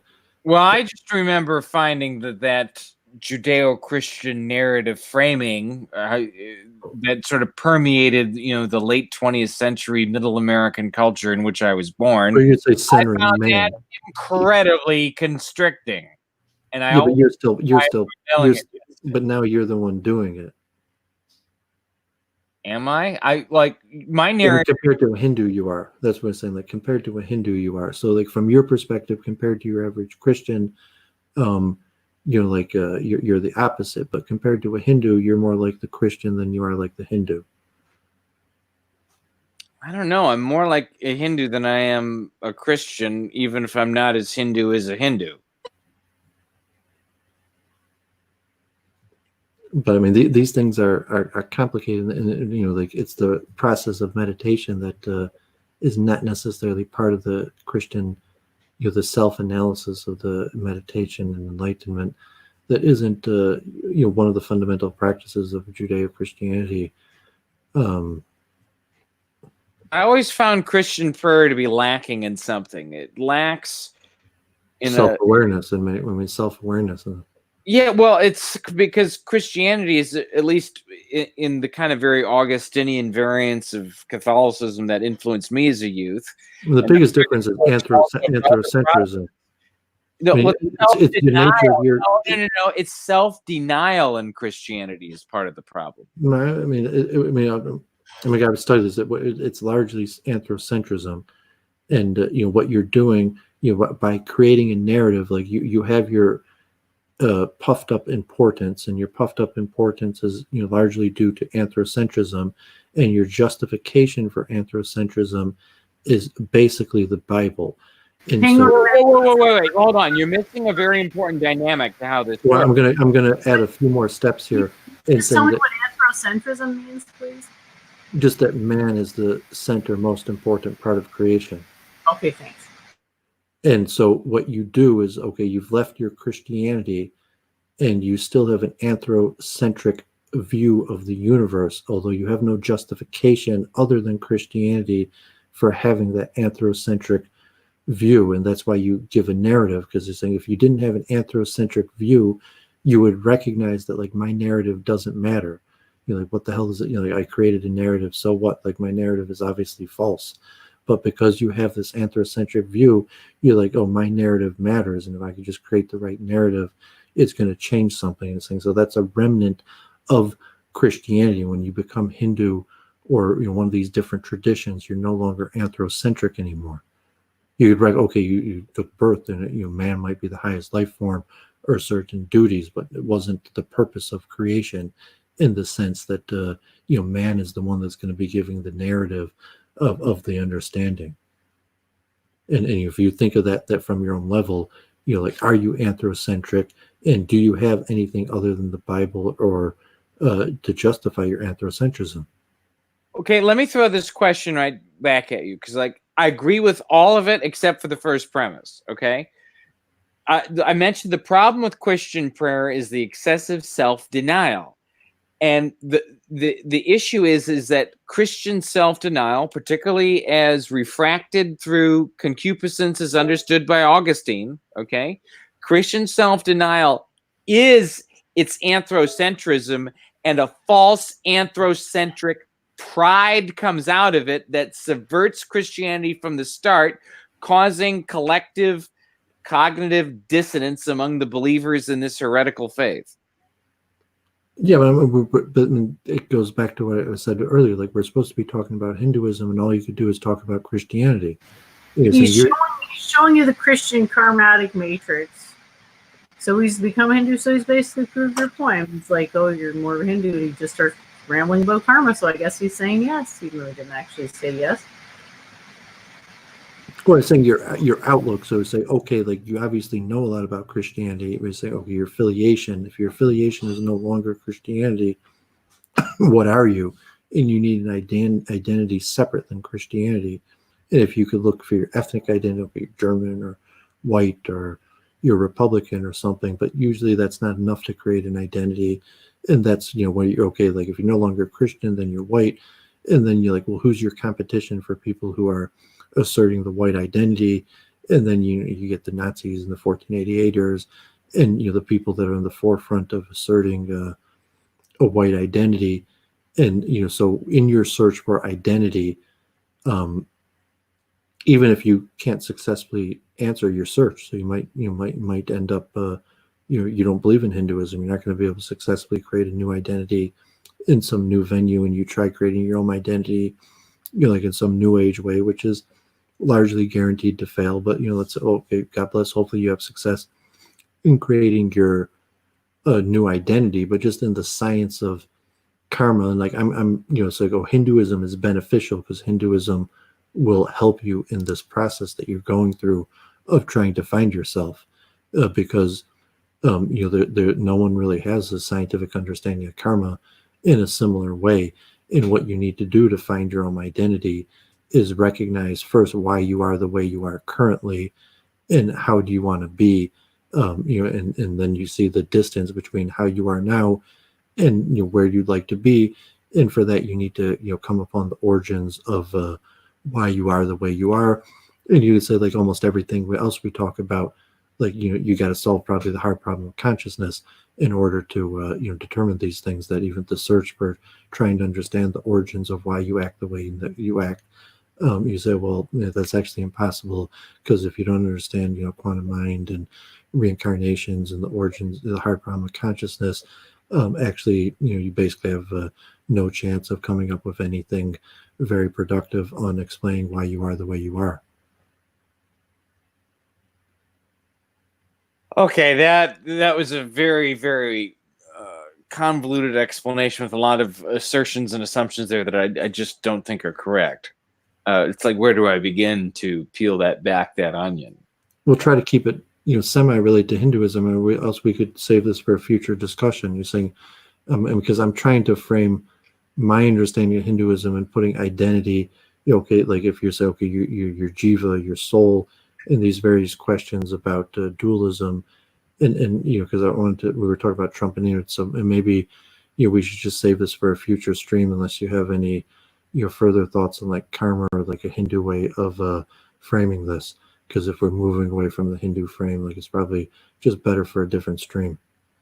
Well, I think the important thing with like the Hindu versus Christian frame here, to bring it back to that, is it's the nature of how we approach God. Like, let's leave behind Republican, white, 1488, all of these other identity markers that people, whatever, are link themselves up with. That's not important.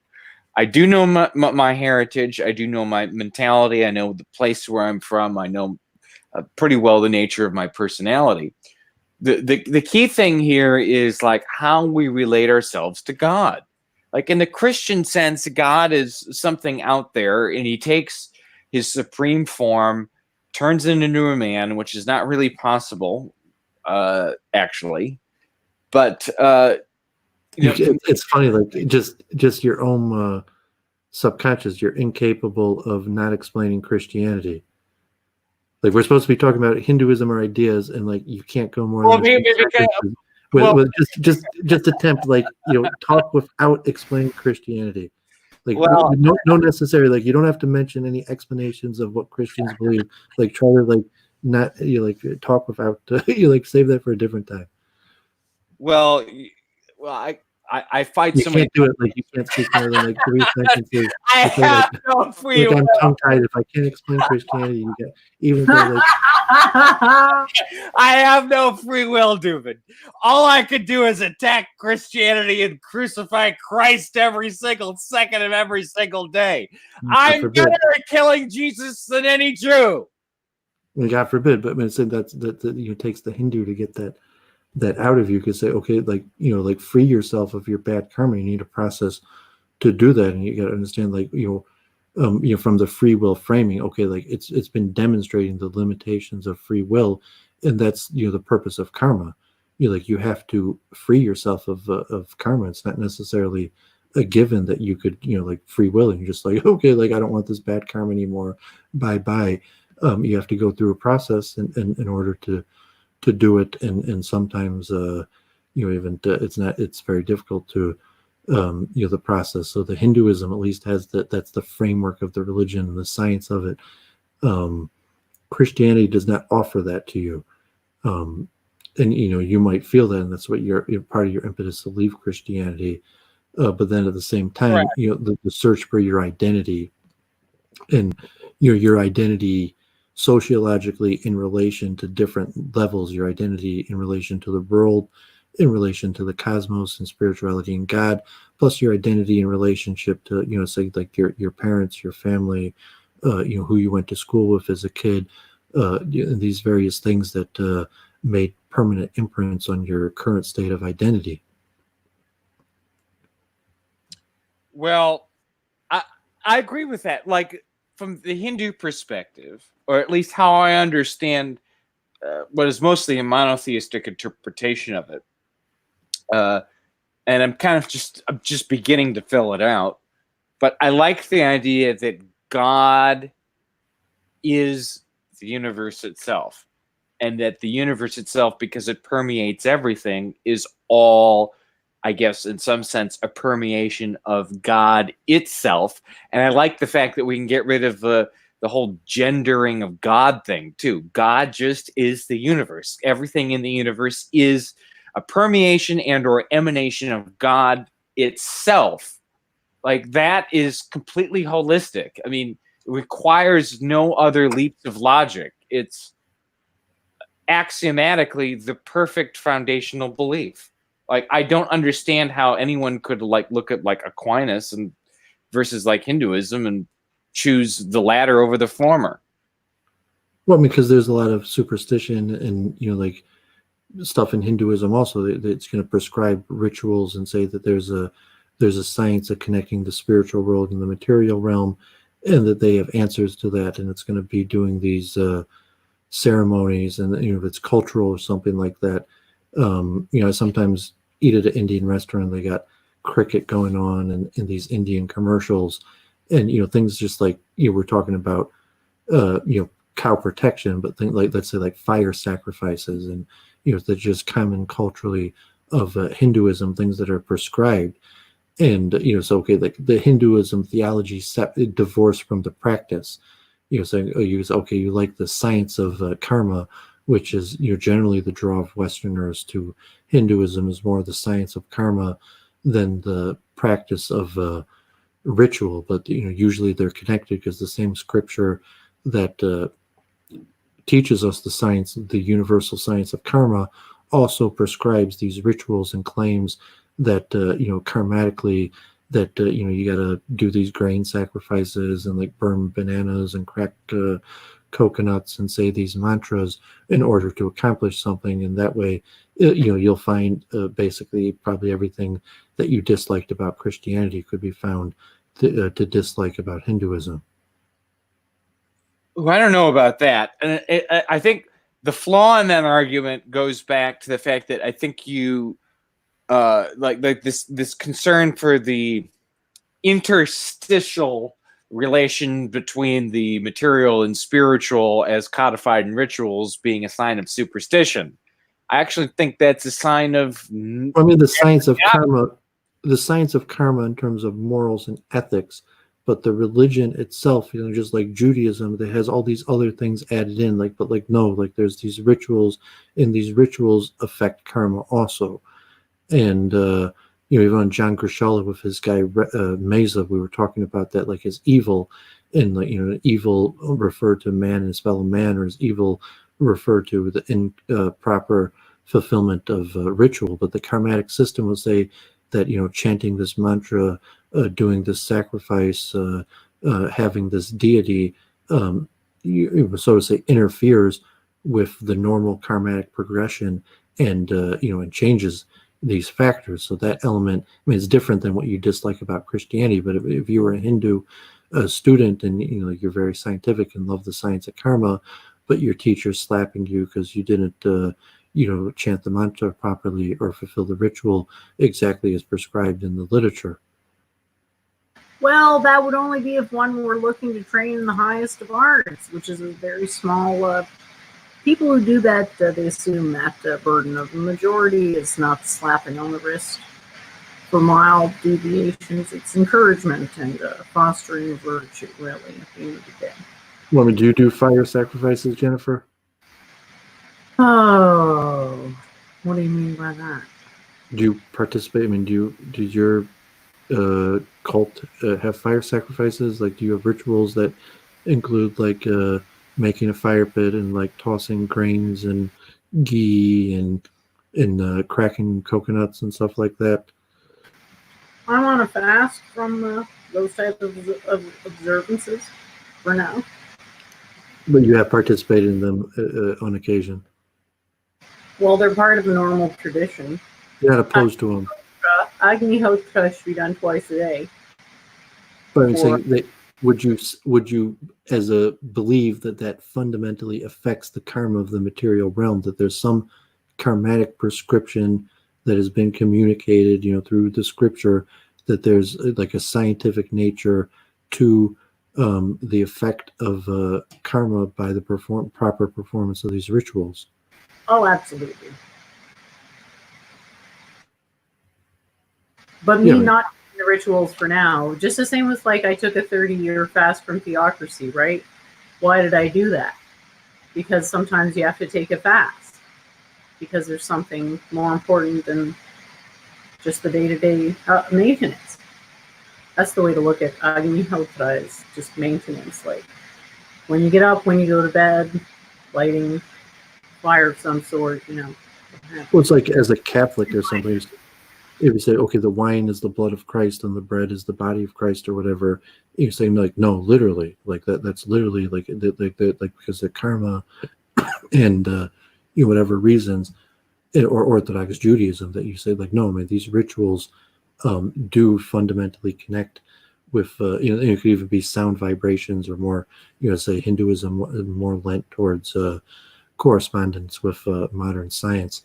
However, you're going to understand the effect that the rituals, God forbid, like me and Gandalf had a dispute and come into conflict, and it could be escalating, and the science of karma, say, okay, we need dispute resolution to come together, but no, the science of karma, we're gonna have some sort of fire sacrifice and say a few mantras and make up some special concoction of like ghee and That's not herbs. how it works at all, though. That's pure superstition. Doesn't it's all about finding the root patterning underlying the undesirable behavior. So it's always a question about someone's inner state of mind, really. I know at ISKCON, there's big politics on what they call car puja, which in India is very popular. Like you get a new car, and you wanted to have puja on it. And I guess originally had horse puja or something. But I mean, it's like a positive thing that you just got to, in Judaism, you get a new car, you could say a special blessing. But people will take the car to the temple, and then like they take pictures out, or like the vessels from that they serve the deities, and do a puja, like wave like a ghee lamp around the car or something. Like it is a common ceremony, and people actually pay for it. So like in ISKCON, they say that's superstition. It's not part of our religion. Like it didn't actually help you. It wasn't sanctified by the scripture to do a car puja. But if you come in and make a donation, like we'll do a puja for your car. And, so you have levels. Certain things are sanctified. Like if you talk about, watering the tulsi plant or certain things, they say that's sanctified and that's true karma, as opposed to car puja is just superstition. It's not actually authorized in the scripture. Doesn't that remind you of the original Protestant divide when they were like cheesed off about the selling of, I always forget the word, but well, then there's also then there's the argument of like intention in the heart, and say, okay, well, he did an authoritative act according to scripture, and this guy didn't do an authoritative act of scripture, but what weight or trump value does the intention or the purity of the heart have in the effect of the interplay of karma? Well, this is why you have 30,000 plus Protestant denominations, and it's even so extreme that every man with the Bible is his own church. Yeah, I mean, so I always tell people, you like study Hinduism, you'll become a better Christian. And like Hinduism, the nature of it is that you don't have to give up what you are. But it's saying like the fundamental worldview of viewing karma, like it's powerful. That's what it's like. But it's very cultural dynamic. You say, okay, I could sell Gandalf on the Hindu science of karma, but like I'm not sure if I could sell you on chanting Hare Krishna or something like that. Well, I can sell people on become a better Hindu, and you can crucify Christ every single micro picosecond of the day. Yeah, but it's saying you just have issues, whatever reason. Like you're just revealing people that you have bad karma. You're saying whatever caused bad karma because I want to just stab Christianity in the heart every single second of the day. Is that bad karma? Well, probably. I mean, saying whatever reason caused you to have bad karma, you may or may not be interesting to people. But okay, like you have your dharma and your let's say you if you legitimately have a dharmatic calling to be against Christianity, you'd have to justify your dharma on personally for yourself, and say for your desire to serve your creator, and if you think standing up to Christianity is your method of serving your creator, and you want to justify that you're feeling that that's your karma, that's your dharma, that's the rectification that you were put here to do, like it seems unclear that you've done enough soul searching to have determined your own dharma. I mean, usually you have there is no creator. That's the point. Yeah, so I mean, saying that if you're atheistic, I say like you're not trusted to believe in karma in the first place. Then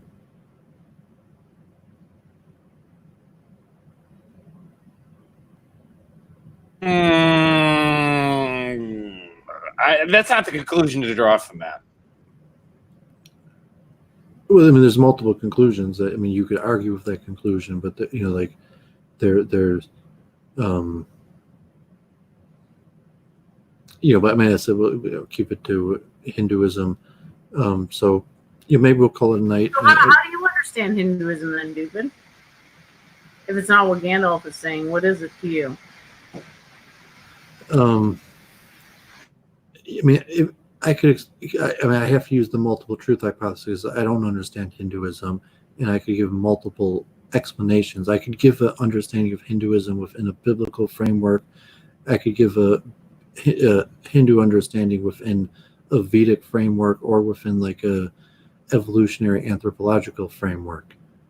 And I would use the multiple truth hypothesis to say, like, I don't know which one is true, and but I'm working with all of these at the same time, and say, okay, like Judaism is the true religion, and God created the world 5,780 years ago, and I'm going to understand Hinduism within that framework.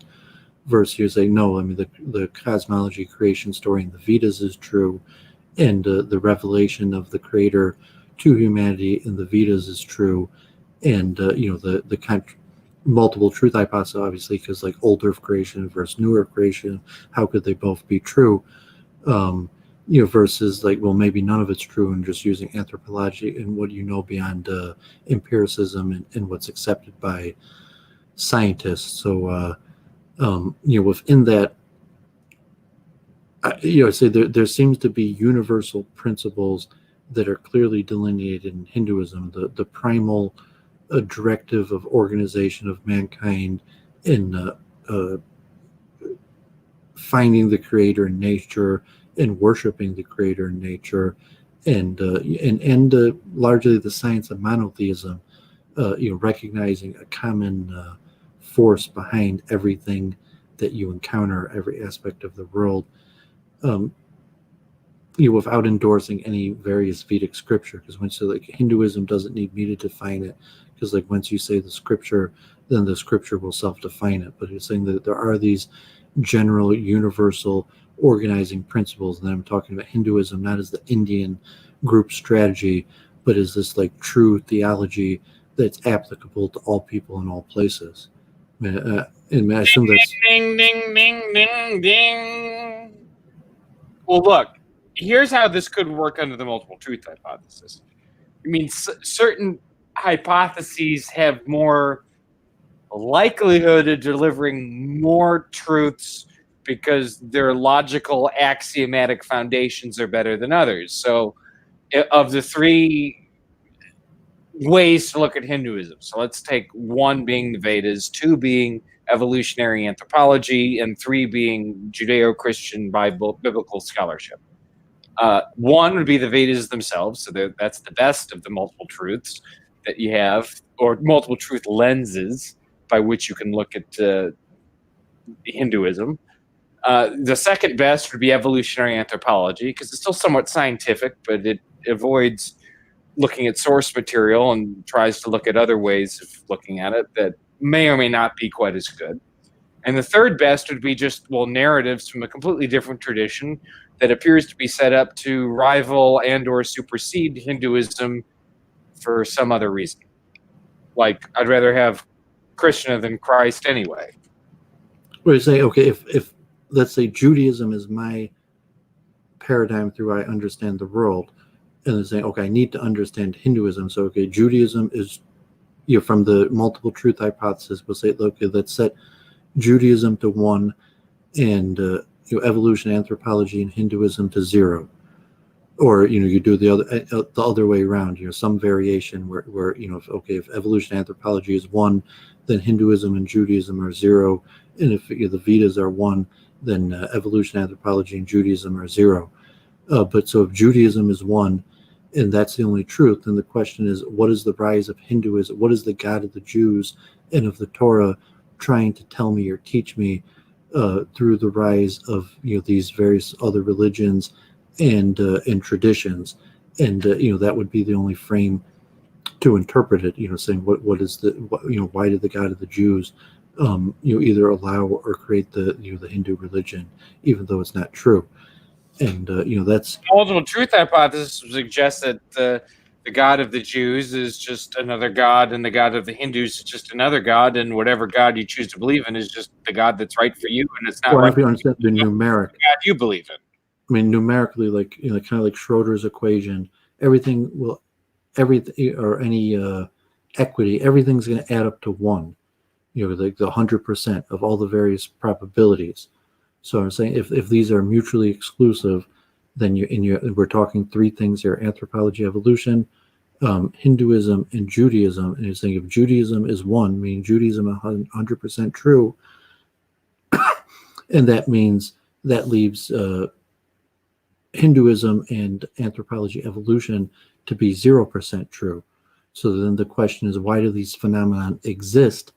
There's no value in their own self-assessment, because if the only truth is Judaism, so the only frame to look at why does Hinduism or anthropology evolution exist is through the frame of Judaism. That would be the same thing if you set the value of the truth to the other functions to 1 and push the other ones to 0 and saying like, no, I haven't done that. Like I just have even a percentage, even a speculation, and obviously there's a lot more other choices. So it's like, okay, Doooovid could be, you're basically internally within Hinduism, I could be a practicing Hindu and I could explain my Dharma and other things, or I could be a practicing Jew and explain my Hinduism from that framework or from any of those frameworks.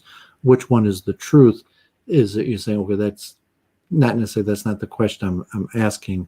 And so my understanding of Hinduism, in terms of my own practice and my own belief and how it is my own life, versus if someone was asking me to explain Hinduism, and then it would depend if it was like a fellow believer versus someone academic. So it was a fellow Jew asking me about Hinduism, I would explain it differently than if it was like a secular scientist, empiricist, or historian or politician, versus how I would talk about it with a fellow Hindu. Well, there's one like fatal flaw in that chain of arguments, I think, is that no God of any textual religion, meaning the Torah, Bible, Quran, validates himself through the text. It's an act of faith to rely on, some sort of supreme creator God that way. But such a supreme creator God, as validated through that text, would then violate the law of karma, because no creator God can stand outside the law of karma without invalidating karma. And the law of karma is absolutely essential to Hinduism. And to violate the law of karma is also to violate the laws of science. And Hinduism and science are on the same side of it. And therefore, the Abrahamic religions are violating scientific norms and principles and axioms that are absolutely essential to understand the secrets of nature itself. Well, then that's your essential, the question of axioms. So if you're saying the only valid axioms are Judaism or Judeo-Christianity or whatever your perspective is, and then you're trying to understand Hinduism, you're not going to benefit from trying to understand Hinduism from its own perspective. Like reading the Vedas won't help you. You're saying if the only true axioms are, you say Moses or something, the answer to understanding Hinduism is also to be found in Moses. It's not to be found in Hinduism. No, because the fundamental theological assumptions of dharmic Hindu cults don't violate any of the laws of physics or habits of nature, because they're totally in line with endless chains of karma. We're talking about axioms. So if your axioms are empiricism and scientific methods in the current state of anthropology and evolution, what Hinduism says about itself isn't how you're going to derive how you understand Hinduism. You might use that as evidence for your anthropological or evolutionary explanation, but the axioms through which you're going to derive the truth of Hinduism is not going to be Hinduism itself.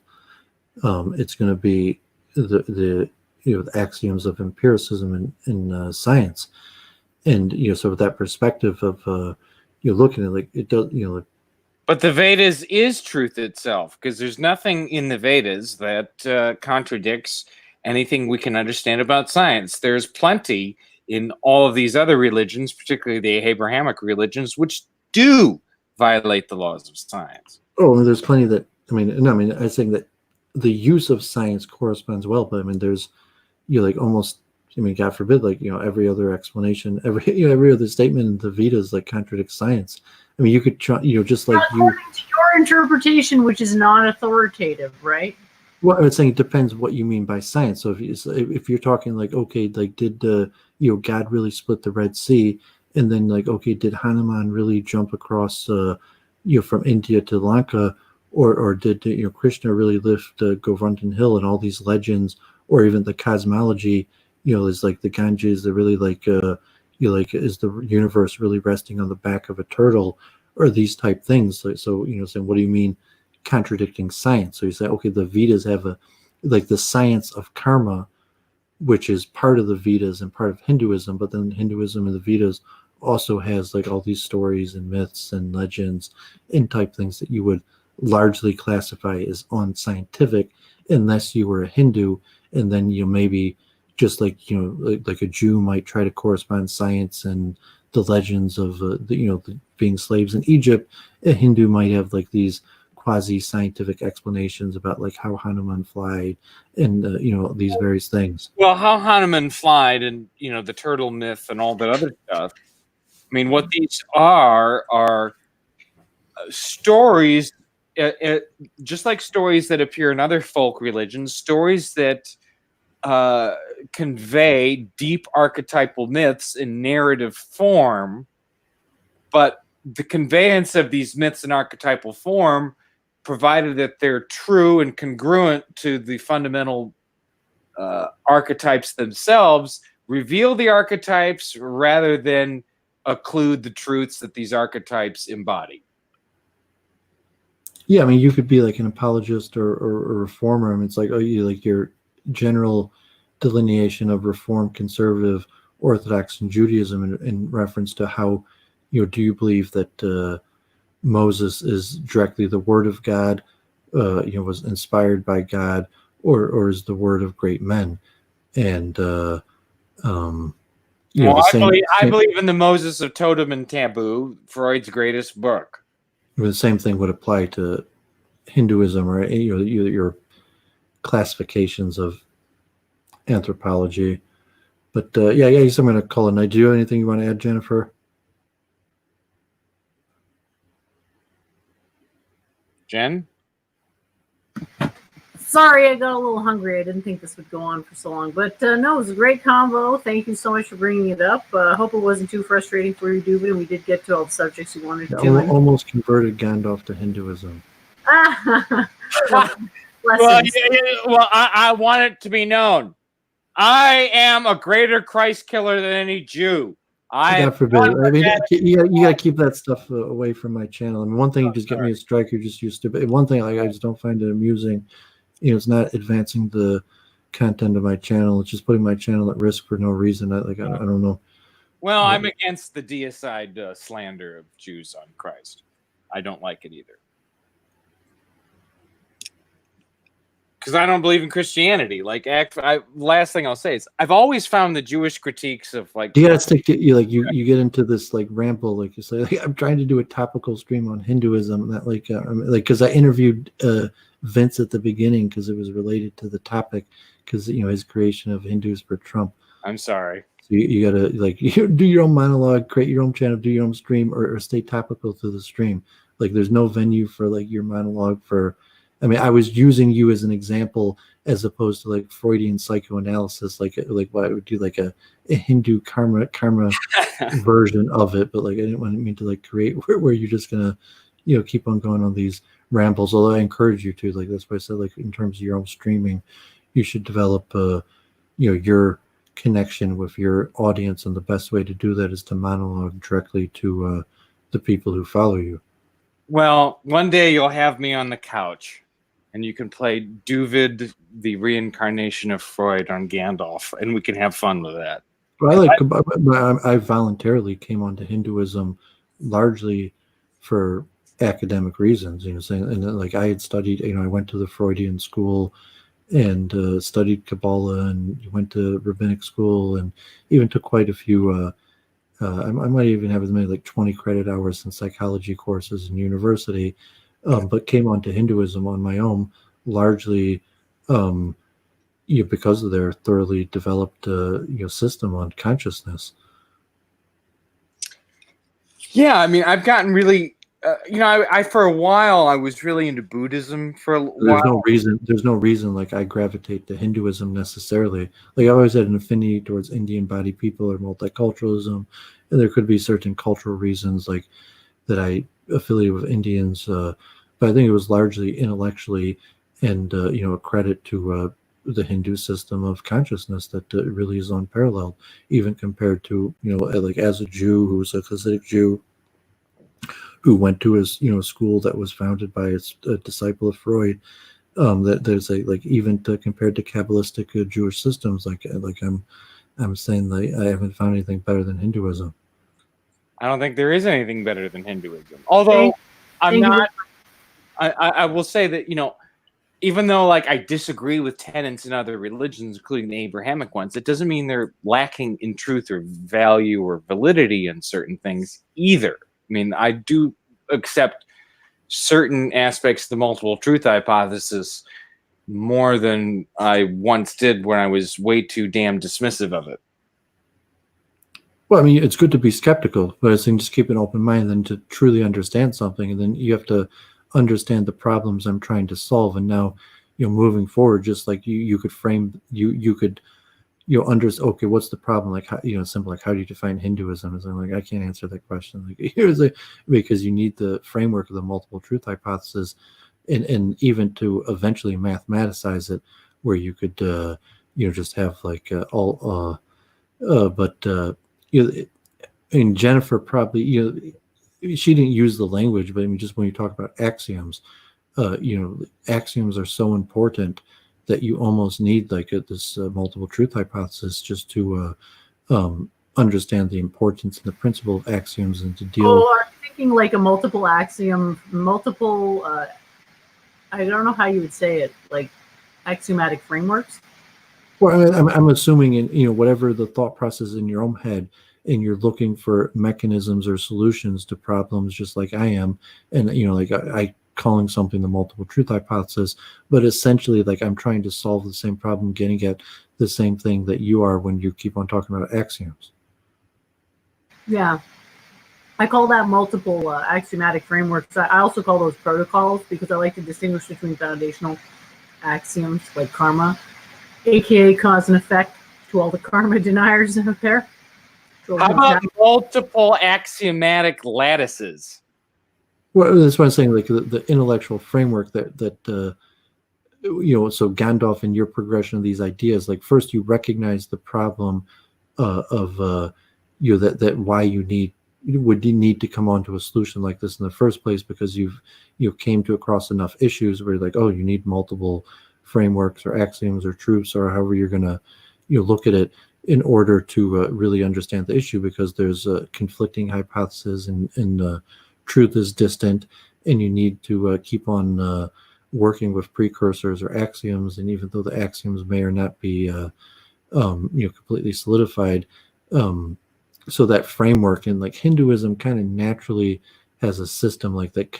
Kabbalah Kabbalah is a pretty powerful system, but and Hinduism is not unified. So when you talk like sects of Hinduism, and it's like even when we were talking to Vince earlier, like now with the rise of Hindu nationalism and India as a nation, you have the newer direction, unification of Hinduism, and what does Hinduism look like moving forward, and can you kind of like pick and choose from the best of the various scripture, versus saying like, no, you can't pick and choose between scripture. So it creates a internal like that I'm not qualified for. I'm not authoritative to say what's Hinduism, what I'm largely just kind of picking and choosing and doing my best.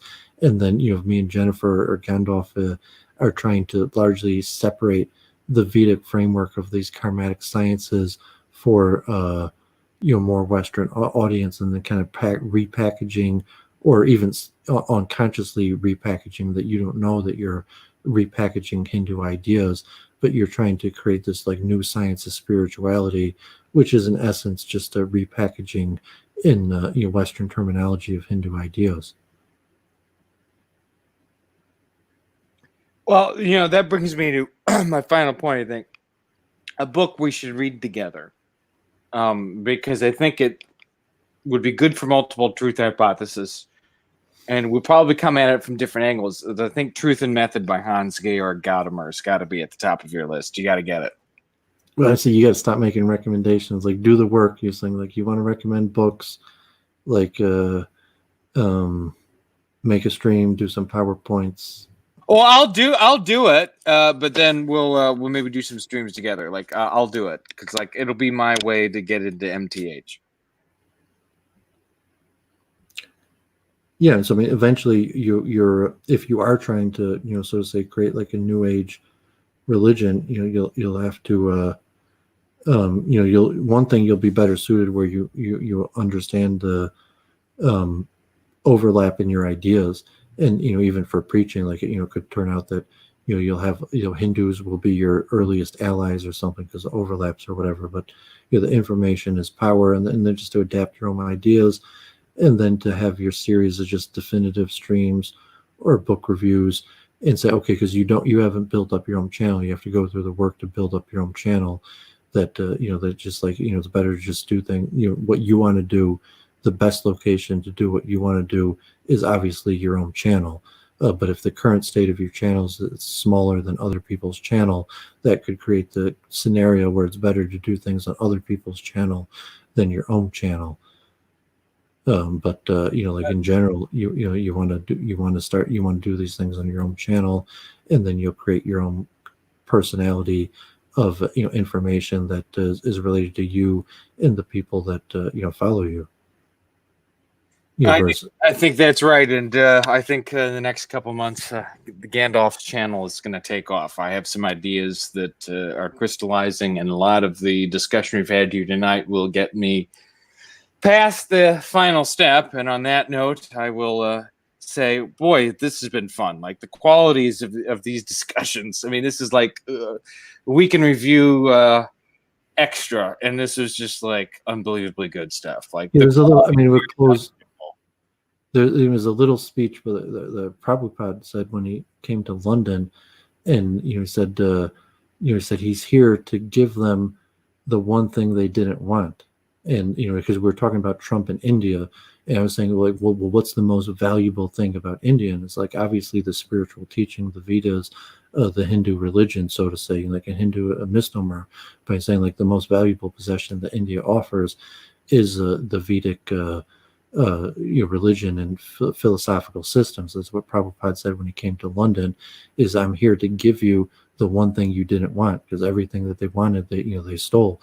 They took the wealth, they took the gold, they took the spices, and the one thing that they didn't care about was the belief system of the people that lived there. So when he said, like, now I'm going to give you what was actually the truest treasure and most valuable thing that comes from India.